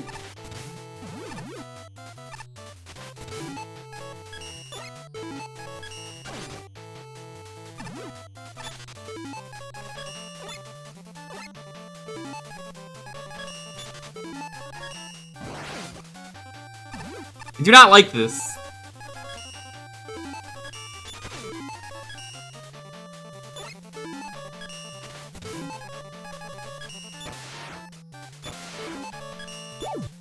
Salt water? Okay, well that was not clear how it was weak to what.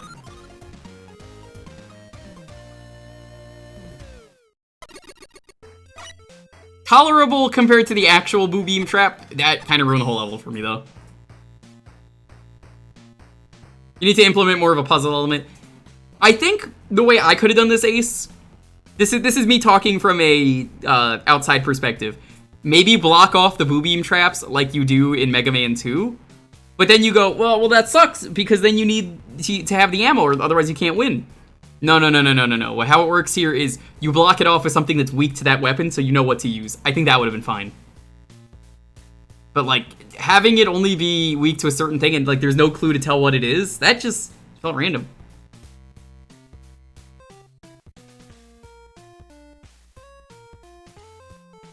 Definitely not the way to do that. Let's read this review though, since we didn't get to read the last one. I was talking about Trek. I'll talk more about Trek and stuff in a bit. Solid level, I'm impressed. The bouncy tiles never felt tacked onto anything and felt so purposeful throughout the whole level. First boulder challenge is tricky at first, but it's very learnable.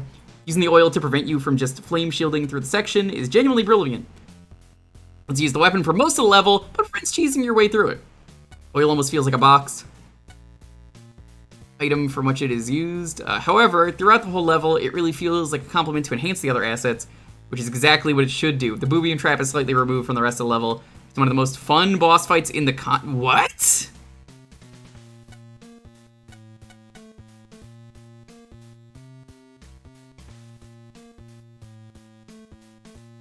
No?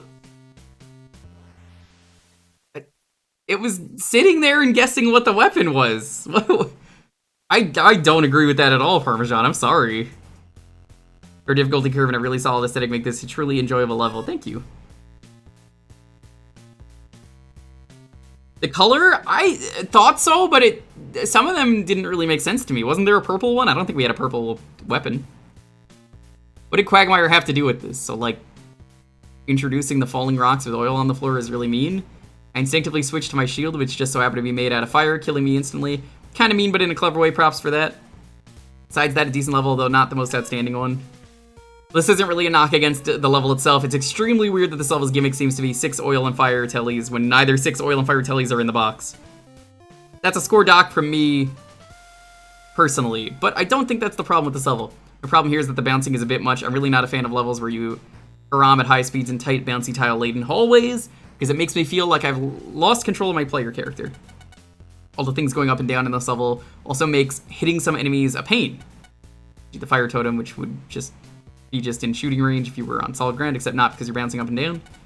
I don't really get the boo beam trap in this level. Boo beam trap is already a pretty infamously crappy boss, but this change to it feels kind of pointless and doesn't add any real challenge beyond the mild annoyance that comes with having to cycle through all your weapons one by one. They're not even color-coded red for Flame Mixer. You see?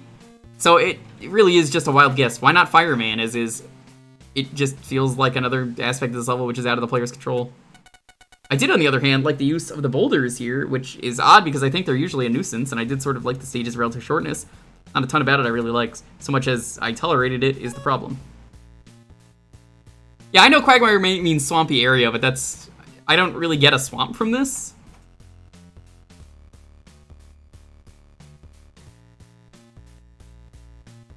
Please, Mom, don't put me back in the bounce phase. For the most part, it was a pretty solid level. It didn't really do anything out of the ordinary or crazy. Solid nonetheless. I do have some gripes, as I often do. I don't like how some of the fire tellies will drop fire in the oil, because there's no way you could see them coming, or shoot them without having something like Rain Flush or Homing Sniper at the ready, since they fly in so low, and with the E-Tank reward at the end, it feels just a little bad that I didn't have godlike reflexes in knowing they were going to be down there.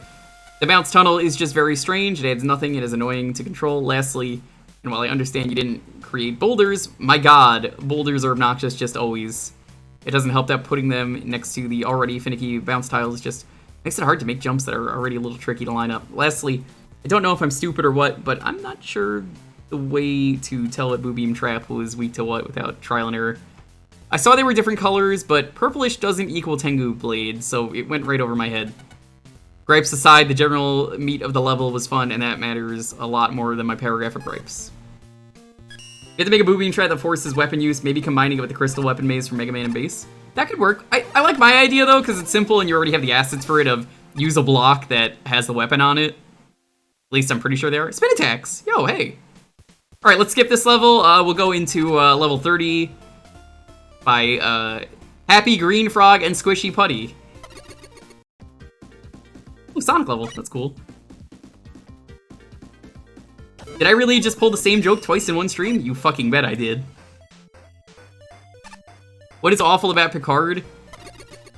So I mentioned this briefly earlier. Oh man, things are bad. One of Wily's guys moved in and broke the power. Something fierce. You got this, though. I'll stay here for moral support. I apologize in advance. Picard is sad, Picard is depressing, but not in a way that makes me appreciate Star Trek more. It's more in a, Star Trek is so bad, why did you make this? Like, oh, these are already good things. I like these characters. They already exist. They're great. They have a great ending.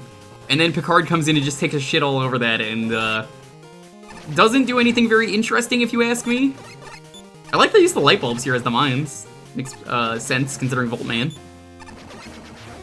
Like, everything is already established, so the Season 1 argument of they're finding their stride doesn't really work here. Like, someone tells Picard to shut the fuck up in one of the episodes, and like, that feels so out of place for Picard, a very serious show where I'm not a big fan of the swearing in Lower Decks. I mean, I swear a lot, but it's more of a, I don't like it because it doesn't fit with the tone, rather than where I don't prefer it. Like, Lower Decks can kind of live without it, and they censor it, so it's like, okay, it's done more for humor. Whereas Picard is more like trying to be serious, and then a lady just goes shut the fuck up randomly. Which feels wrong and out of place.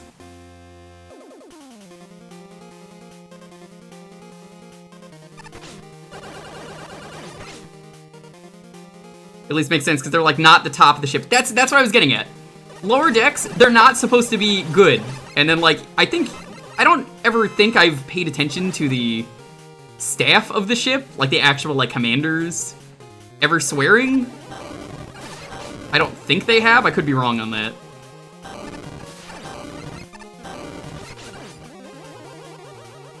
Correct me if I'm wrong, but I don't think they have.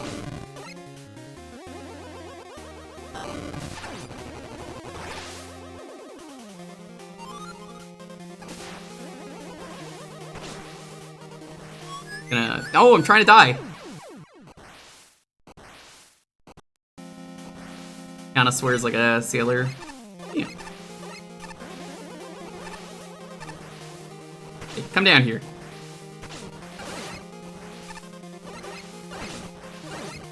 So Spin Attacks, did you like what you got for this level? I guess I'll ask that. Now that since you're actually here, I could ask you.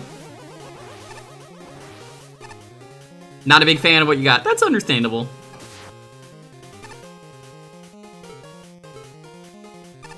I guess that's a secret.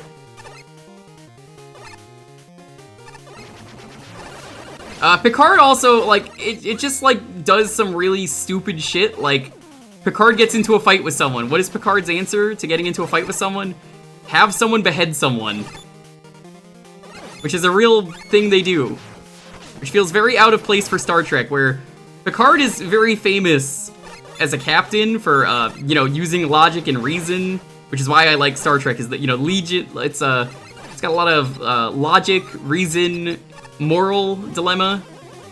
Yo, Ace. I mean, yo, Brawler, what's up?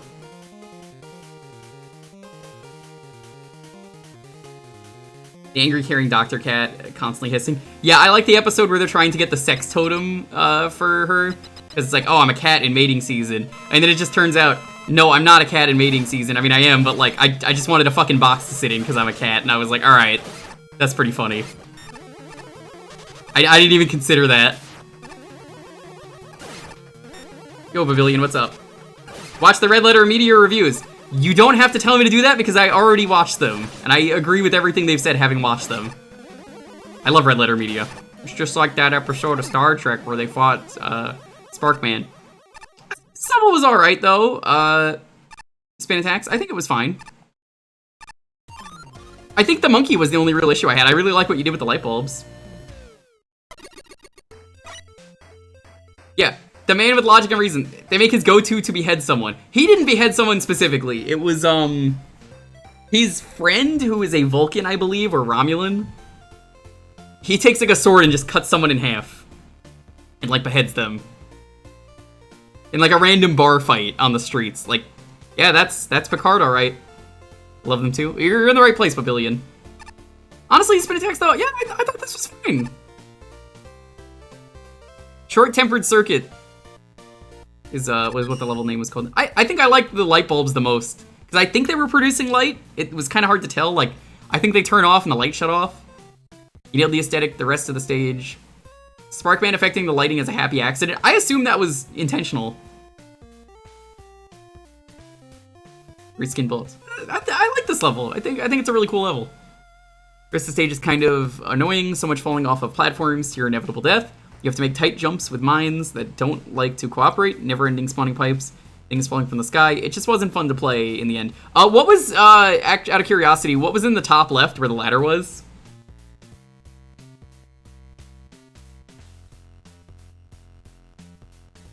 I saw there was like a corner where there was a ladder. Never-ending storm, things falling from the sky. It just wasn't fun to play in the end. I thought it was fine. The only really issue I had was the monkey that just, with the timing of the light bulb, was just awkward. Quickman Lightning also didn't really add much to the challenge. Thankfully, it's short and to the point. The Plantman platforms are okay other than the previously mentioned. Too much happening at once. Also, you can make the mines non-random, which would have helped the tight spots so much. Instead of just jumping and hoping they go off, using the consistent ones would have made this so much better. And the cool things you tried could have actually been fun in the end. I don't like writing these negative reviews, but I guess I was just a bit short-tempered when I played this. Red Letter Media's review of Season 2 that Q a villain now and dying it did. Most of Season 2 didn't matter, I feel like, from what I watched of it, and Season 1 didn't matter. I don't want to watch Season 3, and I know I'm going to force myself to, and I'm going to hate it. Nice take on the darkness gimmick, but I did feel that the light bulbs were in the way too often. I found myself falling to my doom, trying to trigger them more times than I did. I'd have liked, but hey, overall it was fun and not too frustrating that it made me dislike it. You did well. E-Tank guarded by falling bulbs. It was what was in that ladder area. Okay. Level would be really good were it not soaked in pee-pee. You're in my chat, I'm gonna time you out, Jock. You're lucky. I could have worded that better, but otherwise, I actually really like this level. It takes quick lighting, infamously a terrible gimmick, and finds a clever way through reskinning of enemies and stage gimmicks to create a totally unique take on darkness gimmicks. I actually thought this was some obscure gimmick from like Brightman's stage in the Game Boy games that I haven't played, until I checked the box and figured out that tomfoolery going on here. But yeah, those PPs in the final segment really killed me. They're not insurmountable if you're smart, but they're very aggressive in their respawn rates. Thankfully, this stage had the good sense to have some generous checkpointing to minimize player frustration. Still, I wasn't a fan. Anyway, this level is so close to being really good, but instead it just is regular good. Good gimmick to use, good enemy setup with the monkings, fun boss, stupid pippies.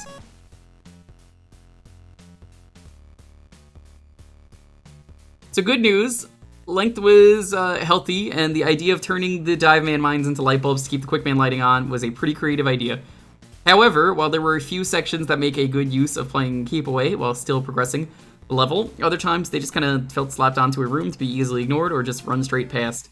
There's more sources of light easily available in the same room. That said, the level is mostly all well and good, even if there are a few weird and low black ceilings that blend in with the background. The very last stretch is a clear-cut case of going too far. No one wants precise platforming while dodging light bulbs and 2 sets of Pippies at once. Doesn't even last for very long, but when you have 2 Pippies, a giant pit, and mines everywhere, the very last stretch just becomes almost intolerable. The bright side, is that it doesn't last very long, but it still does leave things off on more of a sour note. Just a case of too many cooks in the kitchen.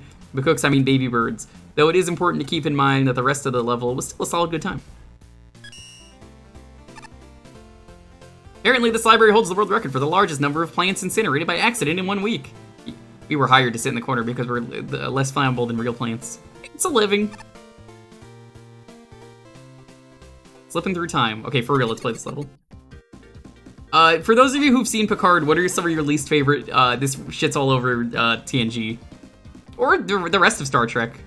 It's worse than I thought, Mega Man. Dr. Wily's time machine went haywire. Not only did it send you back in time, but it's caused the time stream to go completely unstable. Be prepared to face anything, Mega Man. Wily's robots from past battles, mysteriously floating floors, assorted machinery, you name it. And please do be quick about it. I don't want to miss the latest episode of Dinosaurs and You, How to Not Get Eaten by a T-Rex. What do you mean that show didn't exist before? Nuts, I knew something seemed off about it. You hate Discovery, where Prox 4 has got lumped into the dumb idiot culture the wokes of reading crap war because of the lead, when it's just a bad show. I have not seen anything about Discovery, but I can believe that being a complaint with the show. I think a lot of the problem, what's his name, Alex Kurtzman, is just not good for this.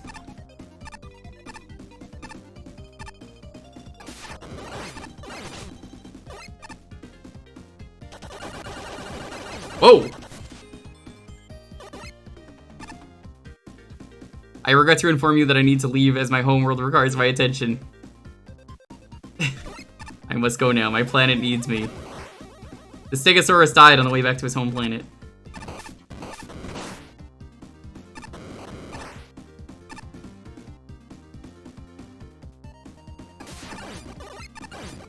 Yeah, Whoopi Goldberg's character doesn't make any fucking sense being there.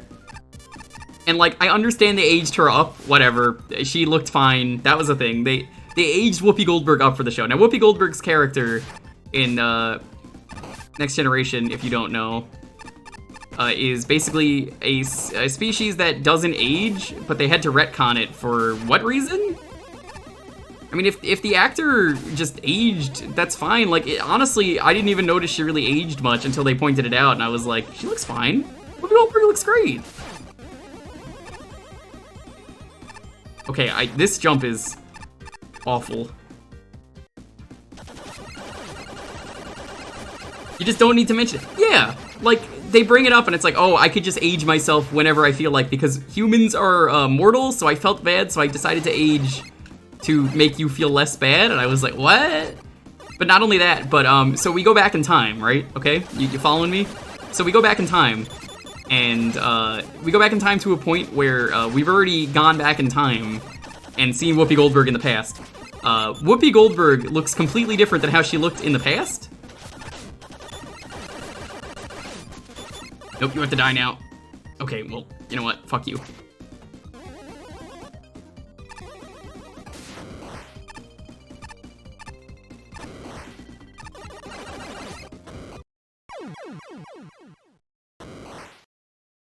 Don't you love Stegosaurus and PU oil? When I see the oil, it makes me go, PU, this oil stinks. Please applaud for this joke. What a terrible combination this person got.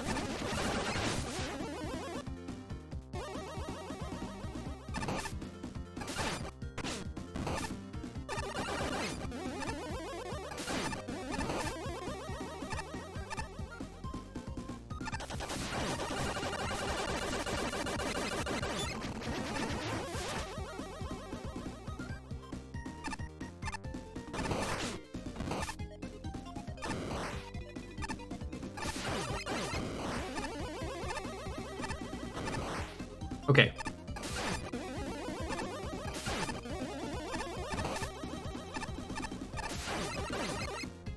This oil is just super rude. It's not too bad, but the problem is, like, even letting go of the button, I think it still has, like, a little bit of... I couldn't even see it on that one.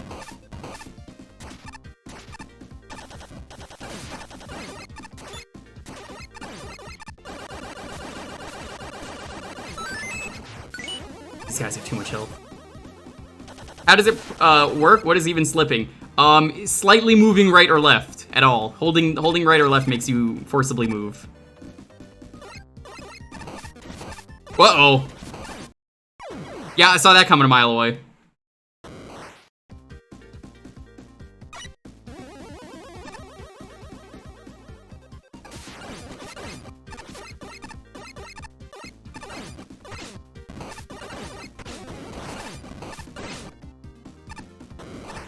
Wow.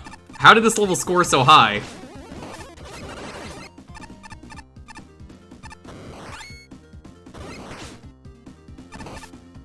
Actually, not really sure how this level scored as high as it did.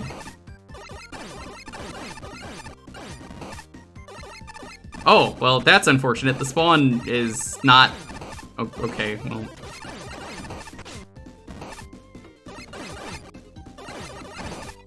Okay. We're getting there.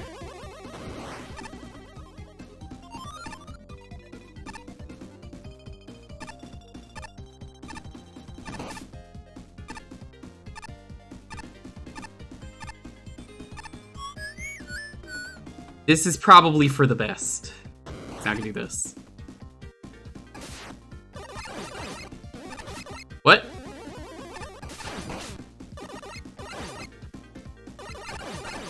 These monkeys just don't really work for this level.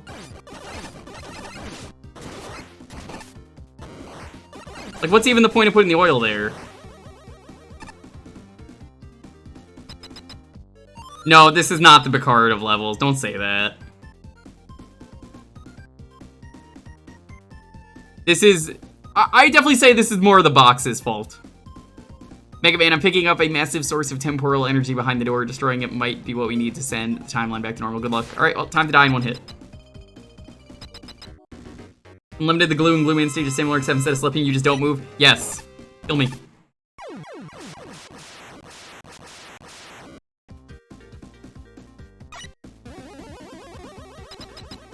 Aesthetically, I don't think this looks very good. The oil doesn't really work. I would not call this the Picard, though. I think this level has a great theming going for it, though.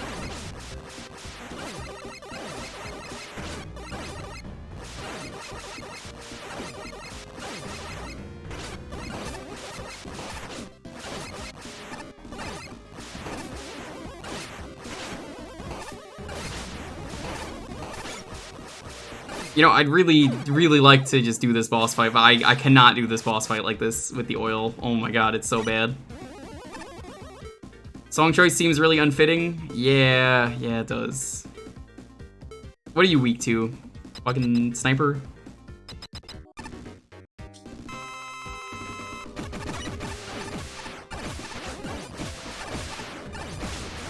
Concrete? Well, this is happening already. This is satisfying.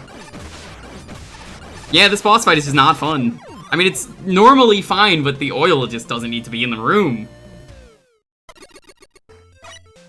Oof.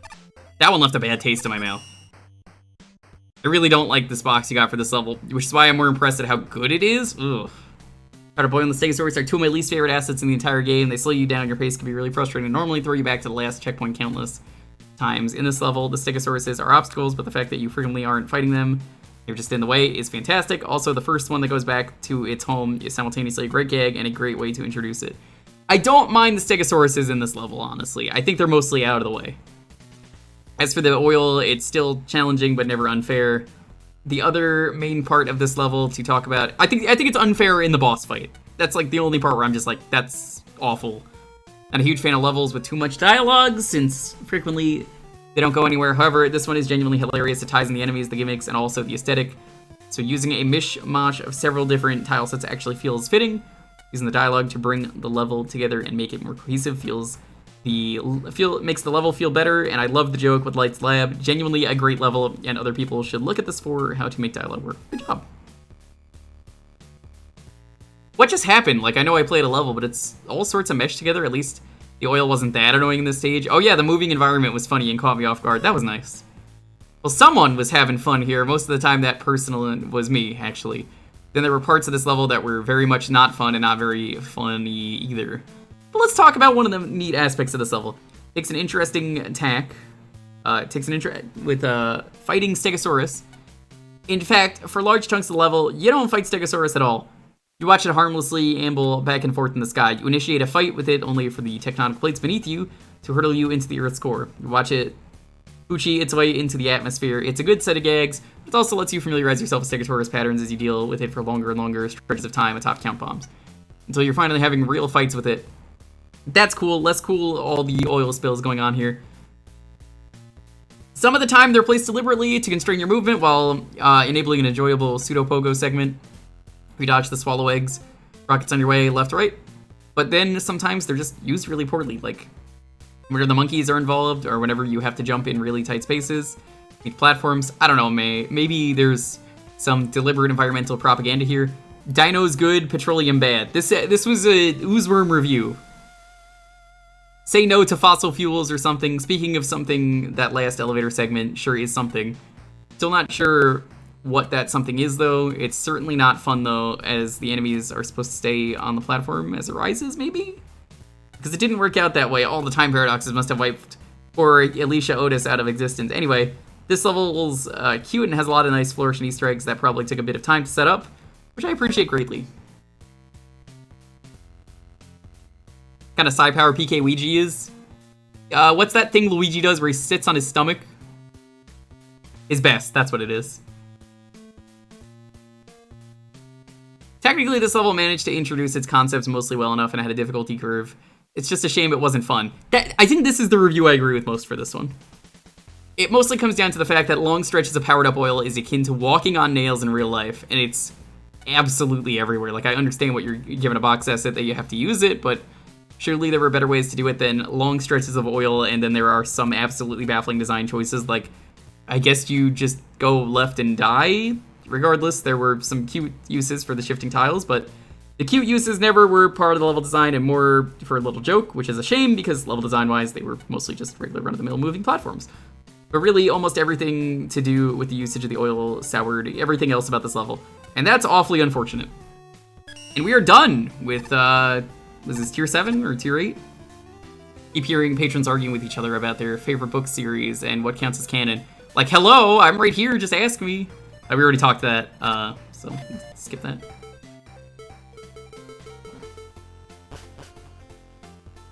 Yeah, I'm not upset at the level. Like, again, it's very easy to be like, streamer not having a good time. I guess it means I must not have a good time either, but no, that was not their fault. They tried to make a good level out of that. They got a bad hand of cards.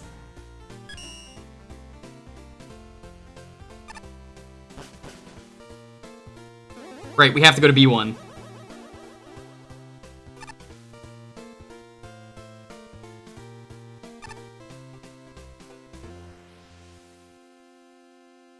$39. Can someone please stop that tiger? He's taken way too much coffee. Drunk and fell asleep. You're never late to the party unless the stream's already over. You arrived precisely on time. You haven't even finished tier 9? Got cold feet, huh?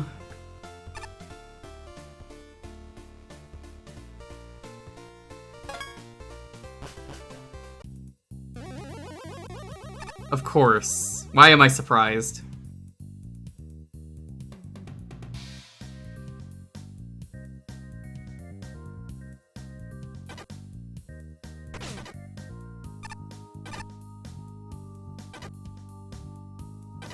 This is just getting over it with Mega Man. No! Come on, Mega Man, we gotta go play Jump King. Or I guess in this case, it's Climb King.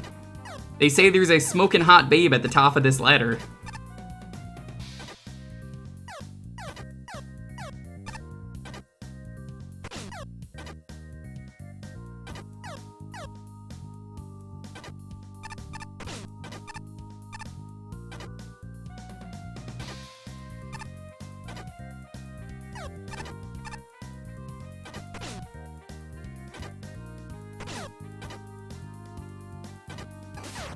don't know if you actually do lose health. It says 0.1, but that might just be a to make sure you don't actually get hurt.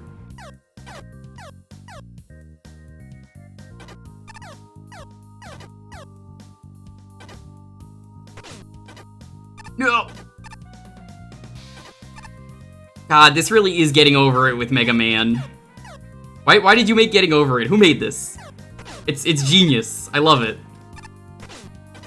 All I need is the surprise encouragement from getting over it. We have Snorunt or something going over the creation of Mega Man in a very calming, relaxing voice.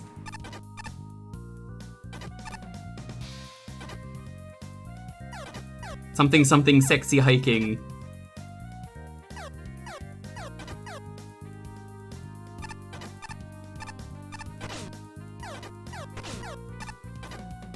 Hate this level. Your voice is not relaxing. To be fair, nobody hates the sound of your own voice. I hate mine. And people tell me I'm relaxing all the time, and I'm like, am I?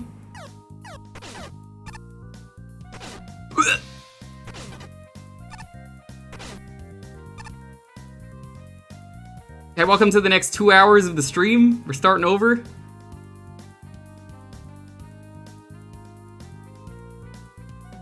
A Bennett Foddy replacement. Yeah, I didn't really get to meet Jewker yet, other than 2 seconds in the Discord going, "Are you that guy?" And I was like, "Yes, I am." "Are you that guy as well?" "Yes, I am." That was the end of that conversation. We're both just like, neat.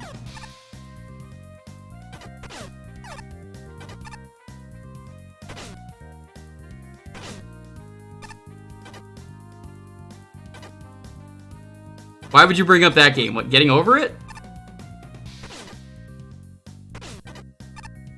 Okay, yeah, I guess you don't actually take damage here. That's good. I could just use Rush. Where's the fun in that?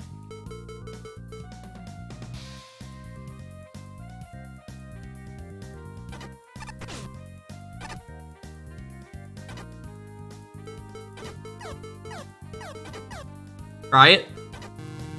Oh. I figured as much. I wasn't gonna use it anyway.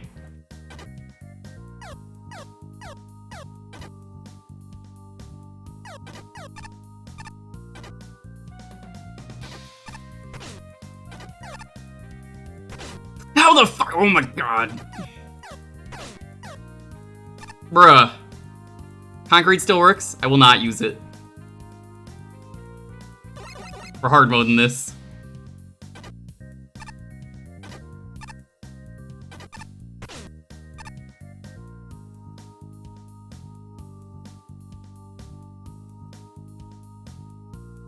Never got to play Sexy Hiking.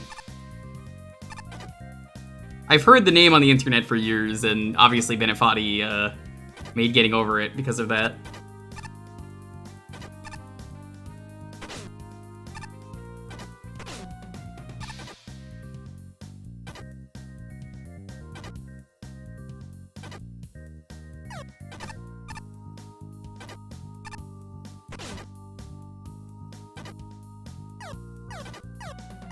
I will say, you made this level to be as frustrating as possible, and you're absolutely right, it fucking is.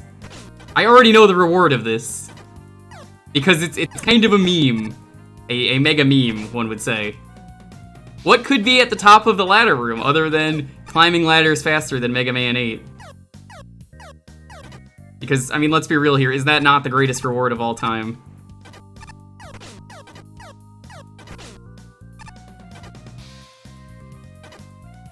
What else was going to be the reward from this guy?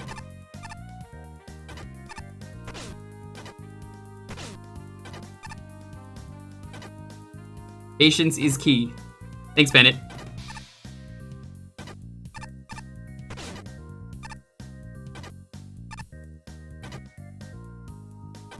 Can you just put Mega Man, like, in the pot with the hammer? That might just be better. It might just be way easier.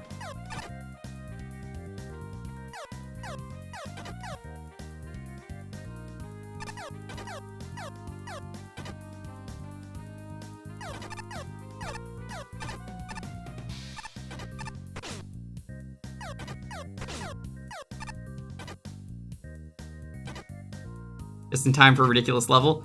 I mean, it's not an actual, like, level. It's, more just, for a collectible. I gotta do it, though.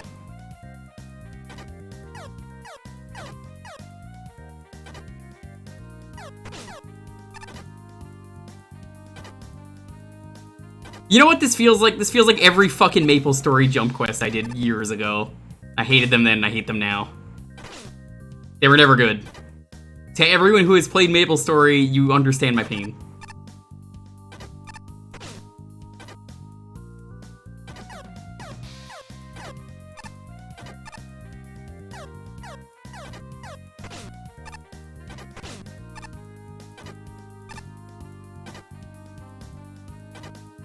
Didn't get far enough. Port this to Magmammal 3 and make you do it again and see how many people it pisses off. Oh, I'd be happy to do it. Everyone else would hate it. Genuinely, I would be fine with doing this. I know everyone else will baby rage.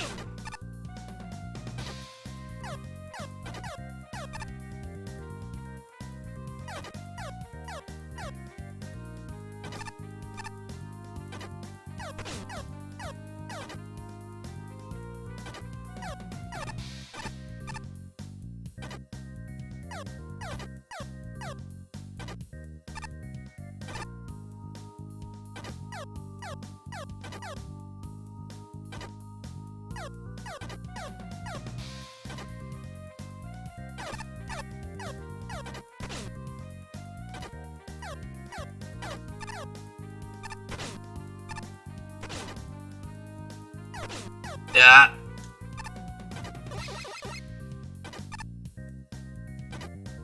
I can't wait to add a timestamp for this. Mega Man climbs the ladder for like an hour on YouTube. That's fine. I hope you guys find this funny to watch. I'm actually enjoying this.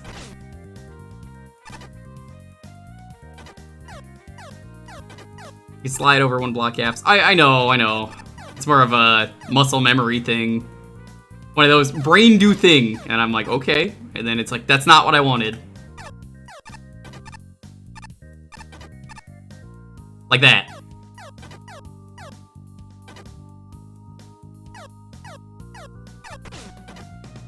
Oh!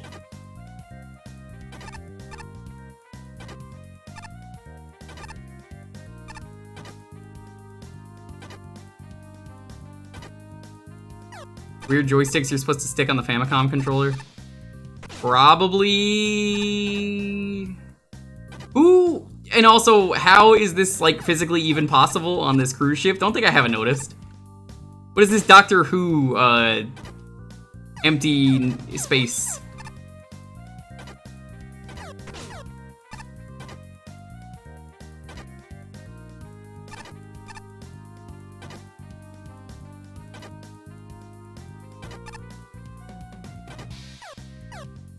I would not be having a good time with this if this was the broken controller that I did Magmammal 2 with. And 1, I think. I also had that.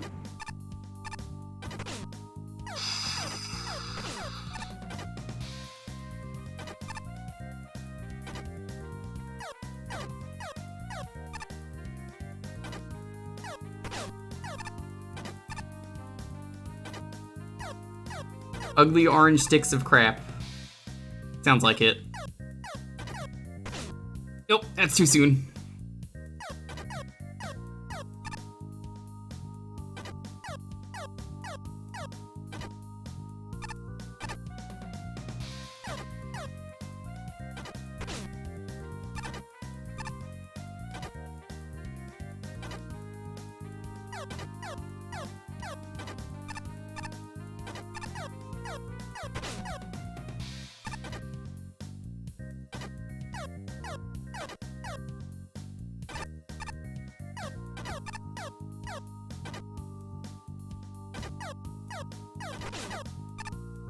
Getting this.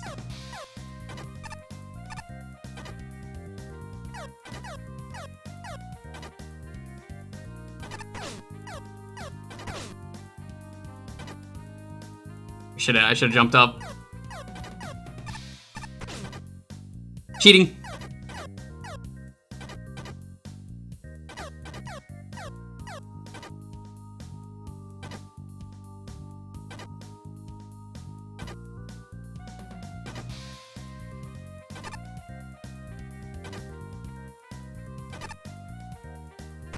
No! That's what I get for cheating.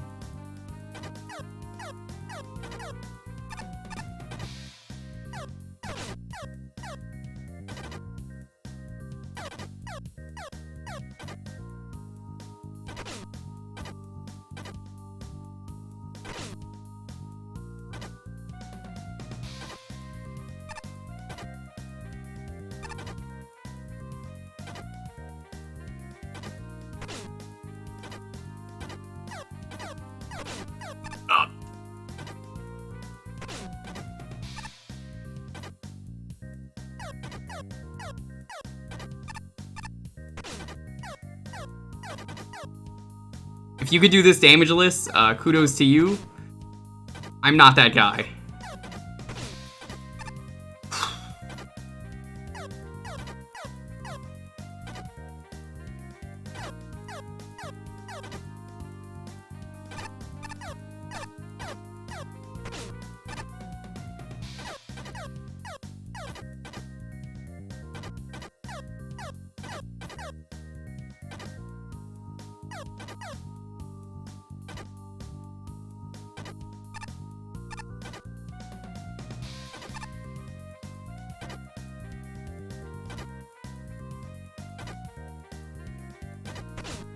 No. I guess I have to be at the top of that ladder.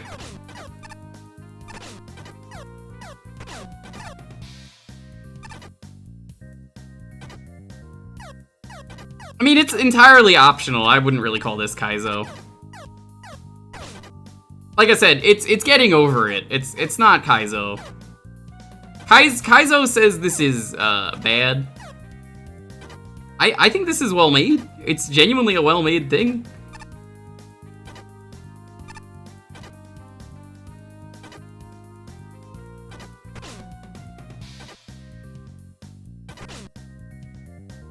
All according to plan. There it is. There we fucking go. We can't even fall from here.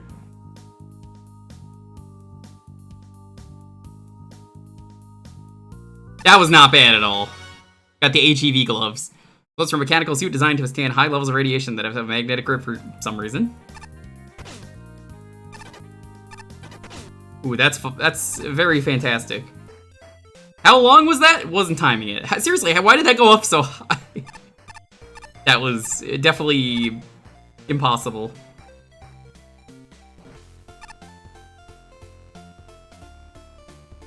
Source engine ladders. I did a lot of those parkour maps back in the day on Half-Life. They were not very good.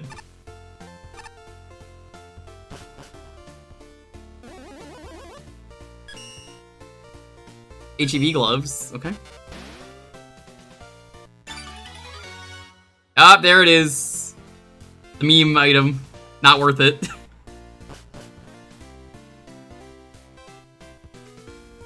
Classic item from Mega Man 8. Oh my god, that's so much faster.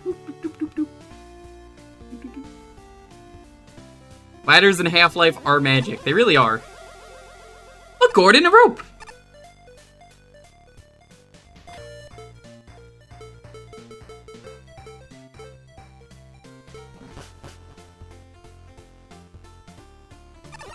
We talked to a bunch of these NPCs already. Level 29. Nitro Striker. Lasers and platforms. Before I do this level, I have to take off my sweatshirt because... Ooh, that was making me nervous and sweating a lot. Ooh. Let's just throw that to the floor.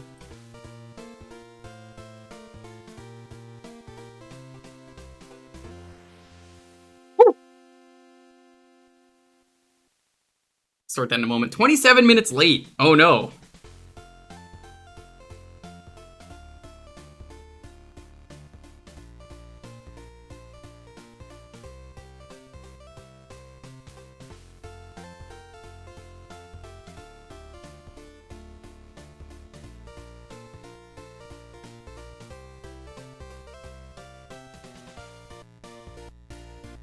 Name a Mega Man Classic level. One of the 8-bit ones. You know, I gotta be honest, my favorite is Gravity Man.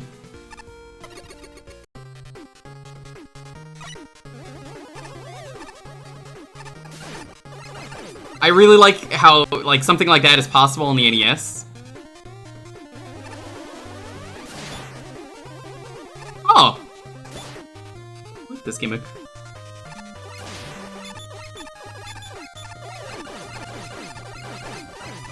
Do I think that Mega Man 5 on its own is the best game? Not exactly. I think it's really easy and it's a great beginner's first Mega Man. I guess I got a question for you guys, chat.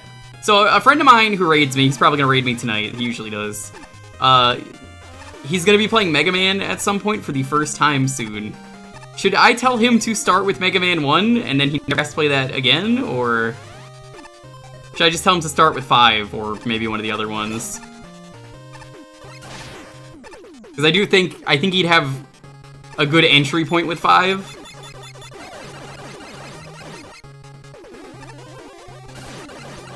Yeah, he came in here and he was like, I could do this really easy, and I'm like, you've never played a Mega Man game.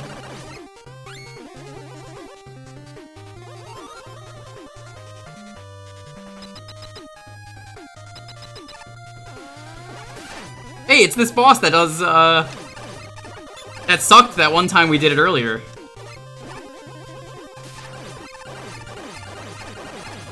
Wow, that boss is way easier when you're actually able to hit it. Yeah, the thing with 5 is it just hands out lives like candy, and like the weapons suck, but that's just... You just kind of gotta learn that. I bet he raids me tonight, and then if he does, we'll get to talk to him about it. He started with 1. I mean, he's gonna do them all, I'm pretty sure. He said he's gonna do Mega March on his channel.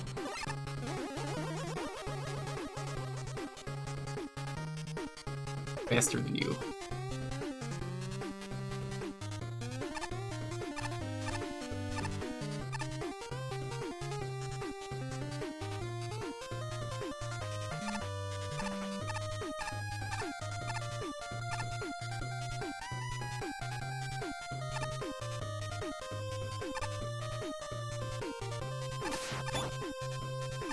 Fuck.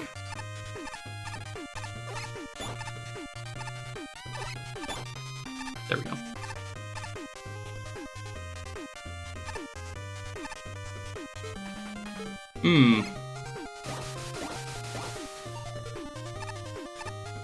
That works.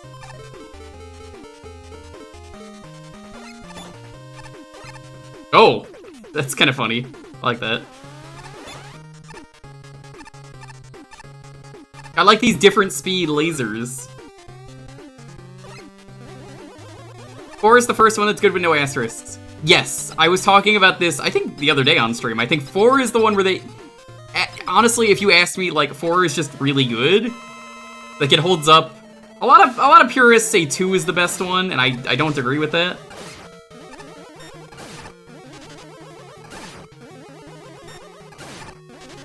Two is the first one to maybe be good. That makes sense. But like, yeah, I like 2. It's good, but like, it's not the greatest. They could definitely do it better. Whoop, whoop. Whoop, whoop, whoop. I'm having too much fun. Caught it. 3? Apparently I've been told that 3 is kind of unfinished, and like thinking about it, it kind of makes sense to me. Not that 3 is a bad game. I think 3 is definitely the hardest game, in my opinion.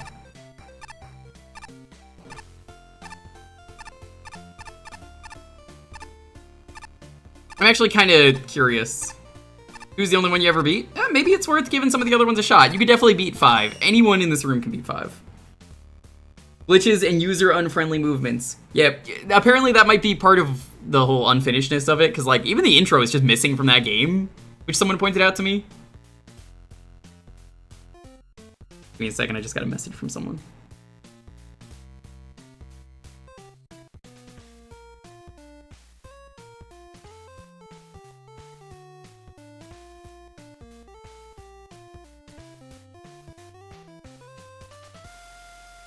Like, another thing with 3 is, I think about it and it kind of explains the Doc robots. You know how the Doc robots are like so last minute and it's like clearly stuff you've already seen?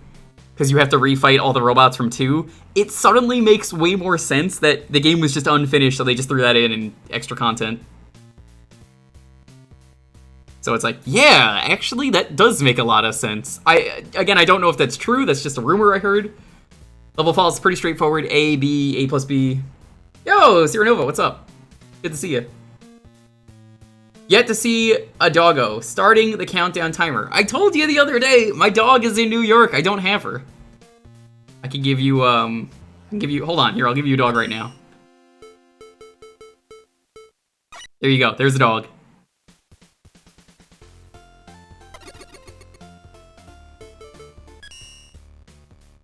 You introduce one idea, then the other, then you combine them at the end for a final challenge. I really like the lasers and the switches, they work super well together, and the challenges are always challenging, but fun. Never too hard or unfair. The issue is that the later section with the ladder enemies feels a bit short. It's good, but combining them feels like it ended too soon. Maybe another room or two to experiment with them together and get something more out of them would have made this level better. Oh, I'm sending you the dog. It'll get downloaded to you soon. Overall, this level is good and concise. I think this level was too short. I think that's my problem with this level. Like, oh, this is a cool gimmick, and then it just kind of ended. I'm struggling to come up with much to say about this one. While the combo of the quick lasers and the block switches was not bad, it didn't really grab me all that much. I did like the slow laser sections more for some reason. Sending me dogs is the key to my heart. Well, welcome on in. We do a lot of retro variety around here. I know you followed me the other day at Trum's. You wouldn't download a dog? I would download a bajillion dogs. I could show you the Corgi butt calendar. You want to see the Corgi butt calendar?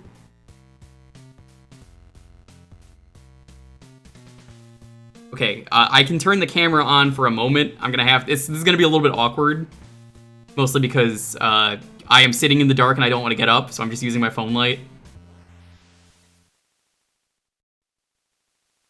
Video capture device, existing camera. Oh, hey, it's me.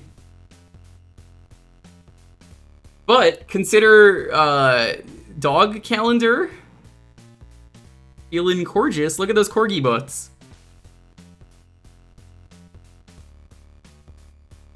It's the calendar of the greatest corgi butts. And now some of you may be like, can you show us the rest of the months? No, because it's January. That would be rude. So, that is that. I cannot break the law that says corgi butts. They have to be shown at the right month, or else I cannot show them at all. It isn't photos of actual corgi butts. No, it's art. How far can one cool gimmick elevate a not so cool level? Pretty far. If this is any indication, I really love this level in the first playthrough. Almost entirely because it has a quick laser gimmick as its central gimmick. But it actually uses them in a way that's novel and interesting and not just run or die. They're even color-coded. How cute! But then on the replay, I realized that cool gimmick aside, we've got a bunch of problems. Most of them have to do with how gimmicks and enemies are introduced. For instance, the second screen introduces both the helicopter met and the laser gimmick at the same time in a way that doesn't give either time to breathe. And there's no indication that some of these lasers are going to be slow ones, especially concerning as the first slow laser is in a place where if it is a normal speed laser like you assume, or based on precedent, hitting the switch will kill you. Which made me second guess myself. And then the subsequent room is just your standard run through this linear segment before the laser hits you challenge, just without the difficulty and with the less exciting presentation. Ultimately, I think the main flaw of this level is symbolized by the long horizontal section early-ish on where drop platforms are placed over a red laser over a bottomless pit. Laser is visually exciting. Oh no, I thought better avoid the laser, but in reality, it's irrelevant. Because if you fall, you take your damage to your 2 points of grazed damage, you just die from falling into the pit. Even though the level has a very cool gimmick, most of the challenge in it stems from not the very cool gimmick, but from ye olde stretches of perilous drop platforms over oblivion. There are some cool setups here, but a lot of times the gimmick that would make this level unique is just window dressing on the hackneyed challenges that it feels like 50% of the levels in this contest rely on. It's not a bad level by any means, just a little disappointing seeing a cool idea squandered. Lesson I've learned throughout this contest is that I like quick beams being used in unorthodox ways, and combining the lasers with these switches was a really good idea. Lasers pretty much never feel too overbearing, and it changes the challenge from gotta go fast to a challenge about timing your shots which is a type of variety I like. It doesn't go on too long, which is heavily appreciated. Difficulty curve of the level does seem a little backwards, though. First half is definitely far more punishing than the second half. It's not undoable, but constant Shadow Man platforms jumps over a bottomless pit for a long time with one of them flying Mets coming in at you isn't terribly easy. Second half of the level isn't the easiest thing in the world, but it's certainly more of a breeze than the first. And when it comes to nitpicks, the quick beam overlapping with Esco, how you doing, by the way? Good to see you. Boss health bar is kind of funky. Not P-funky, though. Overall, I did enjoy this one. Nothing crazy, has some problems, but thought out and a pretty good time. This is Make a Good Mega Man level. It is a contest where a bunch of people got together to make a good Mega Man level. Basically, you all get together to make a good Mega Man level, and it got put in. They're all judged. This is the any of the envelopes are the judges. You can see them there. Basically, whenever the judging happens, they get placed. They get placed in order from worst to best. You could do them in any order, but I like to do them worst to best. So we play them. In this contest, they had 48 hours to make a level, and they were given 5 things that are on this screen. It's random. Every person got different stuff, and they have to incorporate it. Thank you, Spin Attacks. Go check out Esco. She does some cool stuff. I saw you were doing 14. How'd the 14 go? A lot of people were playing 14 today, which can only mean new patch.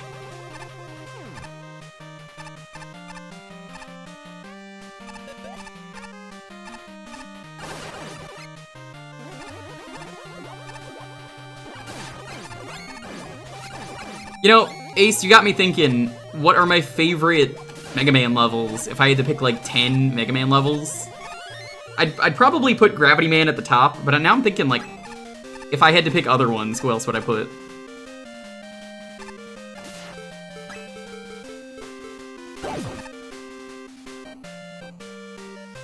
The 4 Fiends? Which 4 Fiends?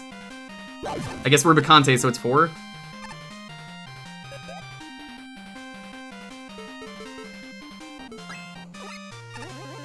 Because there kind of already were 4 Fiends.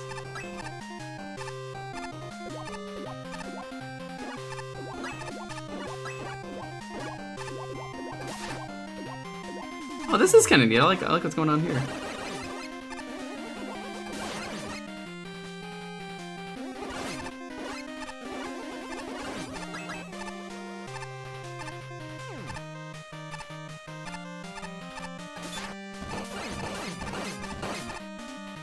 Esco, I made it to 85. I was kind of surprised.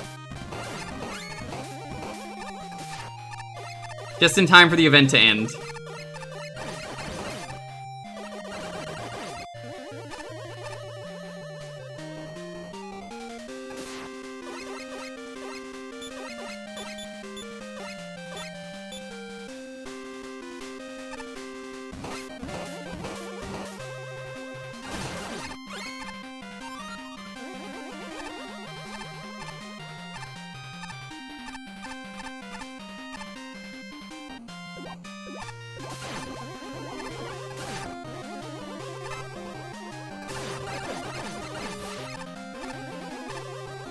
Let's go this way. I really don't know who I'd put in my top 10 for Mega Man levels. I think the only Wily stage I would ever consider putting in the top 10, probably...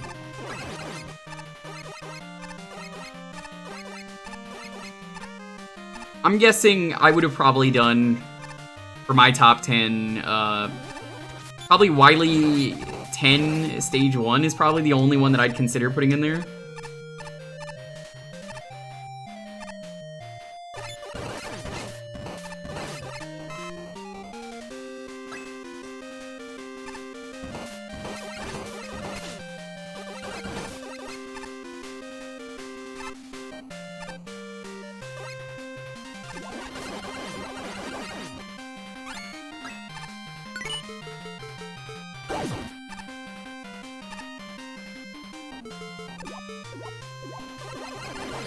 I don't need an M-Tank, I already have one.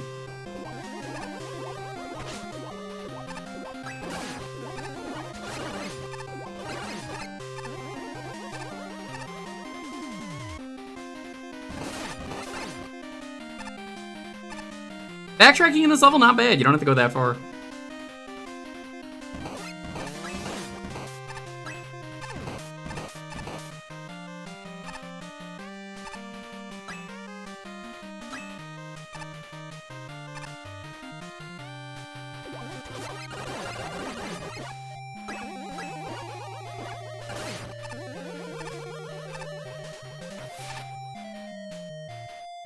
Maybe, like, I'm really thinking about this, who I would put in my 10. It's like, Oil Man's got a neat gimmick. Or not Oil Man, Flame Man. That's the one in 6. Kind of like that stage. That stage is pretty neat. I did that stage once as a achievement for retro achievements to just not put the stage on fire. That was kind of neat. Are the ladder climbing gloves worth it? Fuck no, they're not, but it's fun. I'm gonna use them.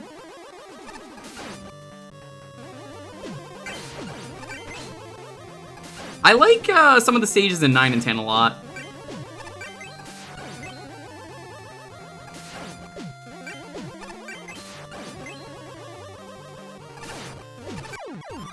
Thanks.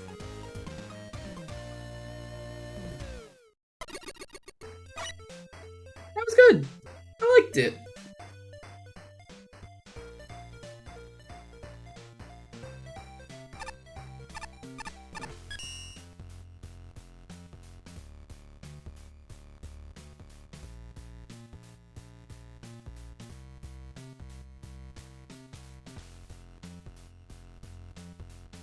Really, really good level. I think you use the assets given in a really great way without creating an entirely new gimmick. Everything just comes together really well, making a good, cohesive experience of a level. So you got lucky with several ice gimmicks and marking the floors as slippery. This brings the whole thing together. Or they're making. Using the water in the later part just fits the whole thing really well. Complementing and expanding what you've already built up. Also, using the key to play that section backwards. A nice touch without taking over the whole level. The real issue that weighs the level down is that I think it needs a checkpoint at the section where the key gate is. A lot of the challenge is based on instant death. Yeah, I didn't have that problem, but I can see how it is. Which I don't think is terrible for the level, it's just that you have to replay far too much. Splitting that part into 2 sections would be a massive improvement. Funny how you got both but they're both 1 Game Boy gimmicks. Both were from Iceman stage. Coincidence aside, this was a really nice level. Both gimmicks were utilized really well. They also obviously meshed together. When even combined in cool and clever ways. Quite fun to see how the formula was going to be shaken up next. Even the 2 side paths with Concrete Shot were a good addition and well done. The level does a pretty good job using the gimmicks it was assigned into a variety of ways. Icicles show up sometimes as platforms, sometimes as pseudo-crystal drops, and in one particularly devious case, exiting the M-Tank room as a sort of Kaizo trap. The fevers and techs are reasonably threatening, without ever being unfair, and the level does some clever stuff with the fire totems. Though it's utterly bizarre that they show up underwater. Shame that it's all overshadowed by the spike ceilings in the second half of the level. Seriously, those underwater jumps are brutal. I think I'm just used to the Mega Man gravity underwater. They were far more prominent in my experience of the level than the actual gimmicks. And of course, if you do jump into them, the checkpoint is so early into the level that you'll have plenty of chances to mess up again. It's unfortunate because the level is pretty nice otherwise. Rate that 53. You just got handed Ice Fan on Game Boy, didn't you? Good news. I can safely say the first half of the level was pretty solid. While the second went far too heavy into spike territory to really be a lot of fun. But some of the uses of both of the ice gimmicks were interesting. A few uses seemed a little misguided. While in theory, there's nothing wrong with a lot of precise jumps. Using the ice blocks, anything that forces you to stay on them for more than a second are incredibly dangerous due to how they eat your jump. Icicles falling from above as a hazard would be far more enticing. Icing. Get it? Ice. It wasn't a one and done kind of deal. The idea behind some of the rooms just turns into waiting until the Highwang raids. Yo, what's up, dude? I'll get to that in a second. That said, the enemies were handled pretty nicely and were never unfair despite not feeling like a complete afterthought. Just the second half going too heavy on the instant death for the amount of time you have to backtrack. Doesn't help that the checkpoint opens up with you having to wait for an ice block to melt for some reason, which just makes it take even longer. That kind of kills the buzz. Yo, Wang, smelly raid. Please don't bring your stinky raids here. Get out of my chat. What are you doing? Combustion Castle from an absolute loser. Must be from Rich Jake. Welcome, Raiders. We got Wang, Beowulf, Jake, Comrade Browse, Honora. How did the stream go? Oh, this is a Batman level. Yeah, this even just looks like it.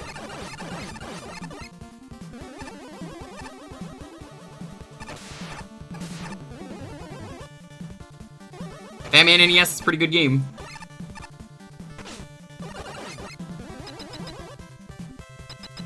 How familiar are you with the swamps in Valheim?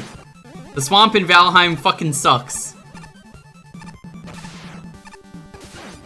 Kick, are you playing 2 different games of Valheim now? Is that how this is going? That's not lava. Oh.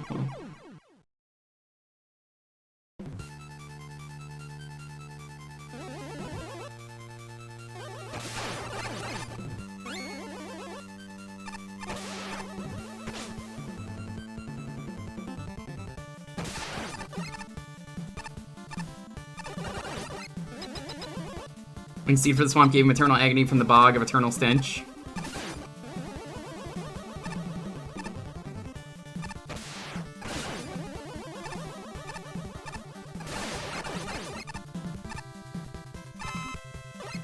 Not Wang Sam does not reach the swamp. Ah, gotcha. Yeah, the swamp is, what? Whoa! What the fuck? What a gimmick. This is kind of cool. Holy shit, look at this! I like this. Yeah, it's got a very, Batman NES vibe. I don't feel I've ever once done an auto-scroller in a video game where we said go around. Oh, well, okay. I like this. Right? Okay, yeah.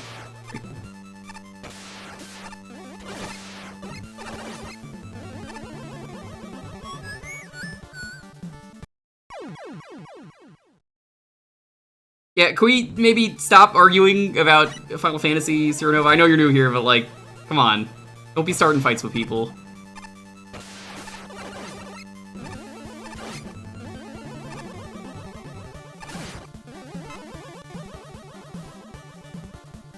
Both games could be good. One of them sent people to the hospital though, so I mean, I guess, you know, that says that.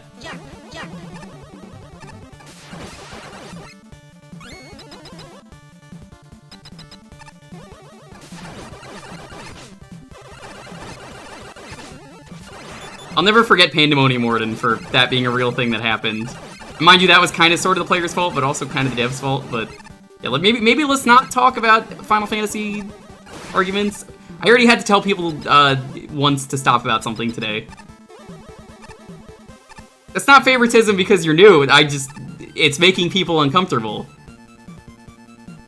Another fast auto scrolls past this teleporter. Make sure to charge your buster whenever possible to kill enemies.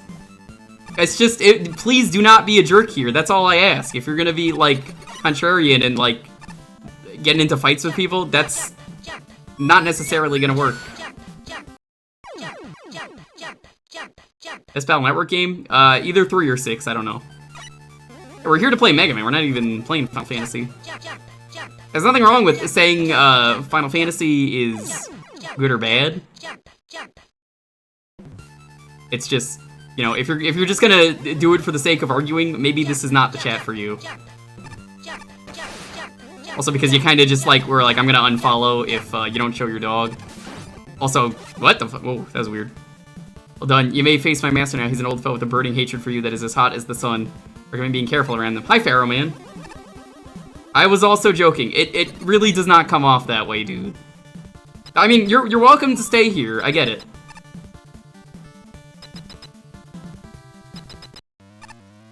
Whoa! Virtual Boy coloring? Really? Well, let's play. Thanks for the follow. Well, that's a little unfortunate. He's not fully Virtual Boy colored.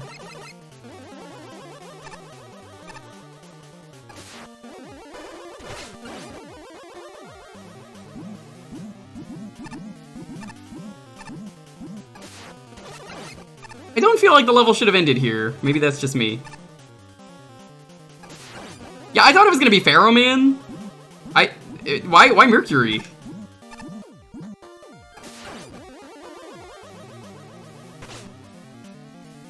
Color scheme is frying the cornea.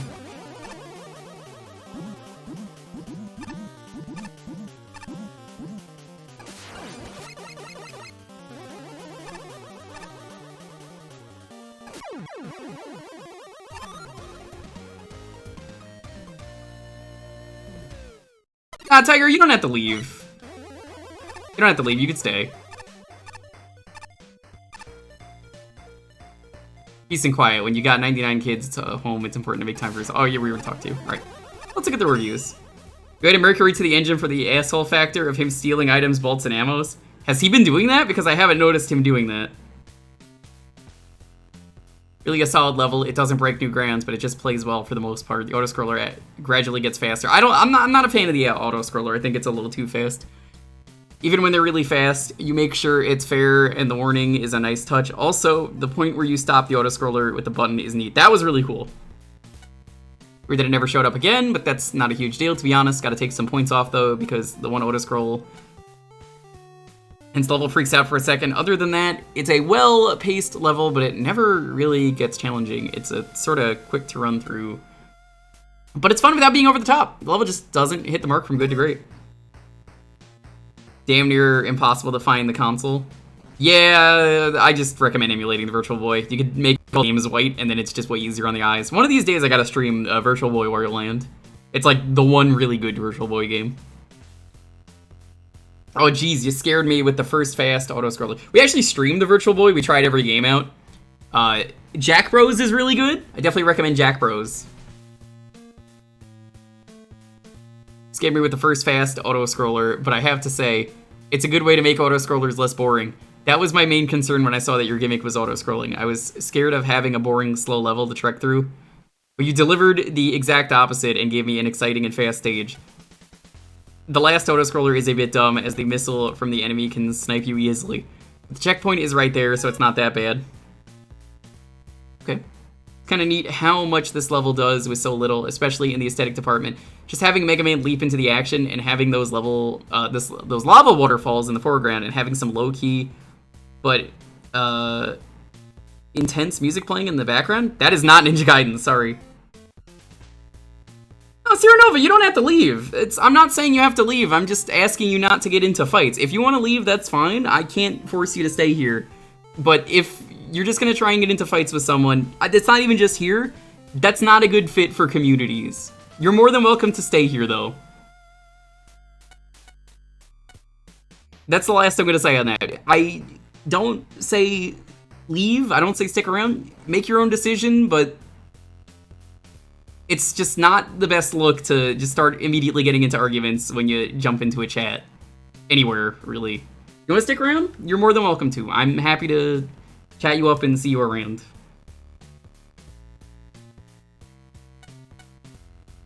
All of that comes together to create a really cool vibe. This made this level feel intense, even when the actual level wasn't all that hard. This is good because I know from experience that making a level based around auto-scrollers too hard or even regular hard is a mistake.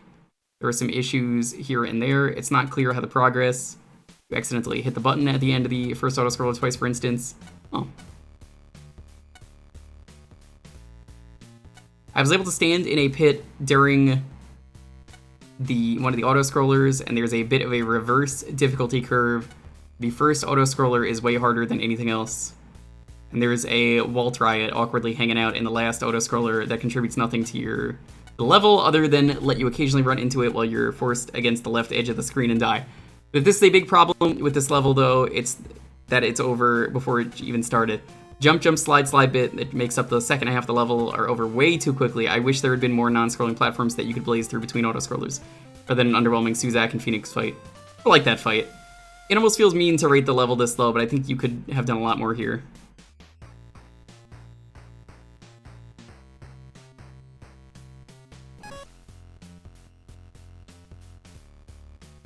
Had a pretty bad time. I like the Fiesta. I don't recommend it for Pixel Remaster, though, from what I've heard. Alright, that stage entrance was really cute. I really enjoyed the first half of the level. The backtrack through an auto-scroll section normally could have been a really cool gimmick. The level just did nothing with it after the first section. The second auto-scroller was your standard fare, and the last ones were just glorified Frostman ski sections. They weren't terribly designed Frostman ski sections, but it kind of lost the neat idea it started with, and unfortunately it's a little buggy at points. Had the auto-scroll jitter in weird spots, and at least once I've had platforms not spawn on the backtracking auto-scroll room, I'm obliged to bring note to the fire blocks that are barely even in the stage. When it comes down to it, I feel like the level was well made, but it had so much more potential if you just built upon some of the ideas you only touched upon. Alright, that was neat. I'm gonna quickly try and finish the rest of my food before we do this. Moonbase.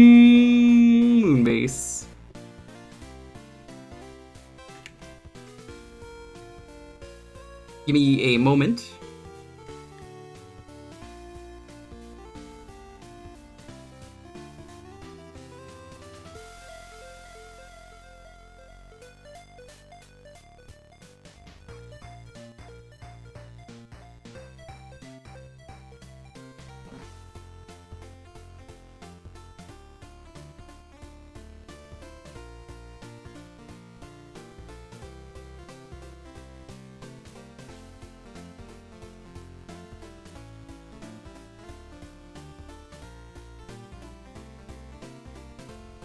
Yeah, this baked potato that Lonely made is incredible.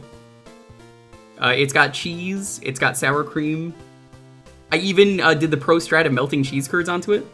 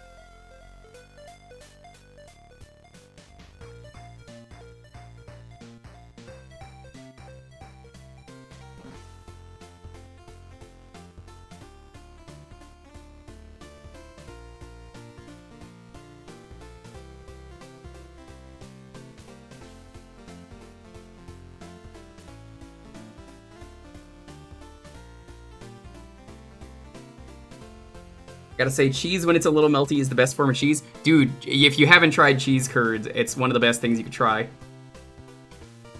Burgers, favorite toppings. Had a burger today. Sauce on a burger goes an extra mile. Bun, also it goes an extra mile depending on how you do it. We had Shake Shack today. They had a free Shake Shack burger I got.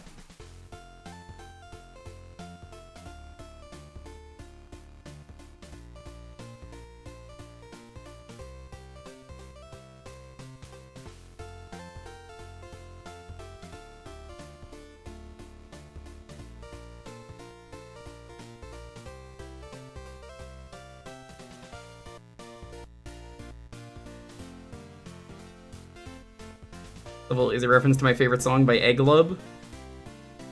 Day 3 of a 26 stretch without a day off at work. Oof. Good luck, Sale. What do you do for a living? I wouldn't really say cheese curds or mozzarella sticks. It's technically speaking, I think it's considered cheddar. But you could judge a cheese curd by the squeakiness of it. I know that's really weird to say, but the squeakier the cheese curd, the better. And yeah, that's just it. It's just, you can tell how good it is. And they're very good at melting.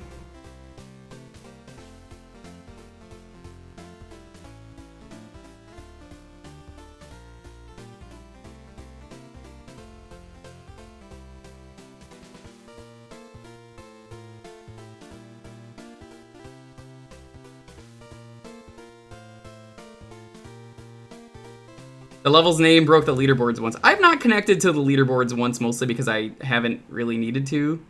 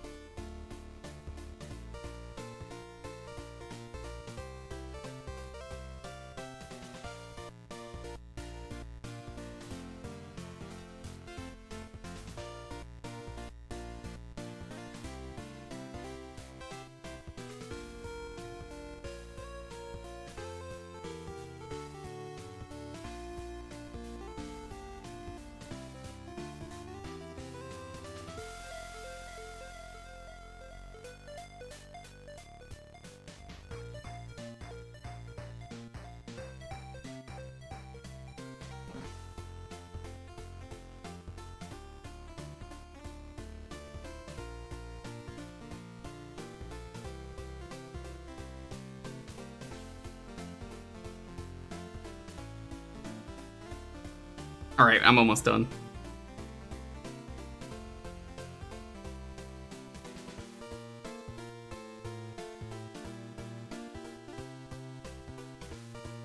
Potatoes are good.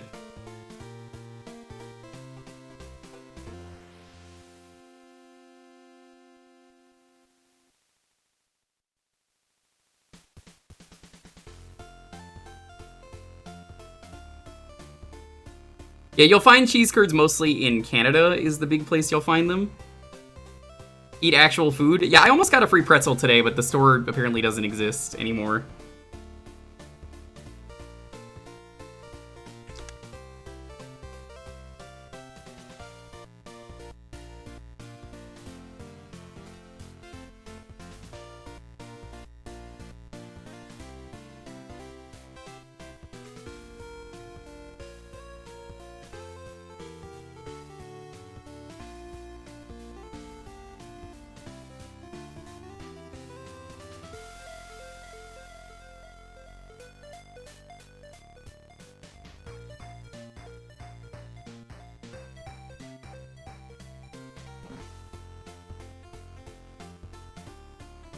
Brown sauce is fine, beef gravy is better. Okay. Alright, let's get started on this level. Bells. Not a fan of bells.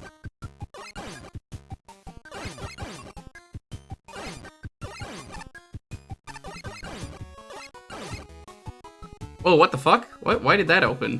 Get out of here. Ah, Steam Big Picture mode. Getting in the way. Well, that was a mispress. Nothing holds this tower up. This is an old Mega Man gimmick. I'm surprised I didn't get crushed by that. What? Is there just no sliding in this level? What is going on?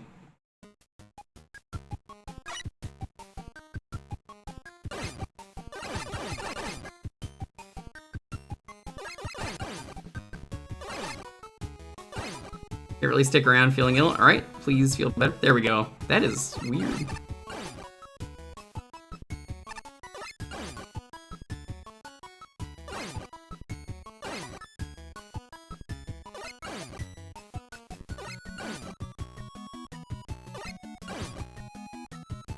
The environment might be messing with the sliding. I think it is. It's hard to tell.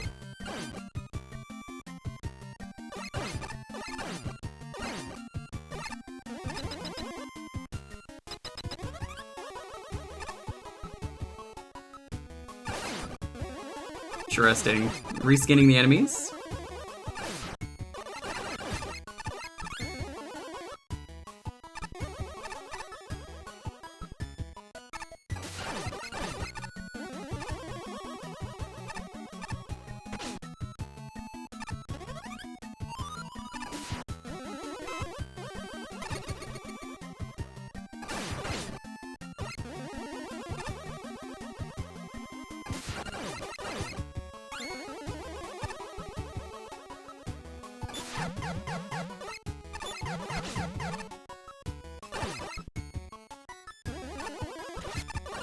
This is a weird looking area.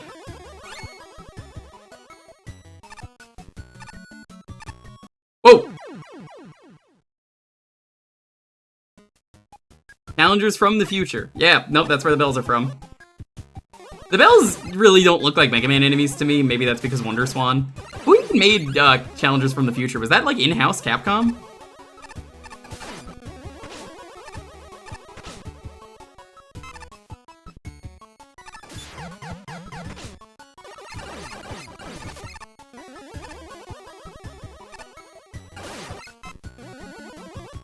Bandai. Yeah, I think they made like everything on the Wonder Swan, didn't they?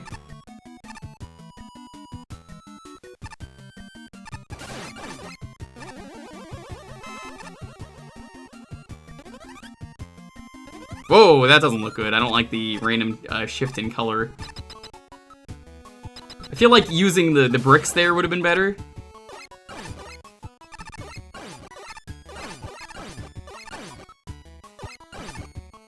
I just killed myself, so I'm just gonna do that. I realized what I did right after I did it. Whoops.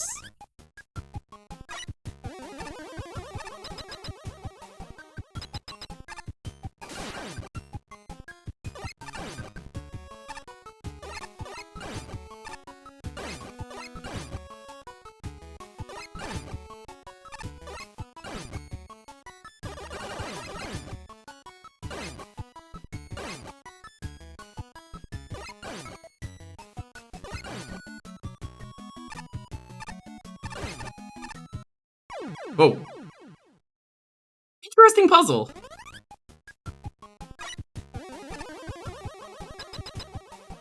It made a different art style overall. It really did.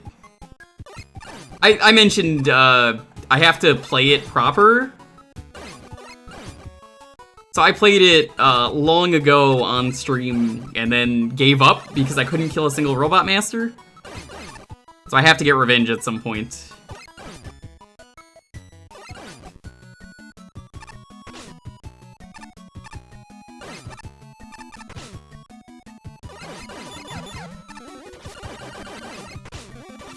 Man, the heavy gravity has really been messing me up here.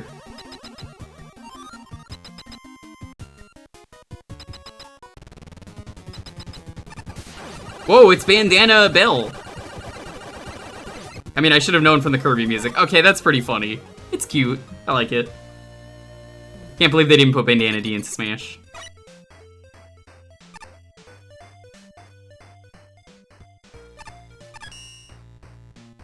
This level's confident in that it doesn't have any big pitfalls, but it fails to take any real risks. The tower gimmick is fine, the low gravity gimmick barely exists, and the high gravity is fine in the tower segment, but really makes a difference. It's a neat idea, but I really wish this level went further. This level is just okay, but it really needs to take the tower idea and go to the moon with it.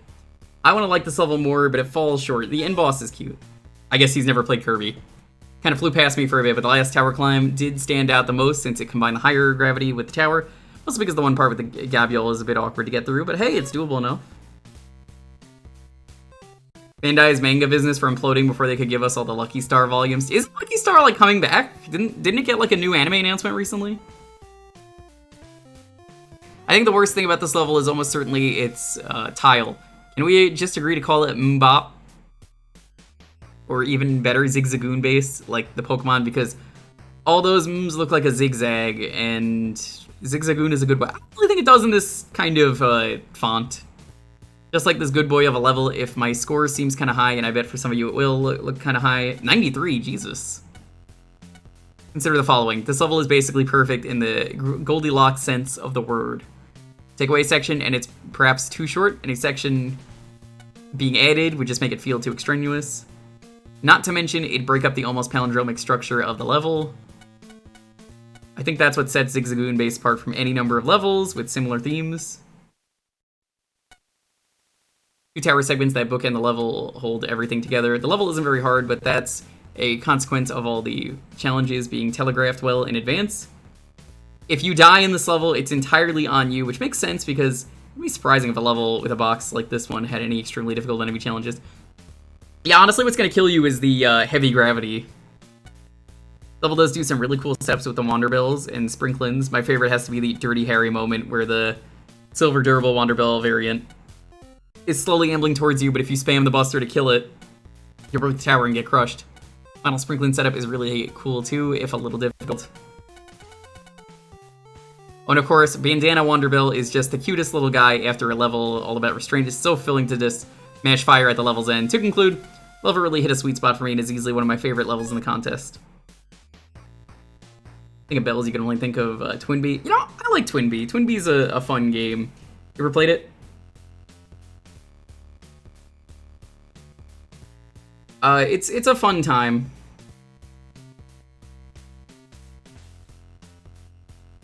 I think what makes Twinbee stand out to me is that it's one of those games where the best part about it is probably the fact that you get like a little like health system.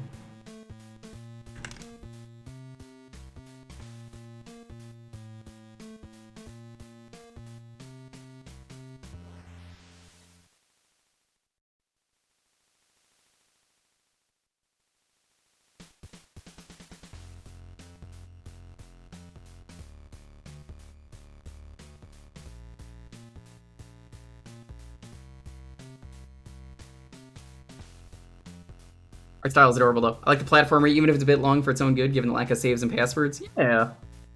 I think it's interesting to me, Ace, that I think it was Kirby Superstar included Twinbee. It was Jet was Twinbee, and then they had to get rid of it for the remake. If you remember, they had to make Jet 2.0.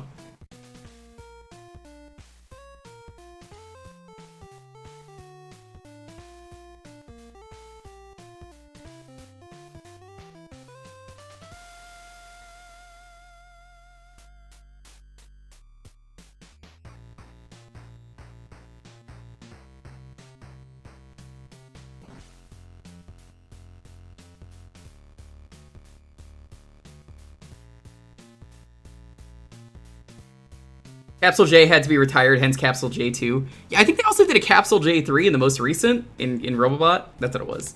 Yeah.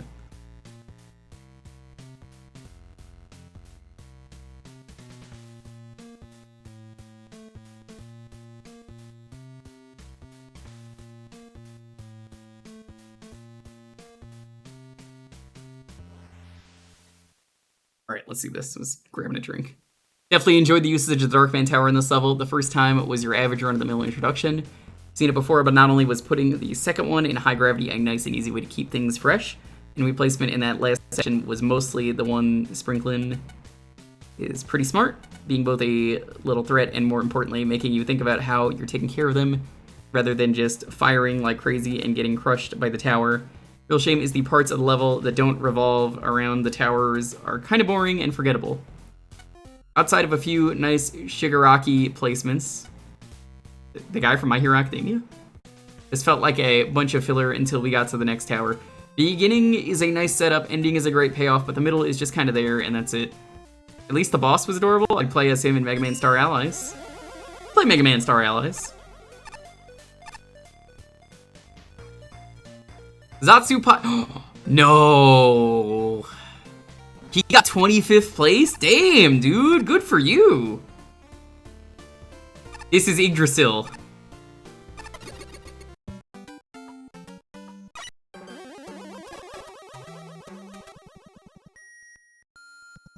Okay, that's pretty good.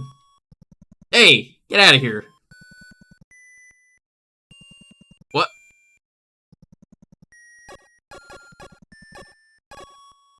Okay, the fact that he did all this in 48 hours, huge step up from Yggdrasil.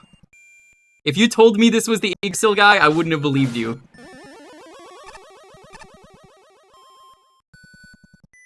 This is the arc that I wanted to see in a Mag Mammal in the future, is guy made a really shitty level, anyone, it didn't matter who it was. The level was so bad, that they were like, you know what, I can do better than that, and actually made like a way better level. I'm really proud of them. The fact that they got 25th place, that is incredible! This is what Mag Mammal, to me, is kind of all about, is just, you know, the experience of making a level and learning from it.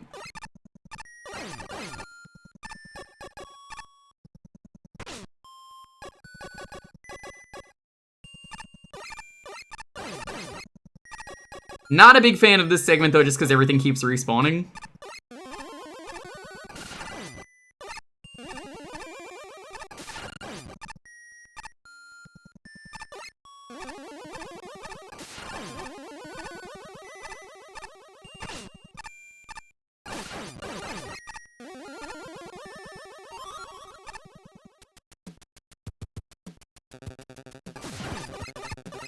Well, if I ever get to meet them, I'm happy to tell them their level did happen to, unfortunately, blue screen for me. But hey, I'm really happy to see them improve so much.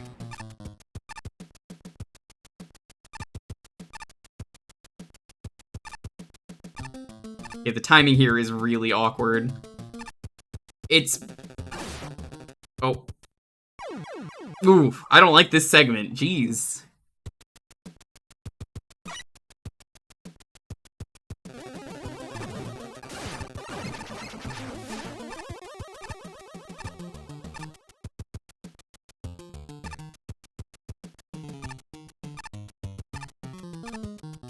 Yeah, as soon as both of them get off the screen, they respawn, which is really strange timing, if you ask me.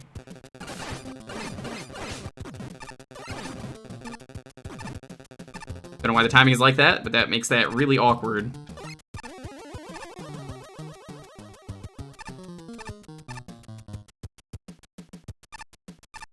Maybe a little bit too many spikes.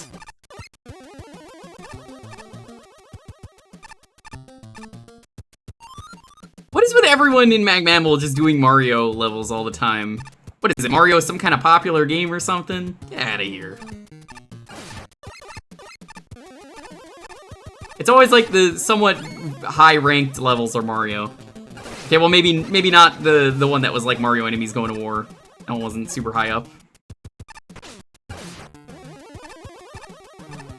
Shishi.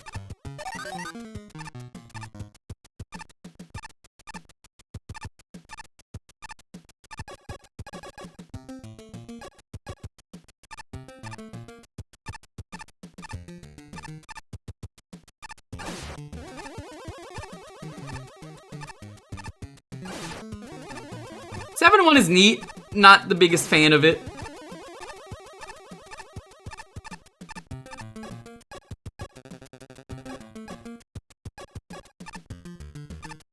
This kind of just becomes pipe maze, as in, like, guess where you have to go. And I don't think that necessarily makes for a good level.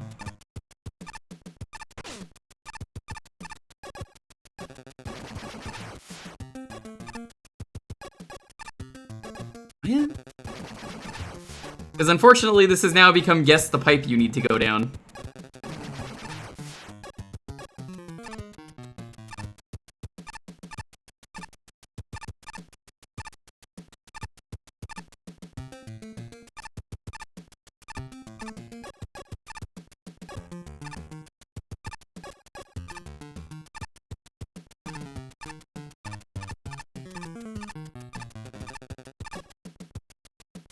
What? I mean, it's good that they marked it. I think that would have been nice if I was told it was marked before. Double quick, man! Oh. It's gonna be a big no for me, dog.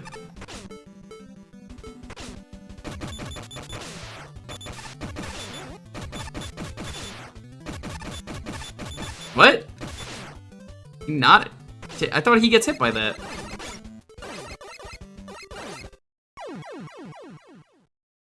But why? This arena is so bad. This arena is terrible for this fight. Yeah, I kind of noticed they have double damage values. Quickman is a bad fight, as I've mentioned today, because of the arena.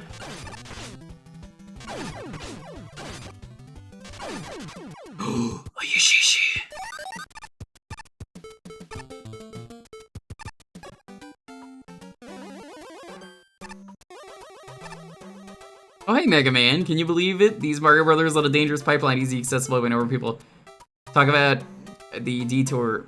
Talk about irresponsible. Anyways, the detour is to the right of this pipe.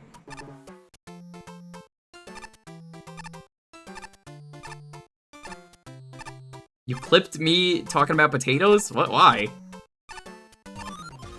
You didn't get a rare drop. We got one earlier, technically. Not a rare drop, but take it. What? Potatoes are good? Potatoes are good. You're gonna judge me for potato eating?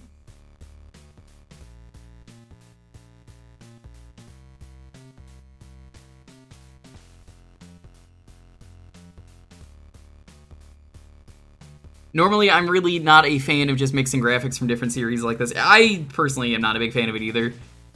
It's not even a reference to a game and feels like Mega Man is somewhere else. Just a mishmash that usually feels out of place. Thing is, you executed it really well. For the most part, yeah, I would say so. Using the Waveman pipes is super clever, especially the fact that it feels like pipe maze. Metro graphics don't do much for me, but that's okay. All of the graphics are telegraphed fairly well, especially with the Top Man tops and the shadow clones. The big room near the end where you have to figure out where you're going is excellent. It's hard to navigate, but you're never walking around in a circle. It's like stumbling around, but it really isn't. I have 2 complaints about this level otherwise, but they're not a huge deal. The shadow clones being in a really confined space is really annoying. I'd maybe give 1 more tile of leeway in some of those areas so they're less cramped. Number 2, the Top Man lifts should spawn 1 tile lower in several cases because you can miss the top too often and have to sit around waiting if there's such a small window for something that shouldn't be a challenge. These small changes would be really nice. That's not to say this isn't a good level, just that another edit to it would bring it up. Yeah, this could have been a lot better ranked. This could have been top 10, I feel like, given the potential that they could have expanded on, which is crazy to think about. Really cool usage of the wave pipes. The level screams personality, and it was pretty fun to play through, although top platform climb was rather frustrating at times. Other than that, though, it was a fun time with cool moments that made me go, whoa, what? Are you talking like the energy elements? Because there's only one of them in this game. Per stage, that is. Historically, Waveman pipes have been used not as legitimate stage gimmicks in their own right, but as fodder for fancy cutscenes. This is a little odd when you consider that arguably the most famous video game franchise of all time uses pipes as key elements in nearly all stages. Just say that while usually I'm skeptical of stages that import their aesthetic from other franchises, the Mario theming in this level is actually pretty inspired. Certainly, I got a giant belly laugh from the opening scene, even though it raises some questions of identity, whether DOS Mega Man is a separate entity from Blue Bomber Alpha, and the maze that serves as this level's centerpiece is a bit confusing. But I really enjoyed exploring it. Of course, all the creativity in the world can't mask this level's big flaw, which is that every single thing having to do with the top lifts is bad. The windows to hop on and off them are invariably too small. Your horizontal movement on them isn't taken into account. They persist through screen transitions and interact strangely with the destructible blocks. My enjoyment of the level just screeched to a halt every time one of those tops showed up. The enemies are pretty negligible too. What did Mollier add to this level, for instance? Really more so than Mario, this level reminds me of an entry from Magmammal Past. Yes, I do remember that, how that wasn't a platformer so much as it was an art piece, I guess. Loved the level for its abounding charm, but it was extremely difficult to evaluate from a level design perspective because it would operate in an entirely different mode than the running gun action I'm accustomed to from Mega Man. The level's in a similar spot where I honestly don't know whether to start with criticizing it from that perspective, or whether criticizing it from that perspective is even worth it. Thankfully, the score rubric, as I chose to interpret it, gives me an out in cases like these. Dock the level in design, but give it high marks in fun, which is what I'll do. Not an expert on Mario level design by any means. There's a lot of differences between designing a Mario level and designing a Mega Man level. Mario has physics to when he jumps. You know, he's got, like, momentum. Mega Man does not. He just kind of goes the same arc every time. However, if there's one thing I could say with a good level of confidence, it's that pipe mazes aren't fun in Mario games, and it sure isn't fun here. This is how I feel.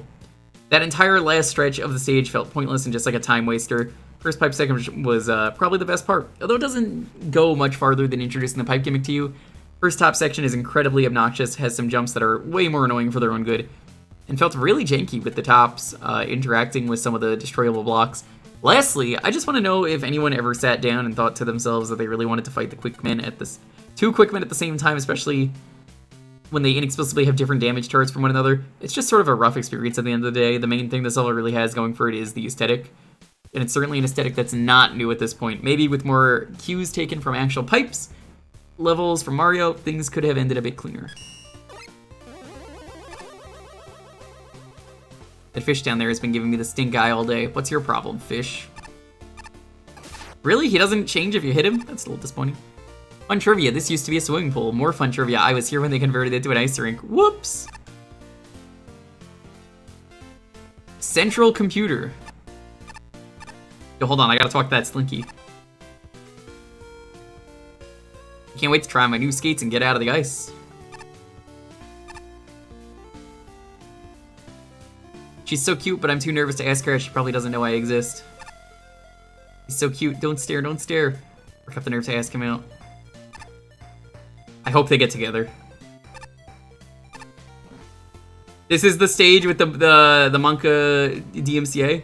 Yes. Okay, hold on.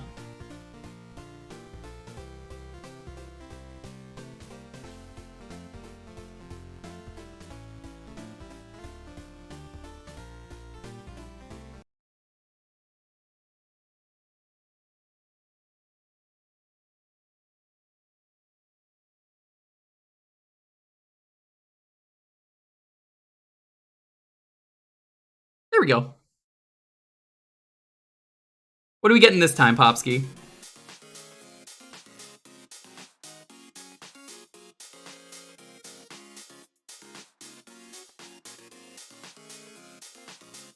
This is the Latin Auteur stage. Oh my god. Now Popsky owns this VOD, which is fine. Popsky's cool.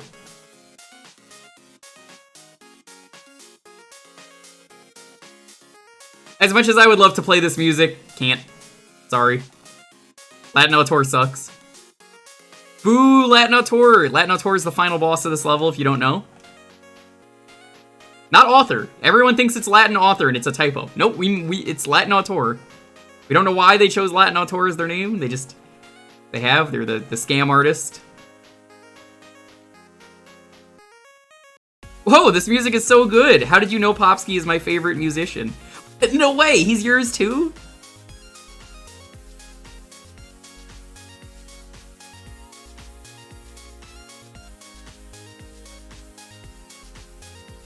What?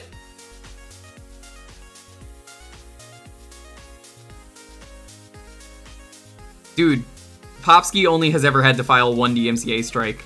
You know why? Someone stole his music for an NFT. And he was like, fuck yeah, I get to make my first ever claim. Don't fucking do that. And then he shut them down. Yeah, that happened. That happened like 2 years ago, I think. Maybe last year? Don't remember.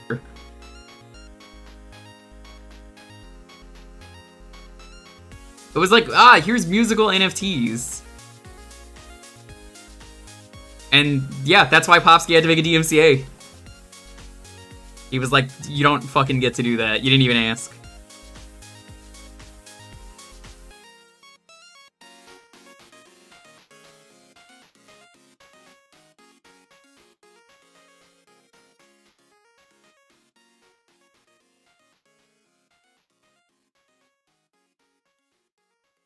Oh, that was not clear at all. That makes more sense. Usually those are stuck in place.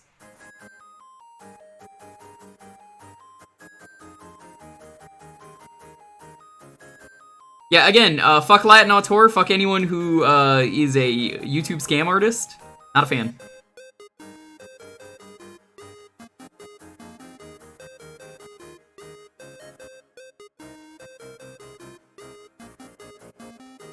Would love to listen to this music.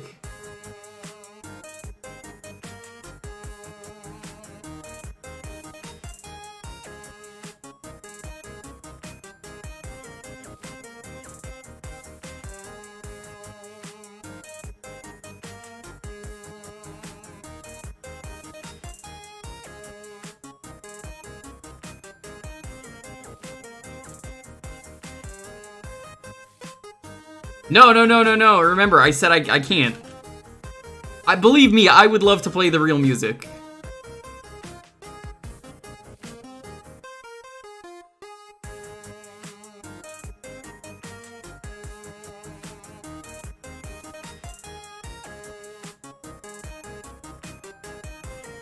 Remember, chat, what do we say to scams? No fucking thanks. There's only one kind of NFT that I like. Nice fucking titties, right?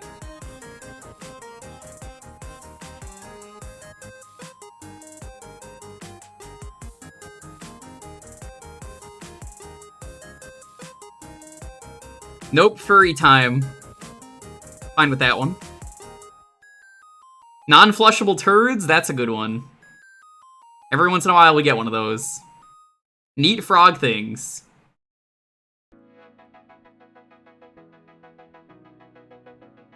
Why does it always default to this Popsky song? I'm not even that big into this one. Like, it's relaxing, but, like, not the one that I would pick for Mega Man. I just have it on, like, you know, random. It's shuffle, and it keeps going to this one. I like what they do, though, with the Saturn platforms. This is a pretty neat gimmick, using it for this purpose.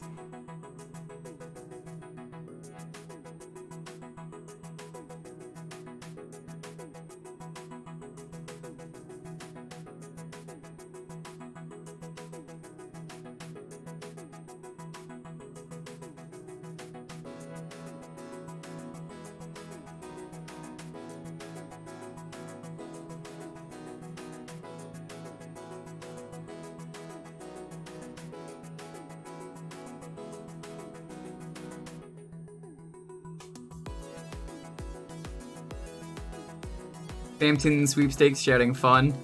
I like the posts I saw when Deltarune came out where it was like, NFTs. Chris, even I'm not that stupid.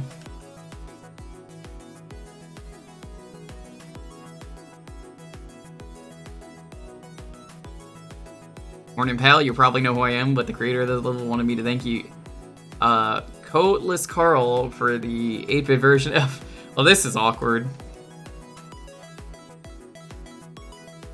I hope Coatless Carl got justice on their 8-bit Genova theme being owned by Latin Auteur. You should go listen there. If it's on YouTube, I really hope Coatless Carl made a good song. I'm sure it's a good remix.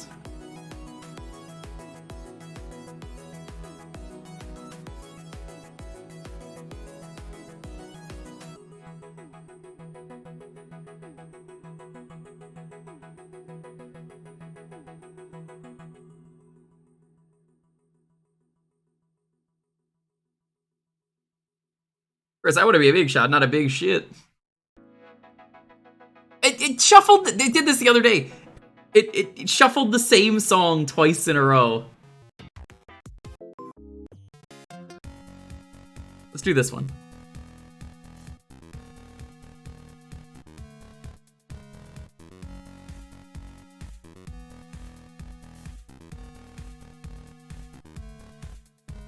I know it's random, it's just funny that it happened like this twice.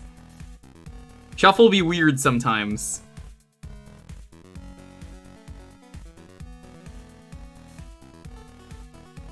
Again, I'll leave the music on for a little bit.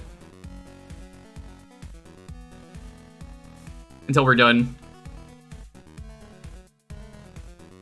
Honestly, I thoroughly enjoyed this level. The whole aesthetic works really well with the music, and it just feels really good. I feel like the difficulty of this one is on the higher side, but it's still reasonable and scales up while introducing everything properly. Honestly, I enjoyed that it was tricky and that while the challenge usually looked tough, they were still intuitive, like some of the really tight jumps from the ladders or the slide with these spike blocks. They feel satisfying and keep the level consistently engaging. The level is really fun with a lot of unique setups, but it really just feels like it's lacking something a few of the challenges. Mainly the screen right before the first checkpoint are just slightly unintuitive the first time, and the fact that you have to redo a whole section if you mess up isn't the greatest. Also, I like the challenge right before the boss gets, like, cool Ringman platform challenge, but it being so late in a section with something that tricky where I think players may not get it fully the first time, it just feels too unforgiving. Overall, a solid level, could just be tweaked a bit. Nachos, fries, tacos. Oh, my favorite. Some neat interactions with the skull cannons and the ring platforms that gave it a more puzzly approach. Not much else to say, but there were some cheap shots with the rolling ball enemies above you, which could easily snipe you if you aren't careful. Where do you fall on the are video games art debate? Me personally, I'm sort of skeptical, but undeniably, there's one big overlap between video games and all the visual arts, from painting to cinema to comic books. It's the question of framing. Where do you place elements on your canvas for maximum clarity and visual impact? I mention this because I think this level's problem don't stem from poor level design so much as they do using the great level design being marred by poor framing. Consider the 8th and 9th screens of this level have ringman bridges placed at the very, very bottom of the screen. Yeah, those were really bad. The spike pit below it stuck at the very top of the screen below it. There's at least 32 pixels worth of headroom that could be shoved off those screens so that elements that scream death pit are visible. This level is full of similarly subpar framing in which overly narrow corridors alternate with bits of overly generous headroom. Floors exist only in tiny little slivers. This gives the whole stage a claustrophobic vibe. It really detracts from some of the fun setups contained within. The level is fun, to be clear. I think you get a lot of mileage out of the gimmicks. The Ringman Bridge is more so than the fork blocks, and a lot of the room contain fun puzzle platforming. The best of these is the first key room, which runs on a pair of intertwining cycles. Still gives you as much time as you need to figure out your game plan. I even like the boss fight with the Susie, which is as claustrophobic as the rest of the level, but in a good way. Still, though, my main takeaway from this level is that it would be a little better if the screens adhered more to the conventions of how Mega Man lays out its screens, or the rule of thirds. Less Mr. Robot, more Super Fighting Robot. You dig? I don't get the Mr. Robot reference because I never watched it. It's still on Coatless Carl's channel. Can you link it in the chat? There are some decent puzzle setups throughout the level. Some are bogged down by inconsistent cutting wheel behaviors. Some strange spike placement that certainly don't cause issues. But at the same time, I can't figure out why they're even here. In a handful of cases, the Ringman Bridge is acting inconsistent and sending me to a pit of spikes. Needs a screen transition to get through for some reason. I'm also going to note how weirdly pointless the key door sections were. First time was alright. Second time it just made you backtrack through a very unremarkable room for some reason. Just a lot of strange decisions that hamper the quality of the level. Okay.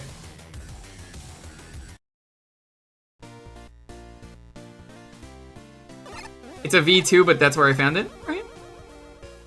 Based on Mother Brain, Toadman's Underwater Sea Lab. If you're looking for me. Yo, Zachman, what's up?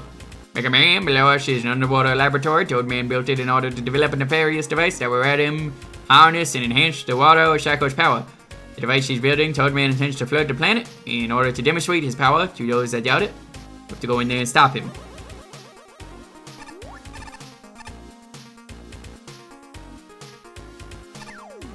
I agree with a lot of Freem's opinions, though, Bob. Mind if I call you Bob?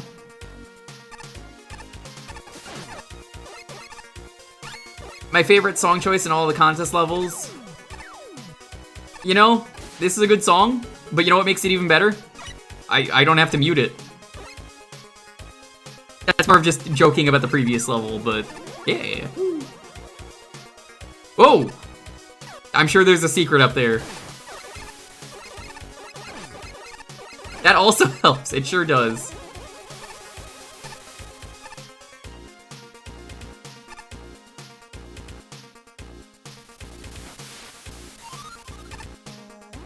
I like this flood into the water, and yes, this is really good music.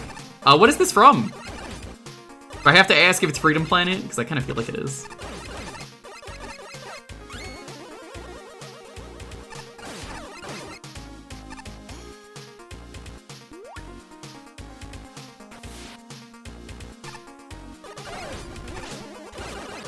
Oh, Iridian 3D? Yo, I've played that game. It's pretty fucking good.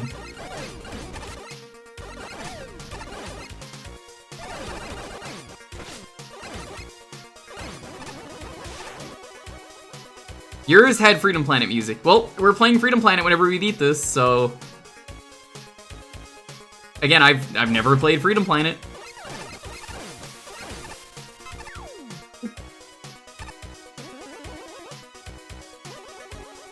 Interesting that these stay dead after you kill them and leave the screen. I feel like the Dakalocker might be one of the worst enemies that you can grab, because, like, what do you even do with them to make them interesting? You know, be honest, I don't have any answers for that. I don't know how the Dakalocker... Besides the boss? What do you even do for this enemy?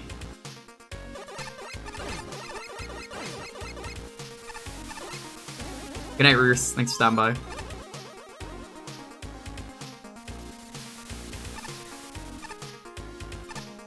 No, I said besides that.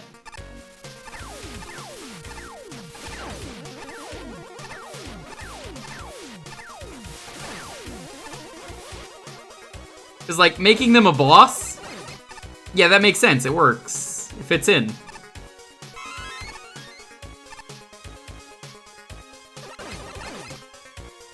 It's like, I'm genuinely thinking here, how do you make this a gimmick that works? And it's just kind of there to lob shots, and there's nothing really interesting you could do. That I could think of, at least. And I'm thinking about it, and I'm just like, yeah, making it a boss is probably the only, like, one thing you could do gimmick-wise. One of those really tough enemies I don't think I would have wanted. Anything the type of tile pops out of count as editing? No, because other people have done that.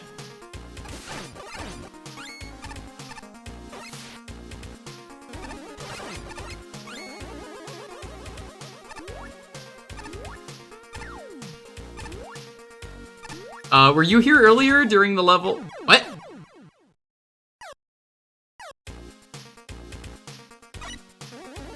Well, it worked in Strike Man stage because the lockers in the background worked.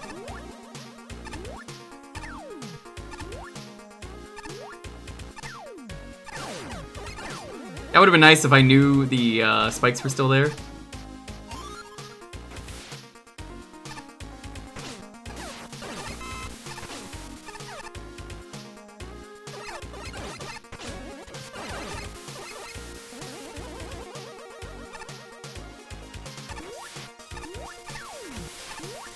Yeah, the only thing you can't do, as far as I know, there was no custom assets, meaning, like, basically you couldn't make anything brand new.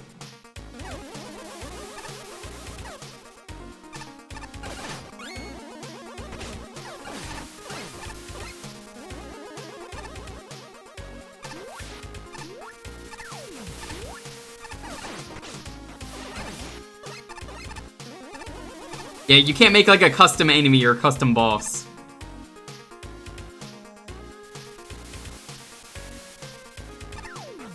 Like, the more I think about it, the more I'm like, yeah, I think this was just like a really bad roll on the enemy choice they got. I kind of feel bad for them. I mean, I guess this is an interesting setup here. But at the same time, like, what else can you do? Maybe you could spell stuff out? I don't know.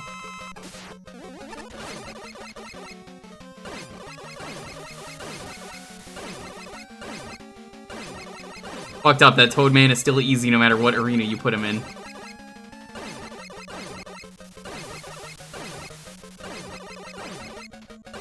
I would have made more water in this room, I gotta be honest, if you want to make Toadman challenging.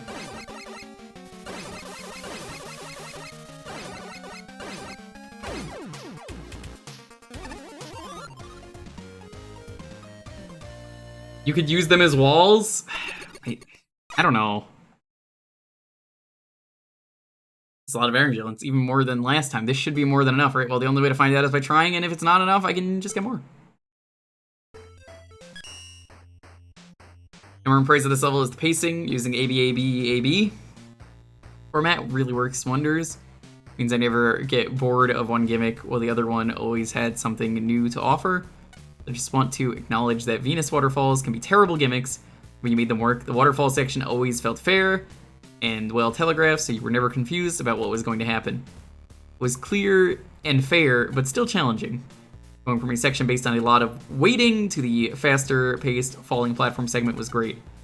The final section wasn't tedious because when the waterfalls were falling, the Dock Lockers kept you engaged in those moments, and I usually say using Venus waterfalls in a boss idea.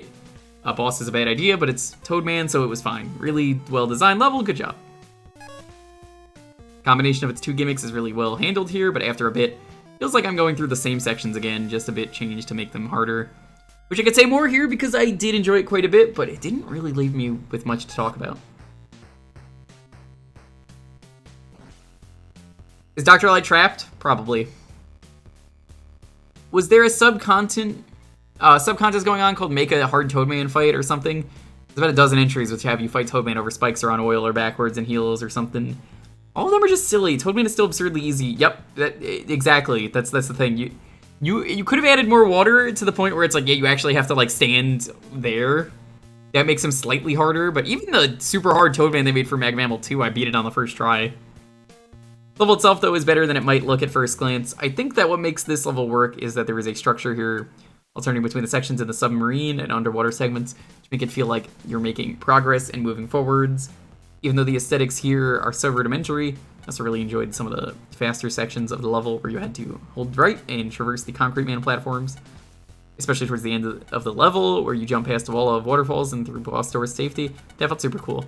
Unfortunately, this level does feel pretty empty due to the underwhelming enemy placement. I did enjoy some of the Dock Locker setups, to be fair. They definitely didn't provide much of a challenge, and I really didn't get why the Quickman Lightning was here, or what it added to the segments where they showed up. But, you know, all things considered, I mostly enjoyed this level. Highly doubt this is on purpose or anything, but it almost felt like I played the same level twice. The first time was pretty alright, I'll be a little too empty, and the second time, there were a lot more spikes and a lot more waterfalls. For the most part, I think you had a good idea about how to use the waterfalls, because combining them the lockers was a very good move, as it gives you something to avoid while you're waiting for the waterfall, but by the end of the level, it started to run out of its novelty.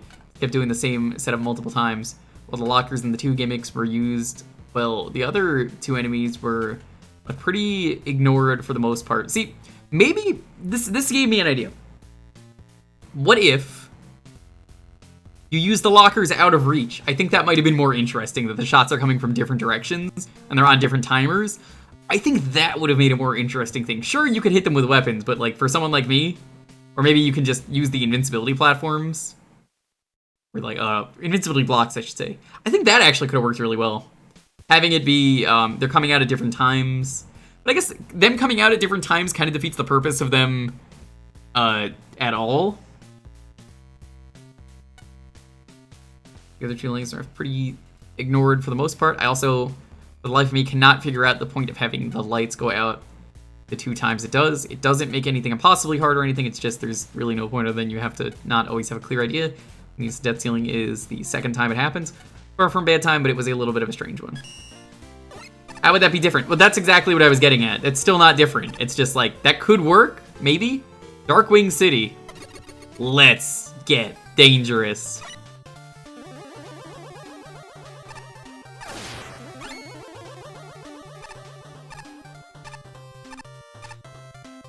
Ooh, I like the Sparkman resprite.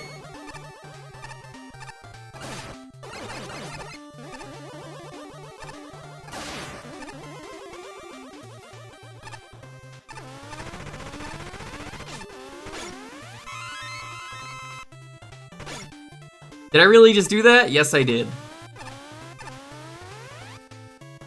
I'm guessing these are graphics taken from Darkwing Duck. Again, have never beat Darkwing Duck.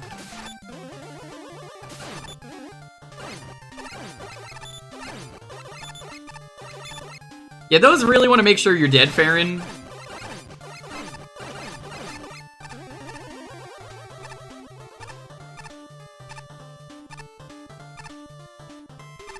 I'm also guessing this is music from Darkwing Duck.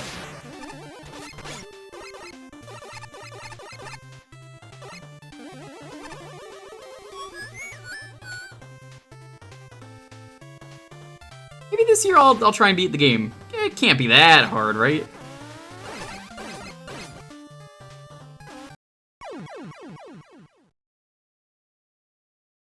I just know that the game was pretty hard, and that's why I never beat it. Like, for being on the Mega Man 5 engine, I was not a fan of the difficulty. In this trouble you call DW.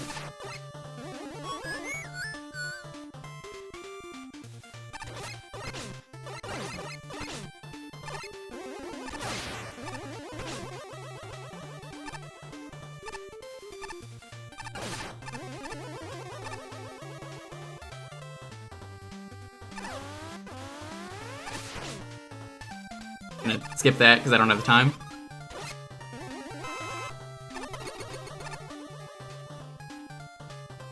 Candyman from 2. Which one was that?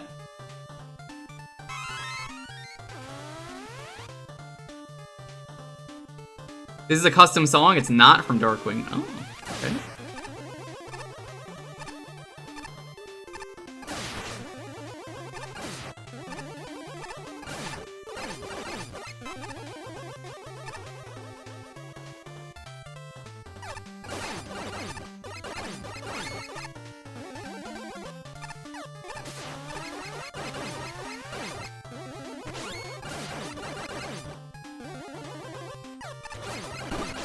The cake one in tier 3. I remember. It's the Biomiracle graphics. We're getting the whole thing.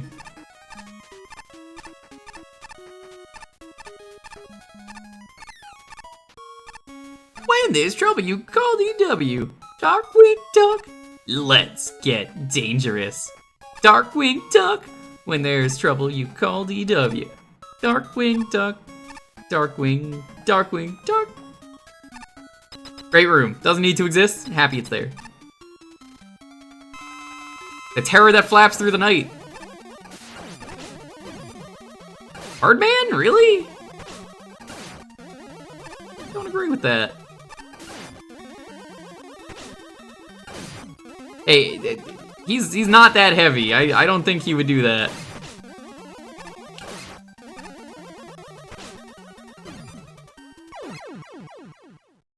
Error cancellation. Yes! Yes! Ace. Yes, I have ranted about this many times on stream. People are sick of me talking about this. I fucking hate. The Negaduck plotline did not go anywhere because of the horrible mishandling of that. the amount of nothing that it amounted to pissed me off so much. It pissed me off so much because it's like, what? This didn't go anywhere. Like, is that Darkwing show even happening? I don't know if it is. Yeah, of course everyone agrees. It's like, well, that didn't go anywhere. What a lame thing. What a lame duck. No, not in the original. In 2017 DuckTales. They tease Negaduck. Negaduck runs away in the sewers and is like, I'll be back. And then the show got canceled. So, they ended the series prematurely.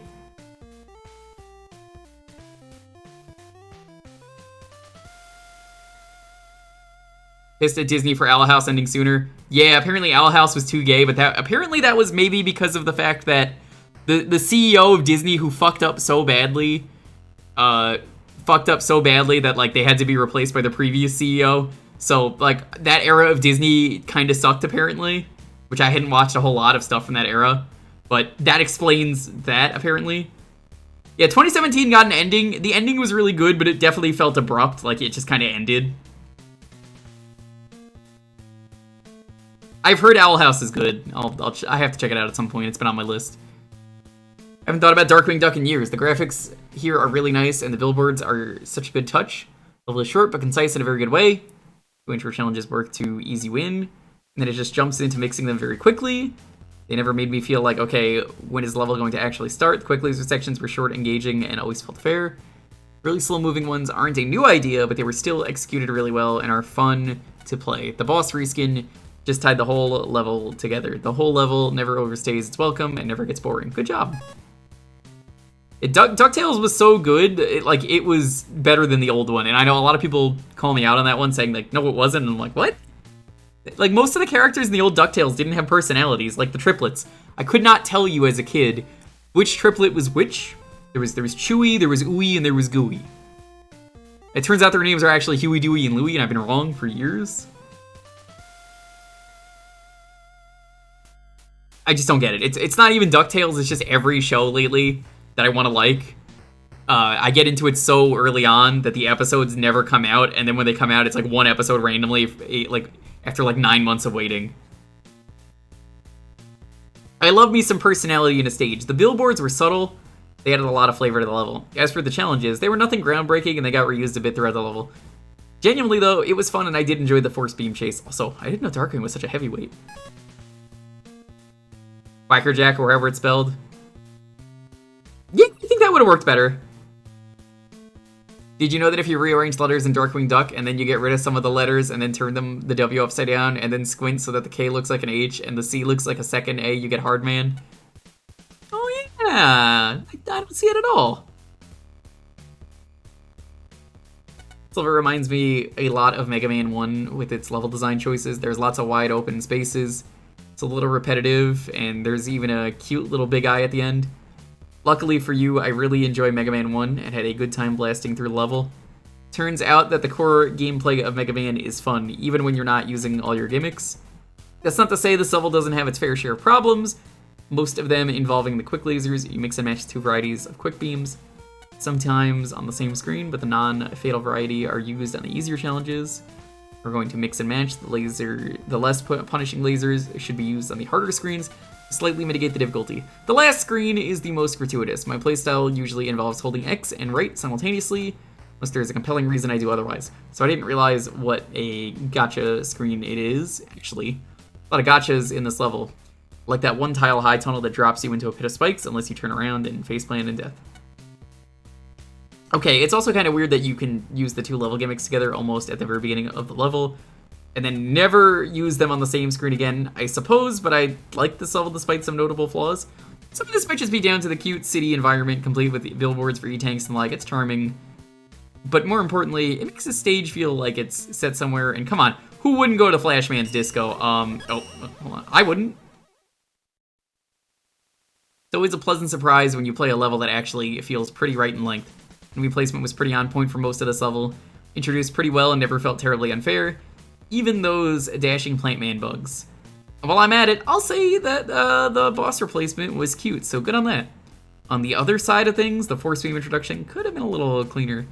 Not only does the first room with them make you stall long enough, You might get bopped by the first force beam if you don't slide fast enough. But if they're being introduced to the damage you over time beams, last one on in the very same room just happens to be a different kind of force beam with absolutely no warning. Really, the force beam challenges didn't really feel unfair after that introduction, but first few rooms were definitely harder than the ones in the rest of the level. That and really when force beam comes down vertically instead of horizontally, there's really no way to predict that it's going to happen. Generally, when you see an open hole in the wall, you can guess that a force beam is going to pop out of there, but there was no indication that anything was going to come out of the ceiling. It might sound minor, and in the grand scheme it is. Telegraphing is important.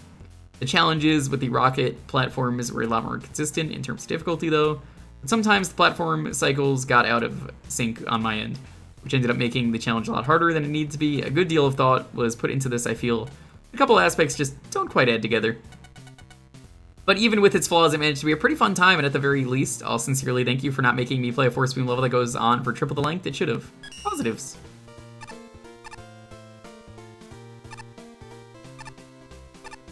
A lot of shows still get similar runs to the older ones. Yeah. Llama Ombre. Good name. Cornerstone of Dominant. You there, get off the ice. Shoo, shoo.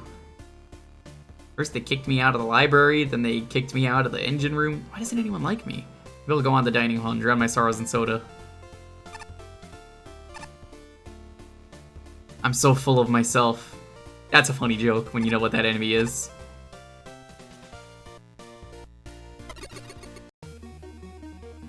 You gotta finish ripping your DVDs? Yeah, good luck with that. I never got to do that when I left. I just kind of took the essentials and then moved. And that was kind of how my year started. The last year, that is.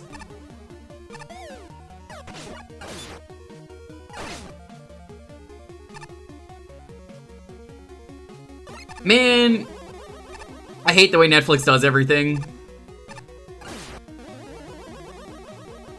I never watched the new Dark Crystal. I heard it was really good. That was one that was also on my list, but Netflix just doesn't like things, apparently.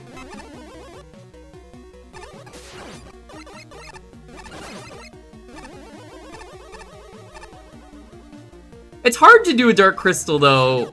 I feel like, having not seen Dark Crystal, it's one of those... I feel like it's easy to get the Muppets. I don't really know what he was trying to do, though, before he passed away. With the whole Muppets, like, you know, like, compare that to Dark Crystal. It's like, oh yeah, Dark Crystal, that's a lot harder to figure out what you want to do with. What did Jim Henson want to do with that?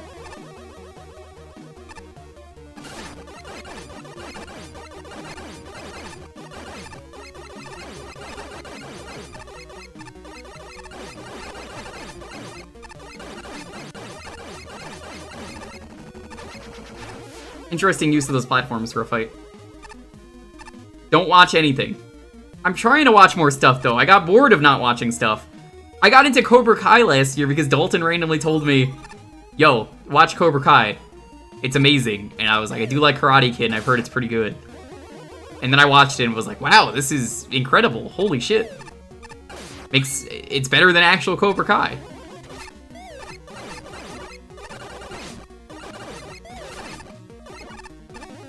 Well, I mean, Karate Kid.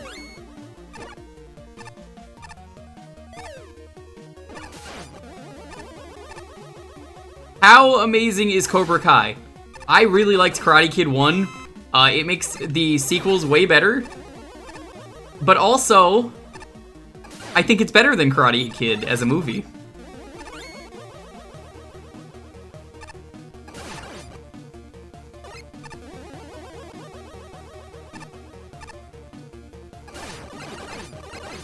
Feels weird that this is a Bone Zone level, but I haven't seen the Bone Zone enemies.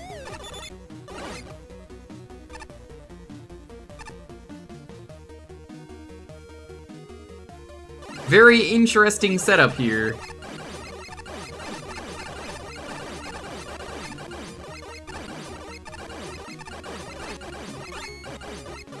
Yeah, I recommend Cobra Kai to everyone, though. If you liked Karate Kid 1, it's way better. Yeah, a friend of mine has a Plex that I use for watching stuff. His name is Let's say it rhymes with Schmarly. He doesn't stream much anymore, but yeah, Schmarly, real good with that. Hey, Metal Man, I haven't seen you all game.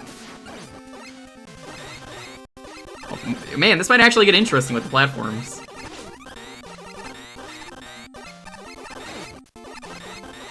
I might want to stay here. Oh god, this is actually pretty awkward like this.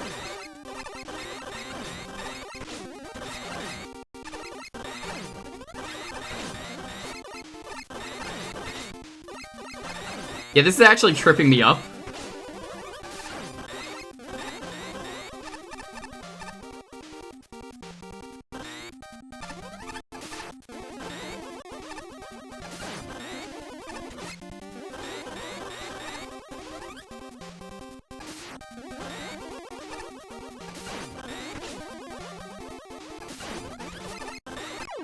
There we go. It's all about finding the timing when he jumps on the platform. Yeah, making it more mobile is actually a pretty interesting move that actually makes that fight, like, a bit of a challenge. It's not really a challenge, but it made him hard enough. Right, to stop and actually think about a strategy. You know, once you find a strategy, it's pretty easy. It looks good and sounds really good. It's also super fun. The challenges you present are really fun and engaging with a healthy difficulty curve using the large spring enemies. The platforms feels really good, especially since both aren't used like this in their original games. Also, as someone who doesn't like most mini-bosses, I enjoyed this one. Good job! I like this one, even if it was a tad short. What was there is definitely nicely designed. I guess you could say it's cute. I would have liked to see more combining of the two gimmicks, though. Oh, and fighting Metal Man on the platforms was fun. Did they remove the Cuphead show? I didn't even watch Cuphead yet. I was gonna do that, like, next month. Fuck. Woo! I can safely say we all hate capitalism here in the chat, right? There's not any, like, multi-billionaires watching my stream. If there are, you can drop $1 million for me in the donation box. I will be happy to say whatever you want for $1 million.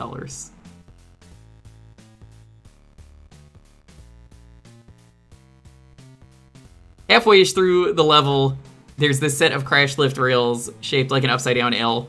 That platform doesn't need to be shaped like that. Indeed, that little vertical crook just extends the wait time before you can try the segment again. There's just a lot of little moments like this where the crash lifts are placed in a way that adds a lot of downtime to the level.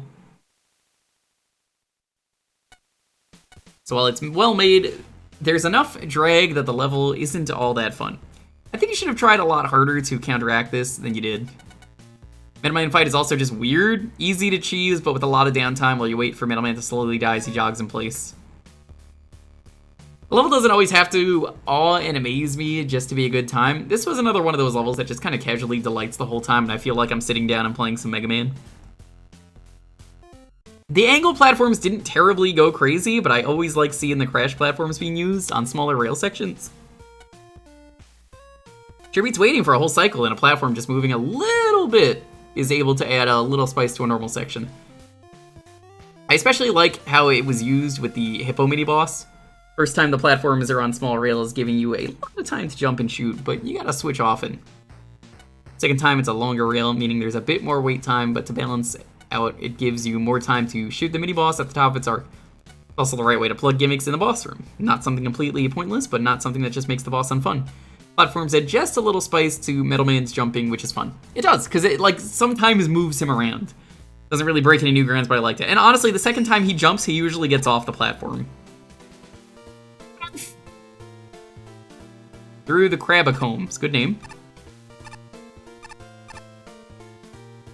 Robots come in so many different colors, but the DRNs I see in simulations are almost always the same color. It's not my color. That makes me feel like a weirdo for being different.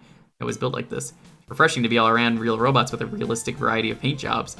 Reminds me that being different is normal. Maybe I'll start making simulations with characters that show how interesting and varied weird robots really are. Why am I here? Ice skating, obviously. Boo!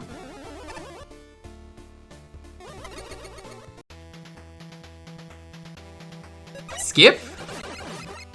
Are you trying to force me to skip, Mr. Crab? I will not skip.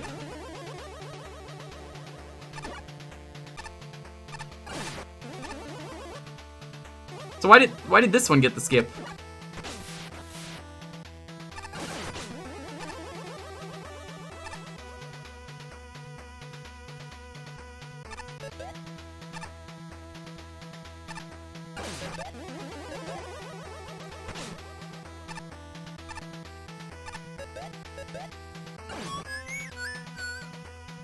Well, that wasn't what I wanted to happen, but oh my fucking god, that works in beat. I thought you were supposed to be invincible.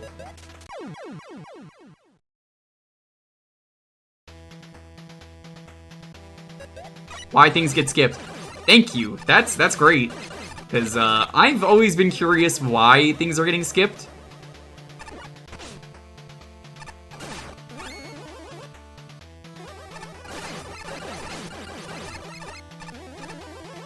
I guess you need the crab for something. What was the point of that?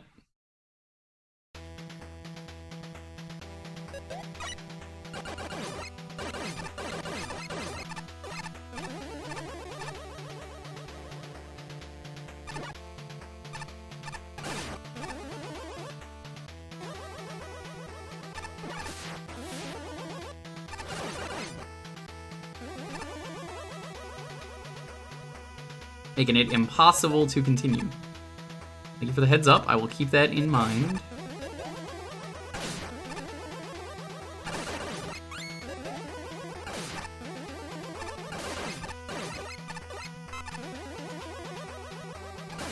Let me know what room that is, just so I know to 2 if it happens. I hit a spike? What was that?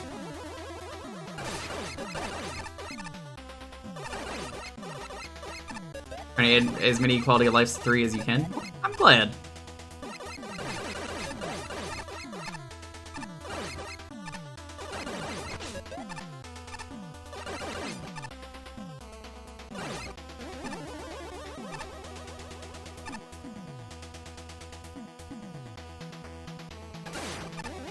Spawning amiibo to hit you. Okay.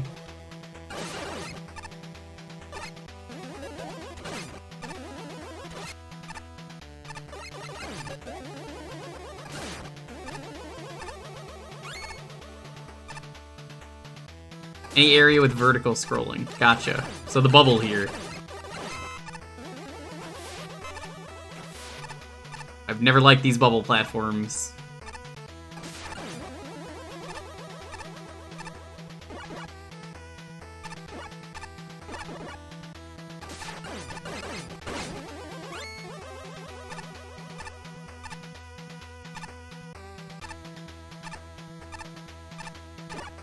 What? Hey, goodbye, crab.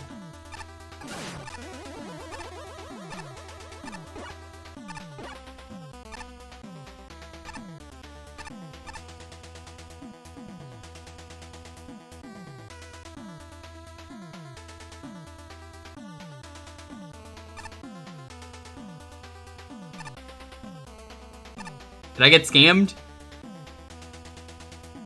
I think I got scammed.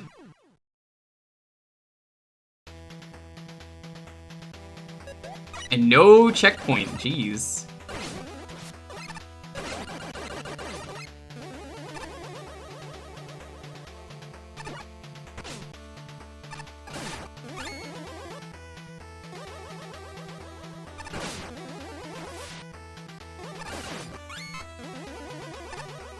That's unfortunate, because this level looks pretty promising.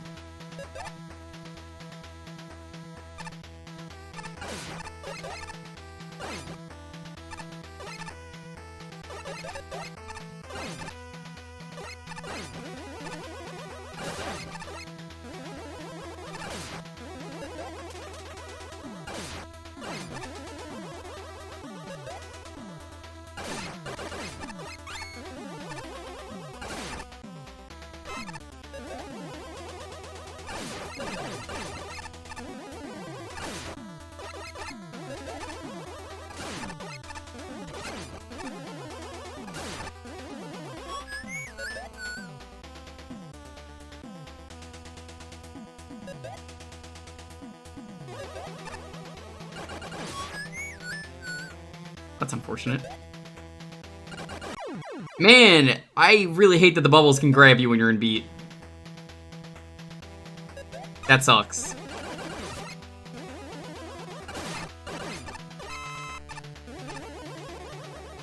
Not really sure why that's even a thing.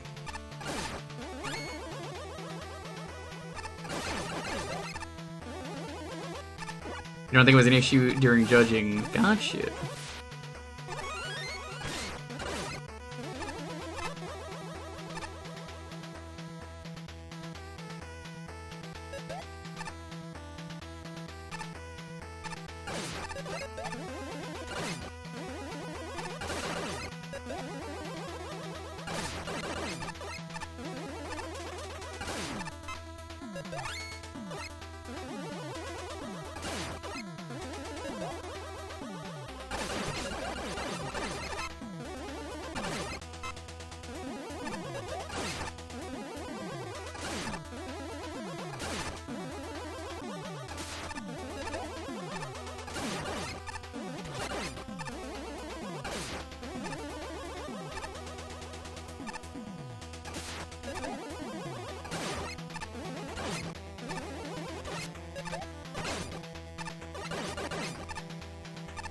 Okay, back at it again.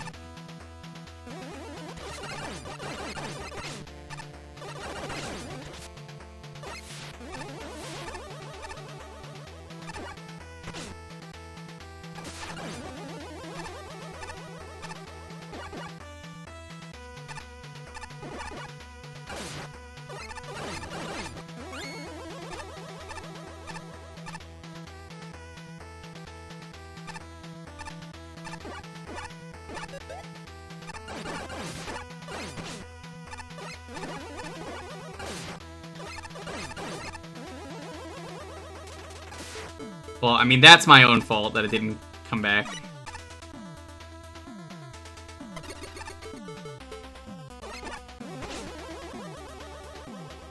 Is it because there's too many sprites on screen? Is that what's happening, or...?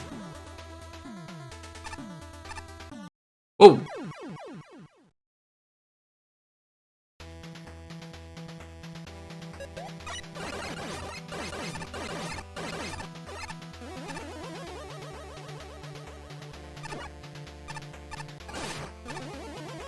It's unfortunate that it's just such a high tier level, you know?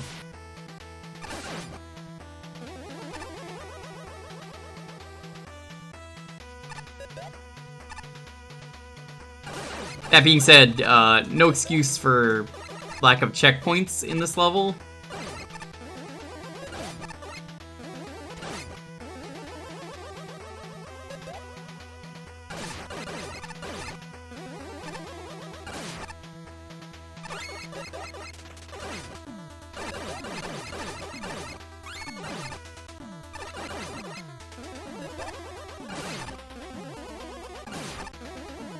That's my real issue with this level. Like, I can't really blame an engine quirk. You know, that's fine. Especially if they didn't notice it in judging. Totally understandable.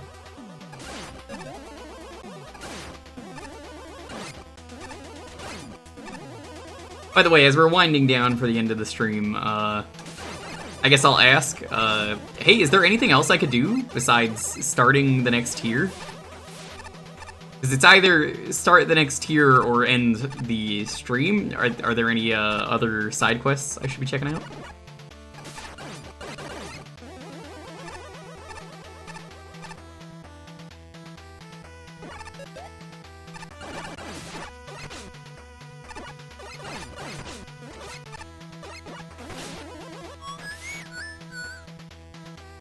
Side quests you can do in tier 9? Oh, awesome! We'll end with that. Bruh. Poopy hard? What is it?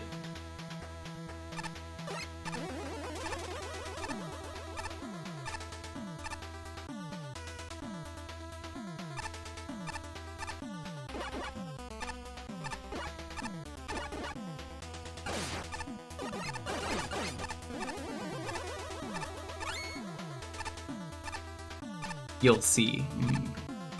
That's always a good sign.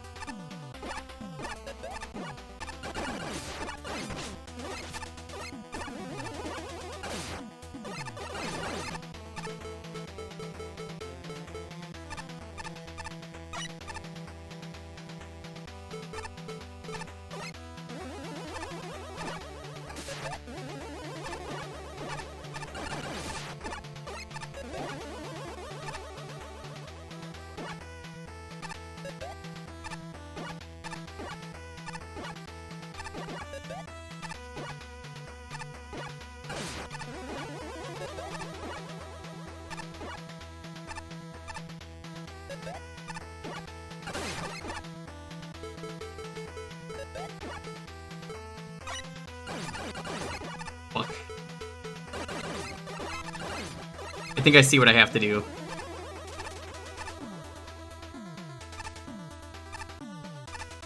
Base tanking and E-chugging. I can do that. Not using them for anything else.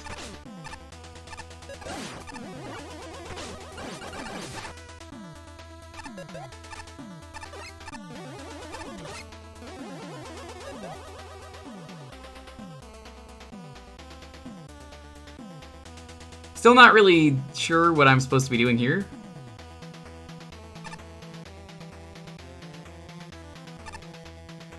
but I've got a solution.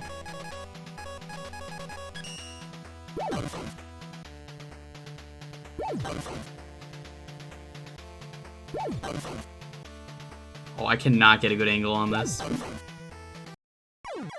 That's unfortunate.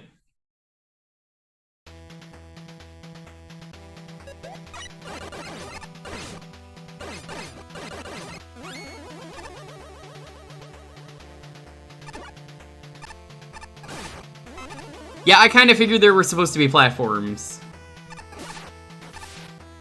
Oh, that was weird. Kind of cool.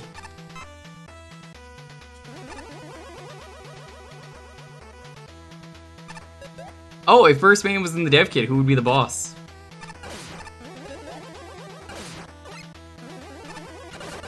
I'm gonna guess Flash Man.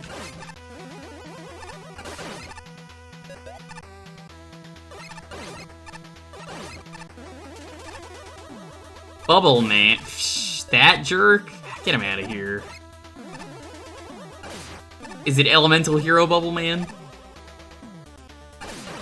You see, when Elemental Hero Bubble Man gets placed on the field, it allows me to draw 2 cards. He doesn't like being alone.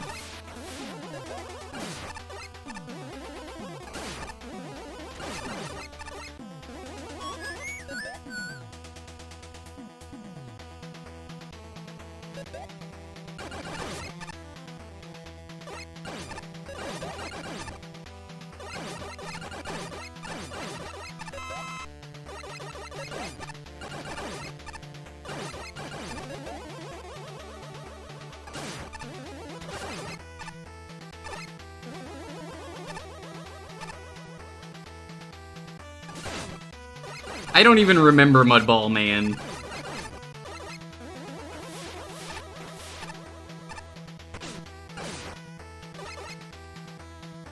Dude, fuck off with the frogs. Dude, get out of here. The fucking no frog zone, jeez.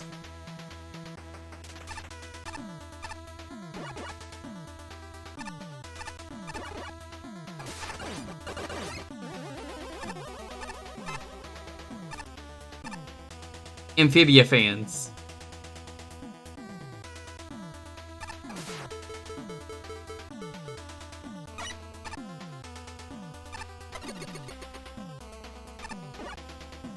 I've actually not seen Amphibia. I know it just ended. I heard it was good.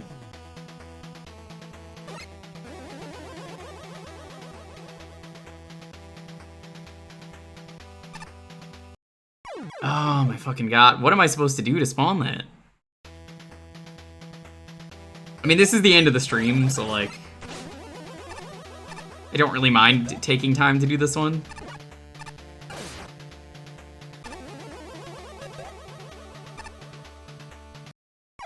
Wait, what? I thought I went over the spikes. I went over the spikes in another level. I don't go over the spikes in this level?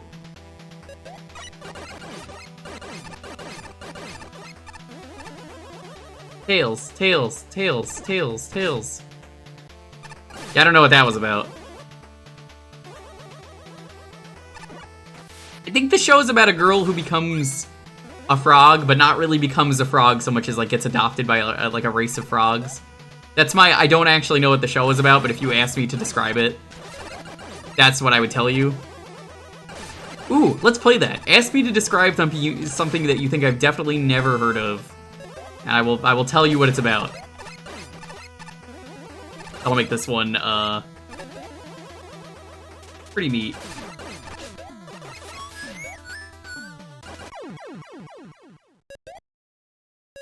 They did in a previous level I did, though. That's why I was confused. Because we played it yesterday. Describe Steven Universe, but I've actually seen that one. That doesn't work.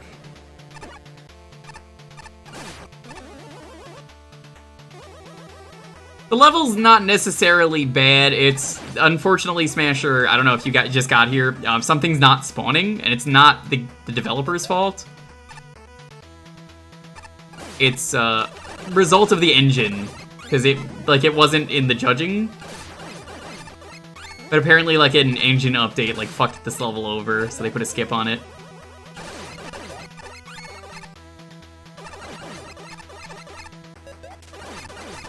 Was it the CFTF crab? That might be why.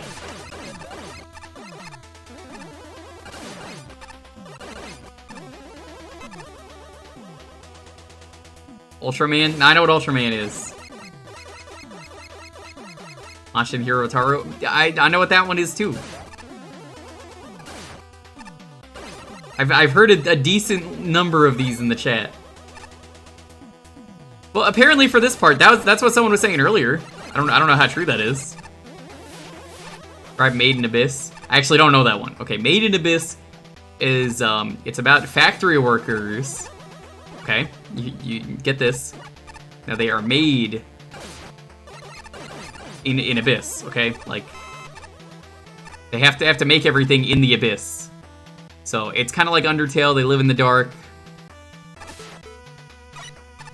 They get together. They're friends. I think it might be an anime. Don't actually know.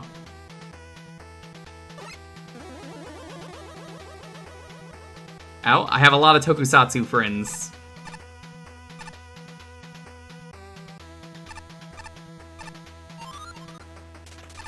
Hey, look! First try. Didn't even need to use my concrete strats.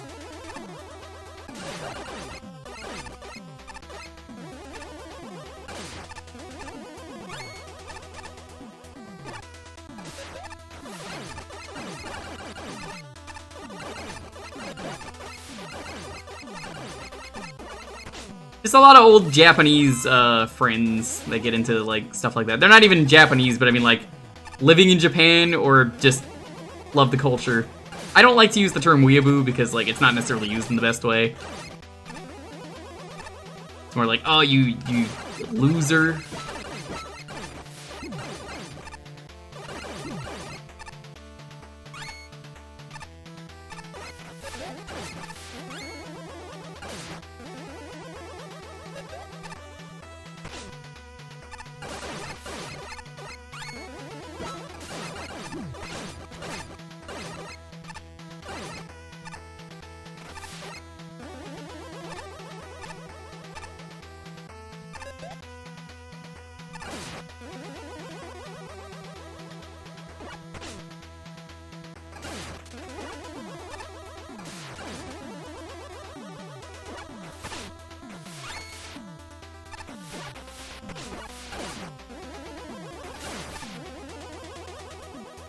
Starverse? No, that Disney's on the brain.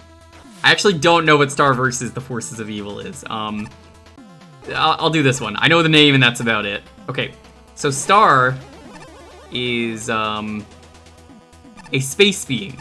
I'm gonna guess Star is some kind of a actual star. Like a sentient star, kind of like Starfy.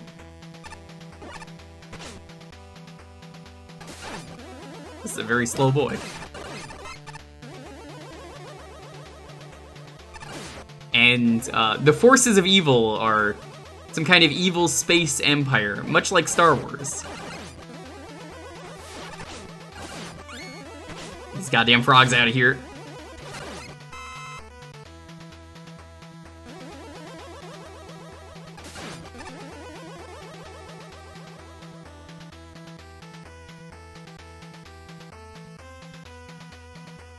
Interesting, I like this, that the platforms are popping. And I'm popping off! Yank like Venus waterfall. Yeah! Oh, yo, it's the Grey Devil! What are you doing here? Get out of here.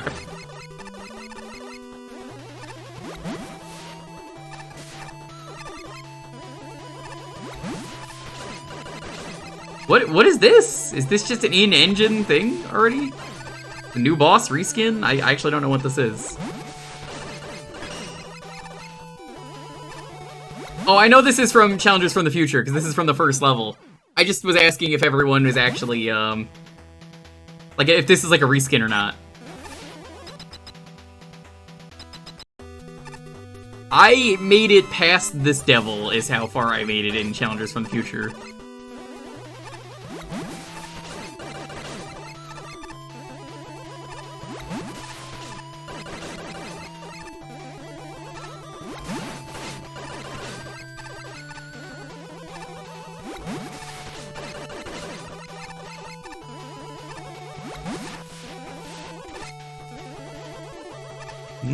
big fan of this. Not blaming the level, I'm blaming challengers from the future here.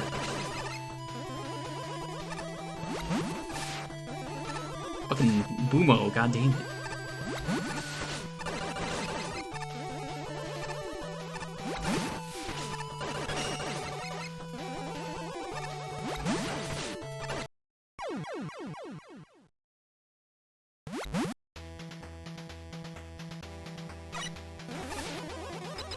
Mag Mammal 3 reasons. Oh, you regret this boss? Is it really bad in Mag Mammal 3?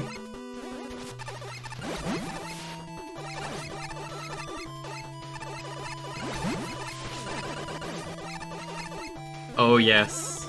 Oh, joy.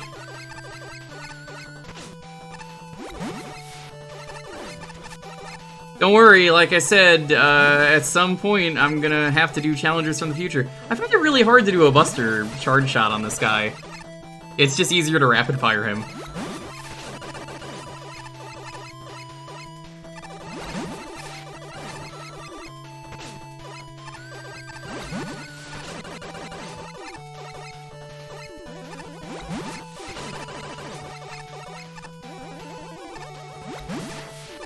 Yeah, maybe would it help to update this?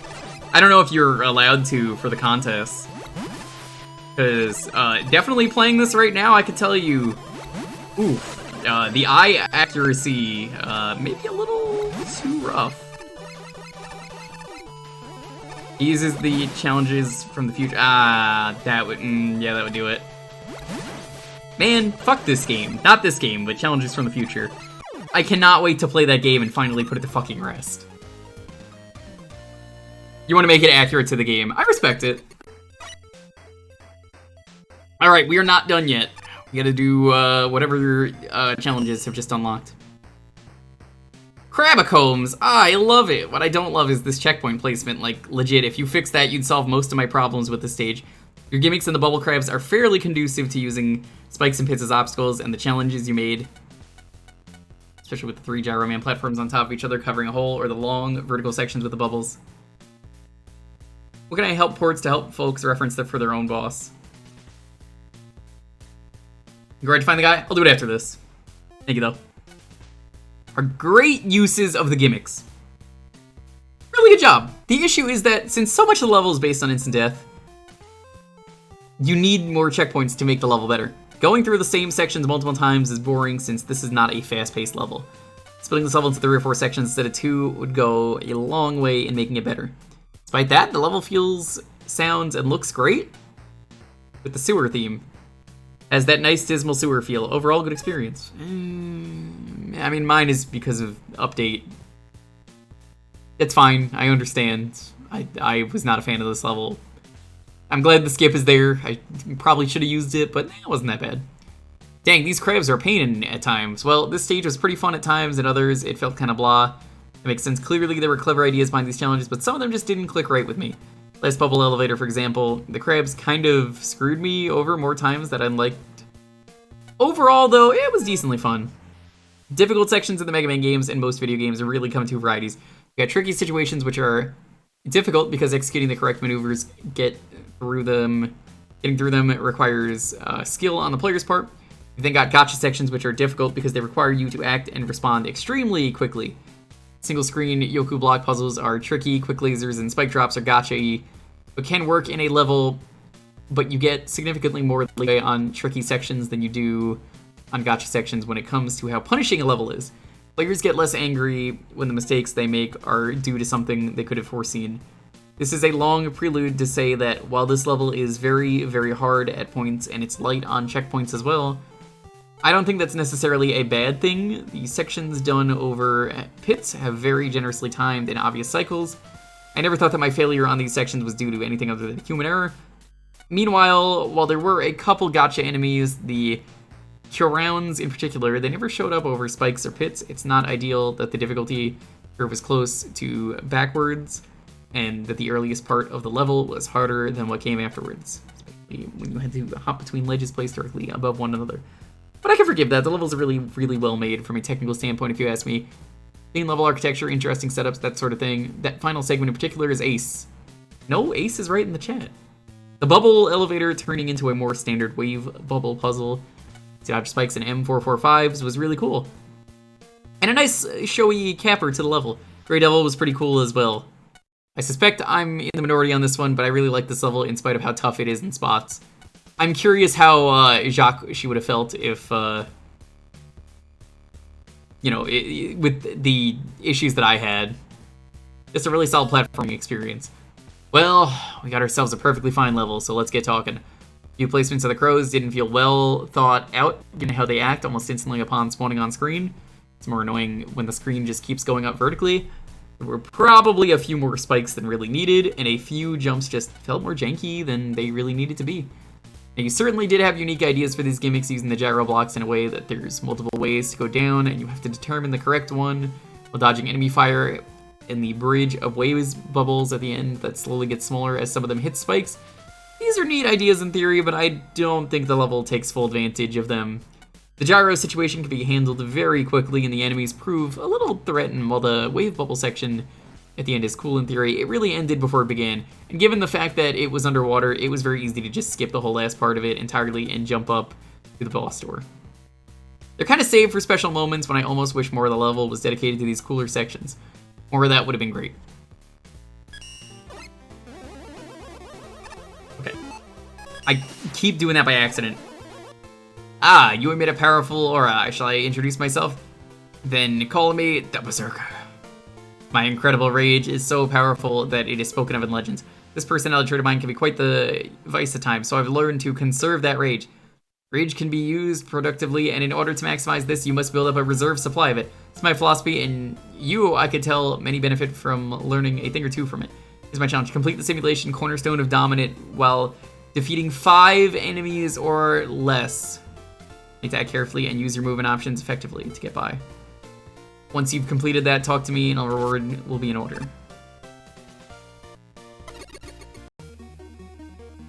So I can only kill 5 enemies.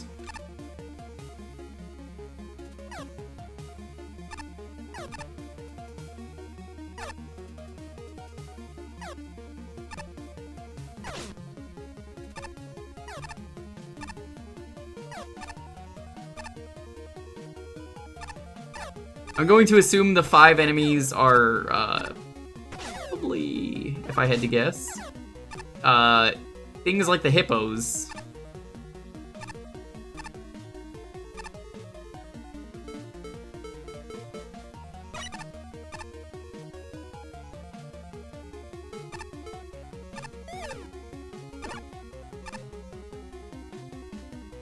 You did this on laptop with a keyboard? Ew.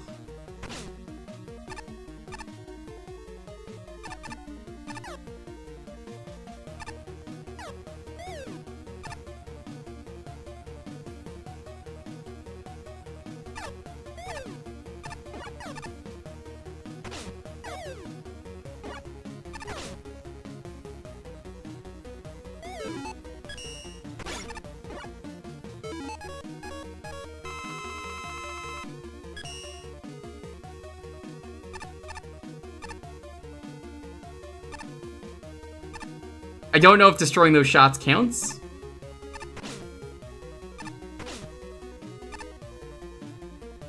Let's not do that. That's a really bad idea.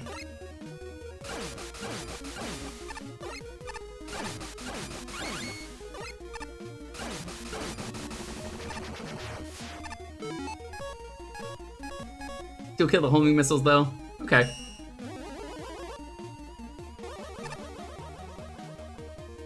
What's Metal Man weak to?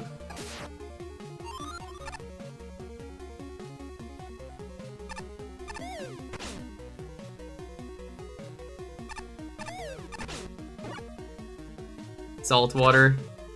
I guess that makes sense.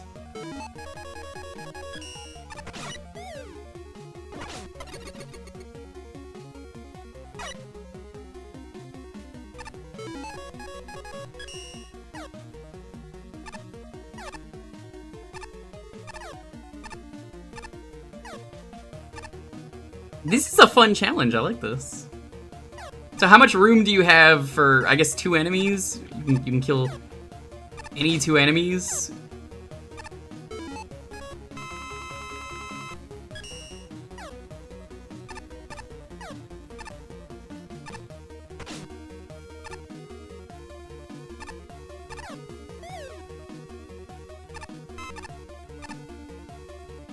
Arc Shock might help. I guess that doesn't actually kill them.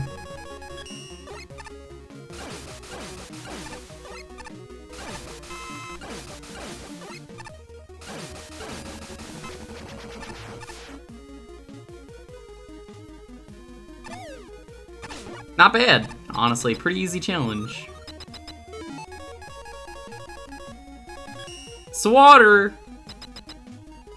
It's like almost 1 o'clock. This is around the time I end. Wow, pretty good weakness.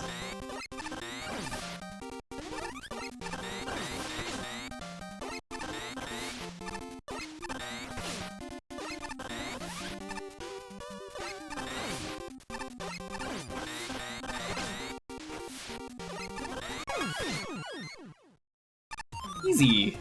What does that get me? Is that the only side quest that's open at this point? Congratulations, how did the training feel? Well, the next time you need to unleash your rage, you'll have even more firepower, and of course, as a reward as promised, this should help you conserve energy even further. Oh, it's broken. The only thing this energy saver is saving is dust. Only the energy conductor work. Hope you find this useful in your endeavors. Adieu to you, my fellow rage conserver.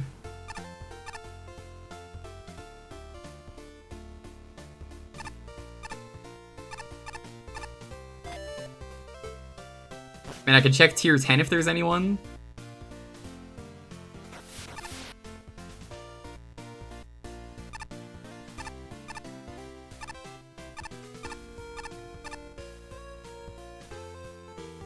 What's the Octopus friend? Man, this is a big tier. Holy shit, why is this place so big?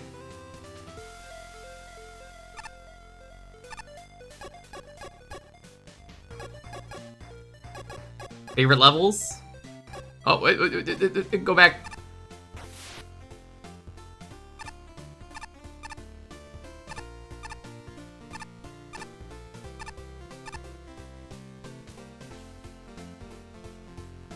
Hello there. You wouldn't happen to know a Tomothy Daddy, would you?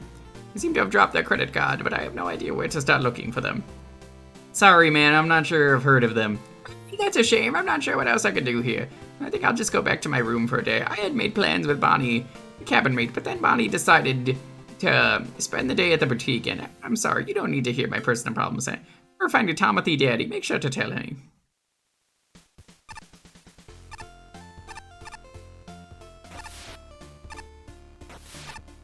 Reminded me of Huge Old Lady from Fist of the North Star.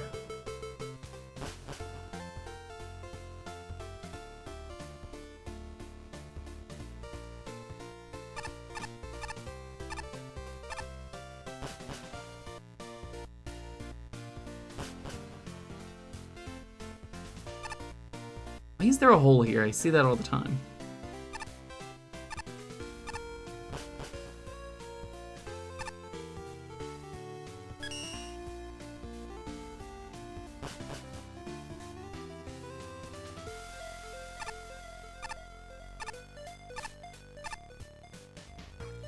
Probably Jimmy the Lock with credit card if you I do not have the credit card. It's just to test costumes? Gotcha. This way leads to tier 11, the Sky Deck, which is reserved for the best simulations. You haven't even finished tier 10? Go soak your head. That's why the hole is there? Oh. Okay. Where do I have to go for the credit card? Oh my god, you're moving so fast. 44 cups of coffee. I make a fine cup of coffee. Coffee. Yeah, it makes sense the more I thought about it. Top of tier 10. Oh, so it's one of those I can't do it yet. We'll wait until next time. We'll run into him.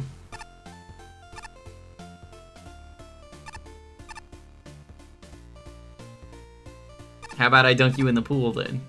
Why's he gotta be such a jerk? My siblings and I will use my head for a friendly game of catch. You can probably guess how I ended up here. I'm not a passenger on this cruise. My body is on a different ship that was passing by at the time. Oh well, that's on life. Kinda infamous. Well, we get to do it tomorrow. Most likely gonna be a stream tomorrow. Like 70-80% sure. My wish is being granted? What's my wish? What?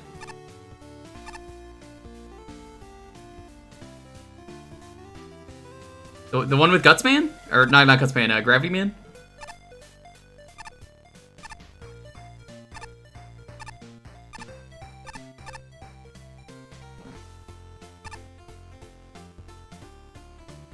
Your wish has been granted. I can't grant that wish. We need more Shenron. Shenron's great. I don't think there's anything else to do today then. Like, I want to continue, but it's already like 1 AM almost, so... Gravity Man's gonna flip your bar in Arcade Pit? Oh. So I'm thinking if there's anything else we can do.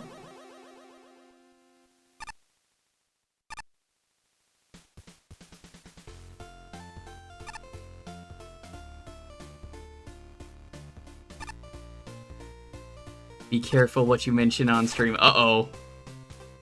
I guess that's something to look forward to in Mag Mammal 3. The tutorials, they're already done.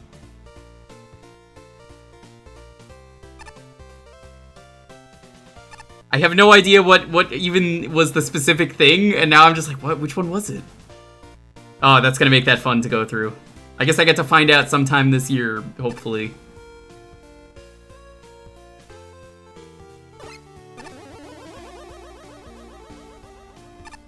Check some of the cabins? Sure. I know not to go in A1.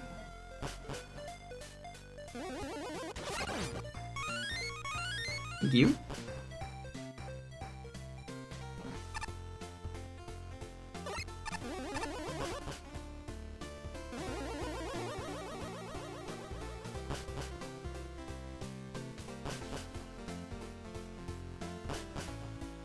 Oh, we can go to Joe.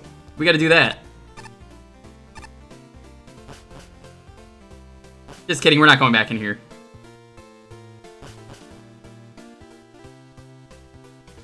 I've gotten too big, now I feel like I've lost myself. This frog is drawing too much attention. I do enjoy being attached to someone though. Maybe I could find someone more down to earth. Or maybe you could just find a cloud. You'll know it's gonna end like that.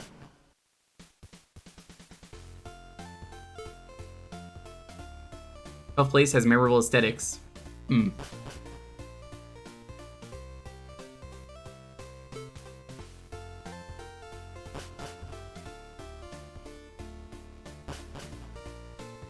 Let him experience the world. In due time, in due time.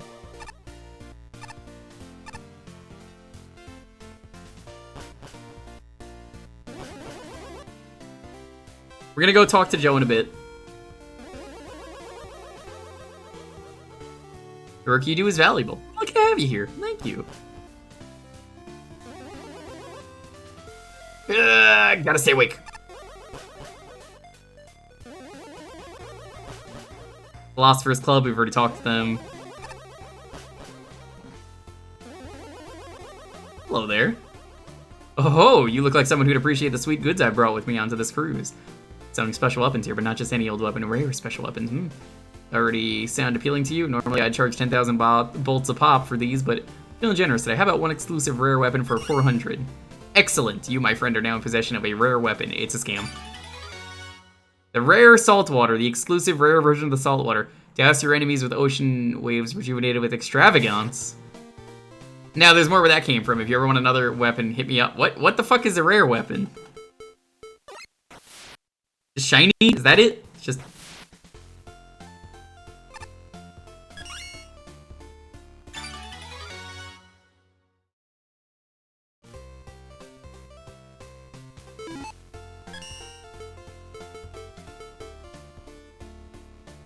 It's the gold armor from Shovel Knight. Ooh.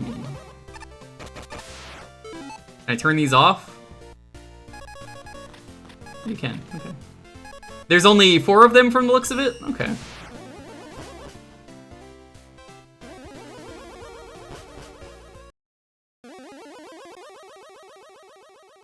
I don't think I want to go in there yet. I have a feeling that is, maybe the Wily Fort? We don't want to go there. Not endgame. Okay, let's go there. Hey, get out of my mouth. What were you thinking? Gross. Surprised there's not more dialogue for going back in there a second time. Alright, that was pretty funny.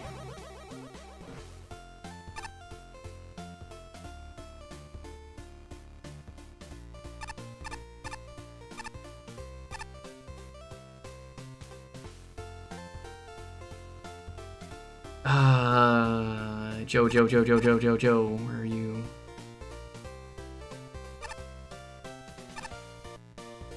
Up here.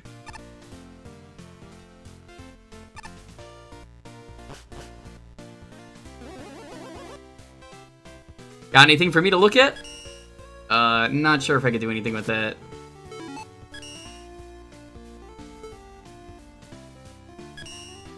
Busted energy saver is just a busted energy saver. I have something highly conductive. I could repair the wiring.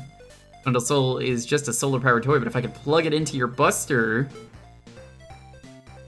I could fix the cracked armor, but I could make energy. Where would I get it from? That Zet Saber is just for show. You need to bring me a huge power source to make that into a usable weapon.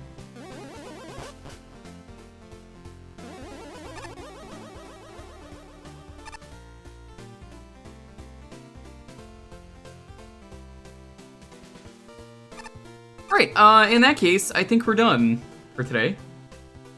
Right at 1. Perfect timing for the end of stream. Like I said, most likely going to be a stream tomorrow. We're probably going to just try and beat this. We'll do tier 10, we'll do tier 11. We'll finish up any side quests. There shouldn't be that many side quests left. I'm guessing there's like 2 or 3. They're probably the most infamous ones if I had to guess.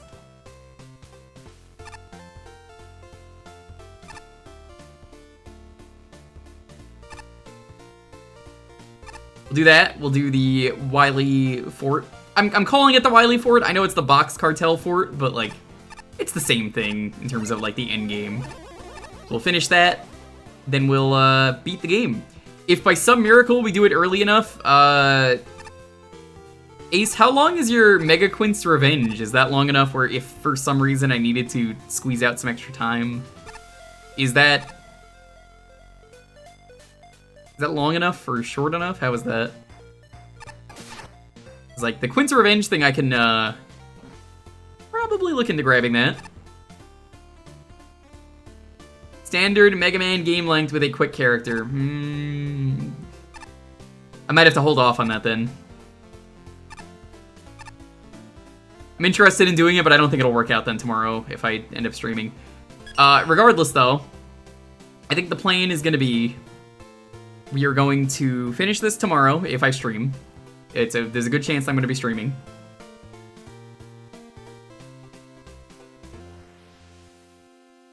Thursday, as always, is community night. Friday is, assuming we finish this tomorrow, Friday is going to become probably Freedom Planet Blind.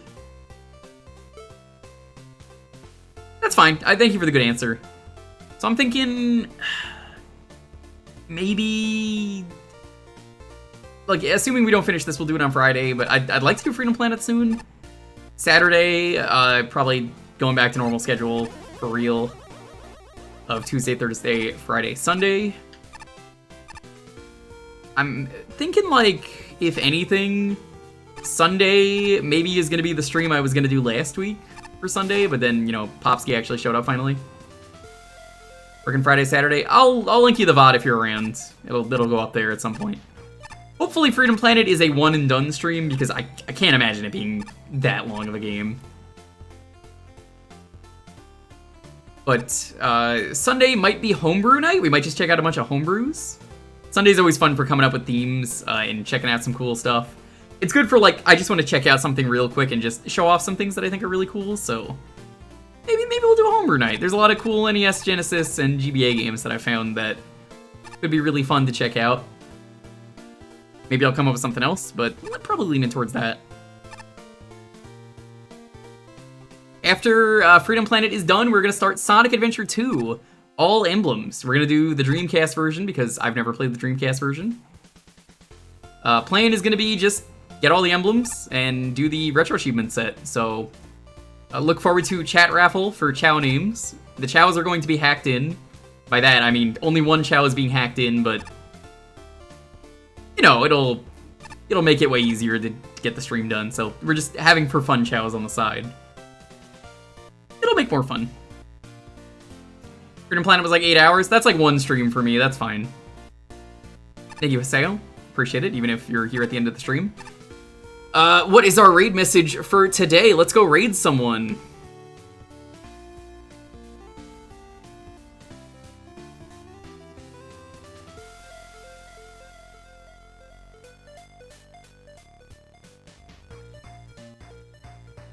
Oh, geez, you know, I was just talking about Sonic, and I think I know who to raid. You just don't talk? That's all good. Lurkers are the backbone of every stream. Good morning, indeed. Good night, wherever it is for you.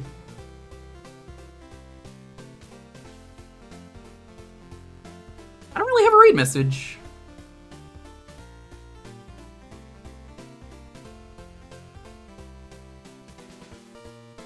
I'm thinking, I got nothing. I guess we're just gonna raid. We don't always need a raid message.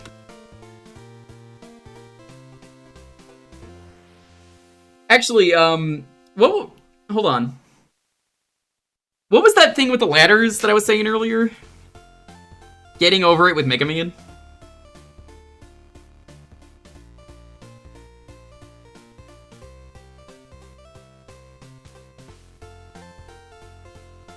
We'll do getting over it Mega Man, because I was like, actually, yeah, that actually does work.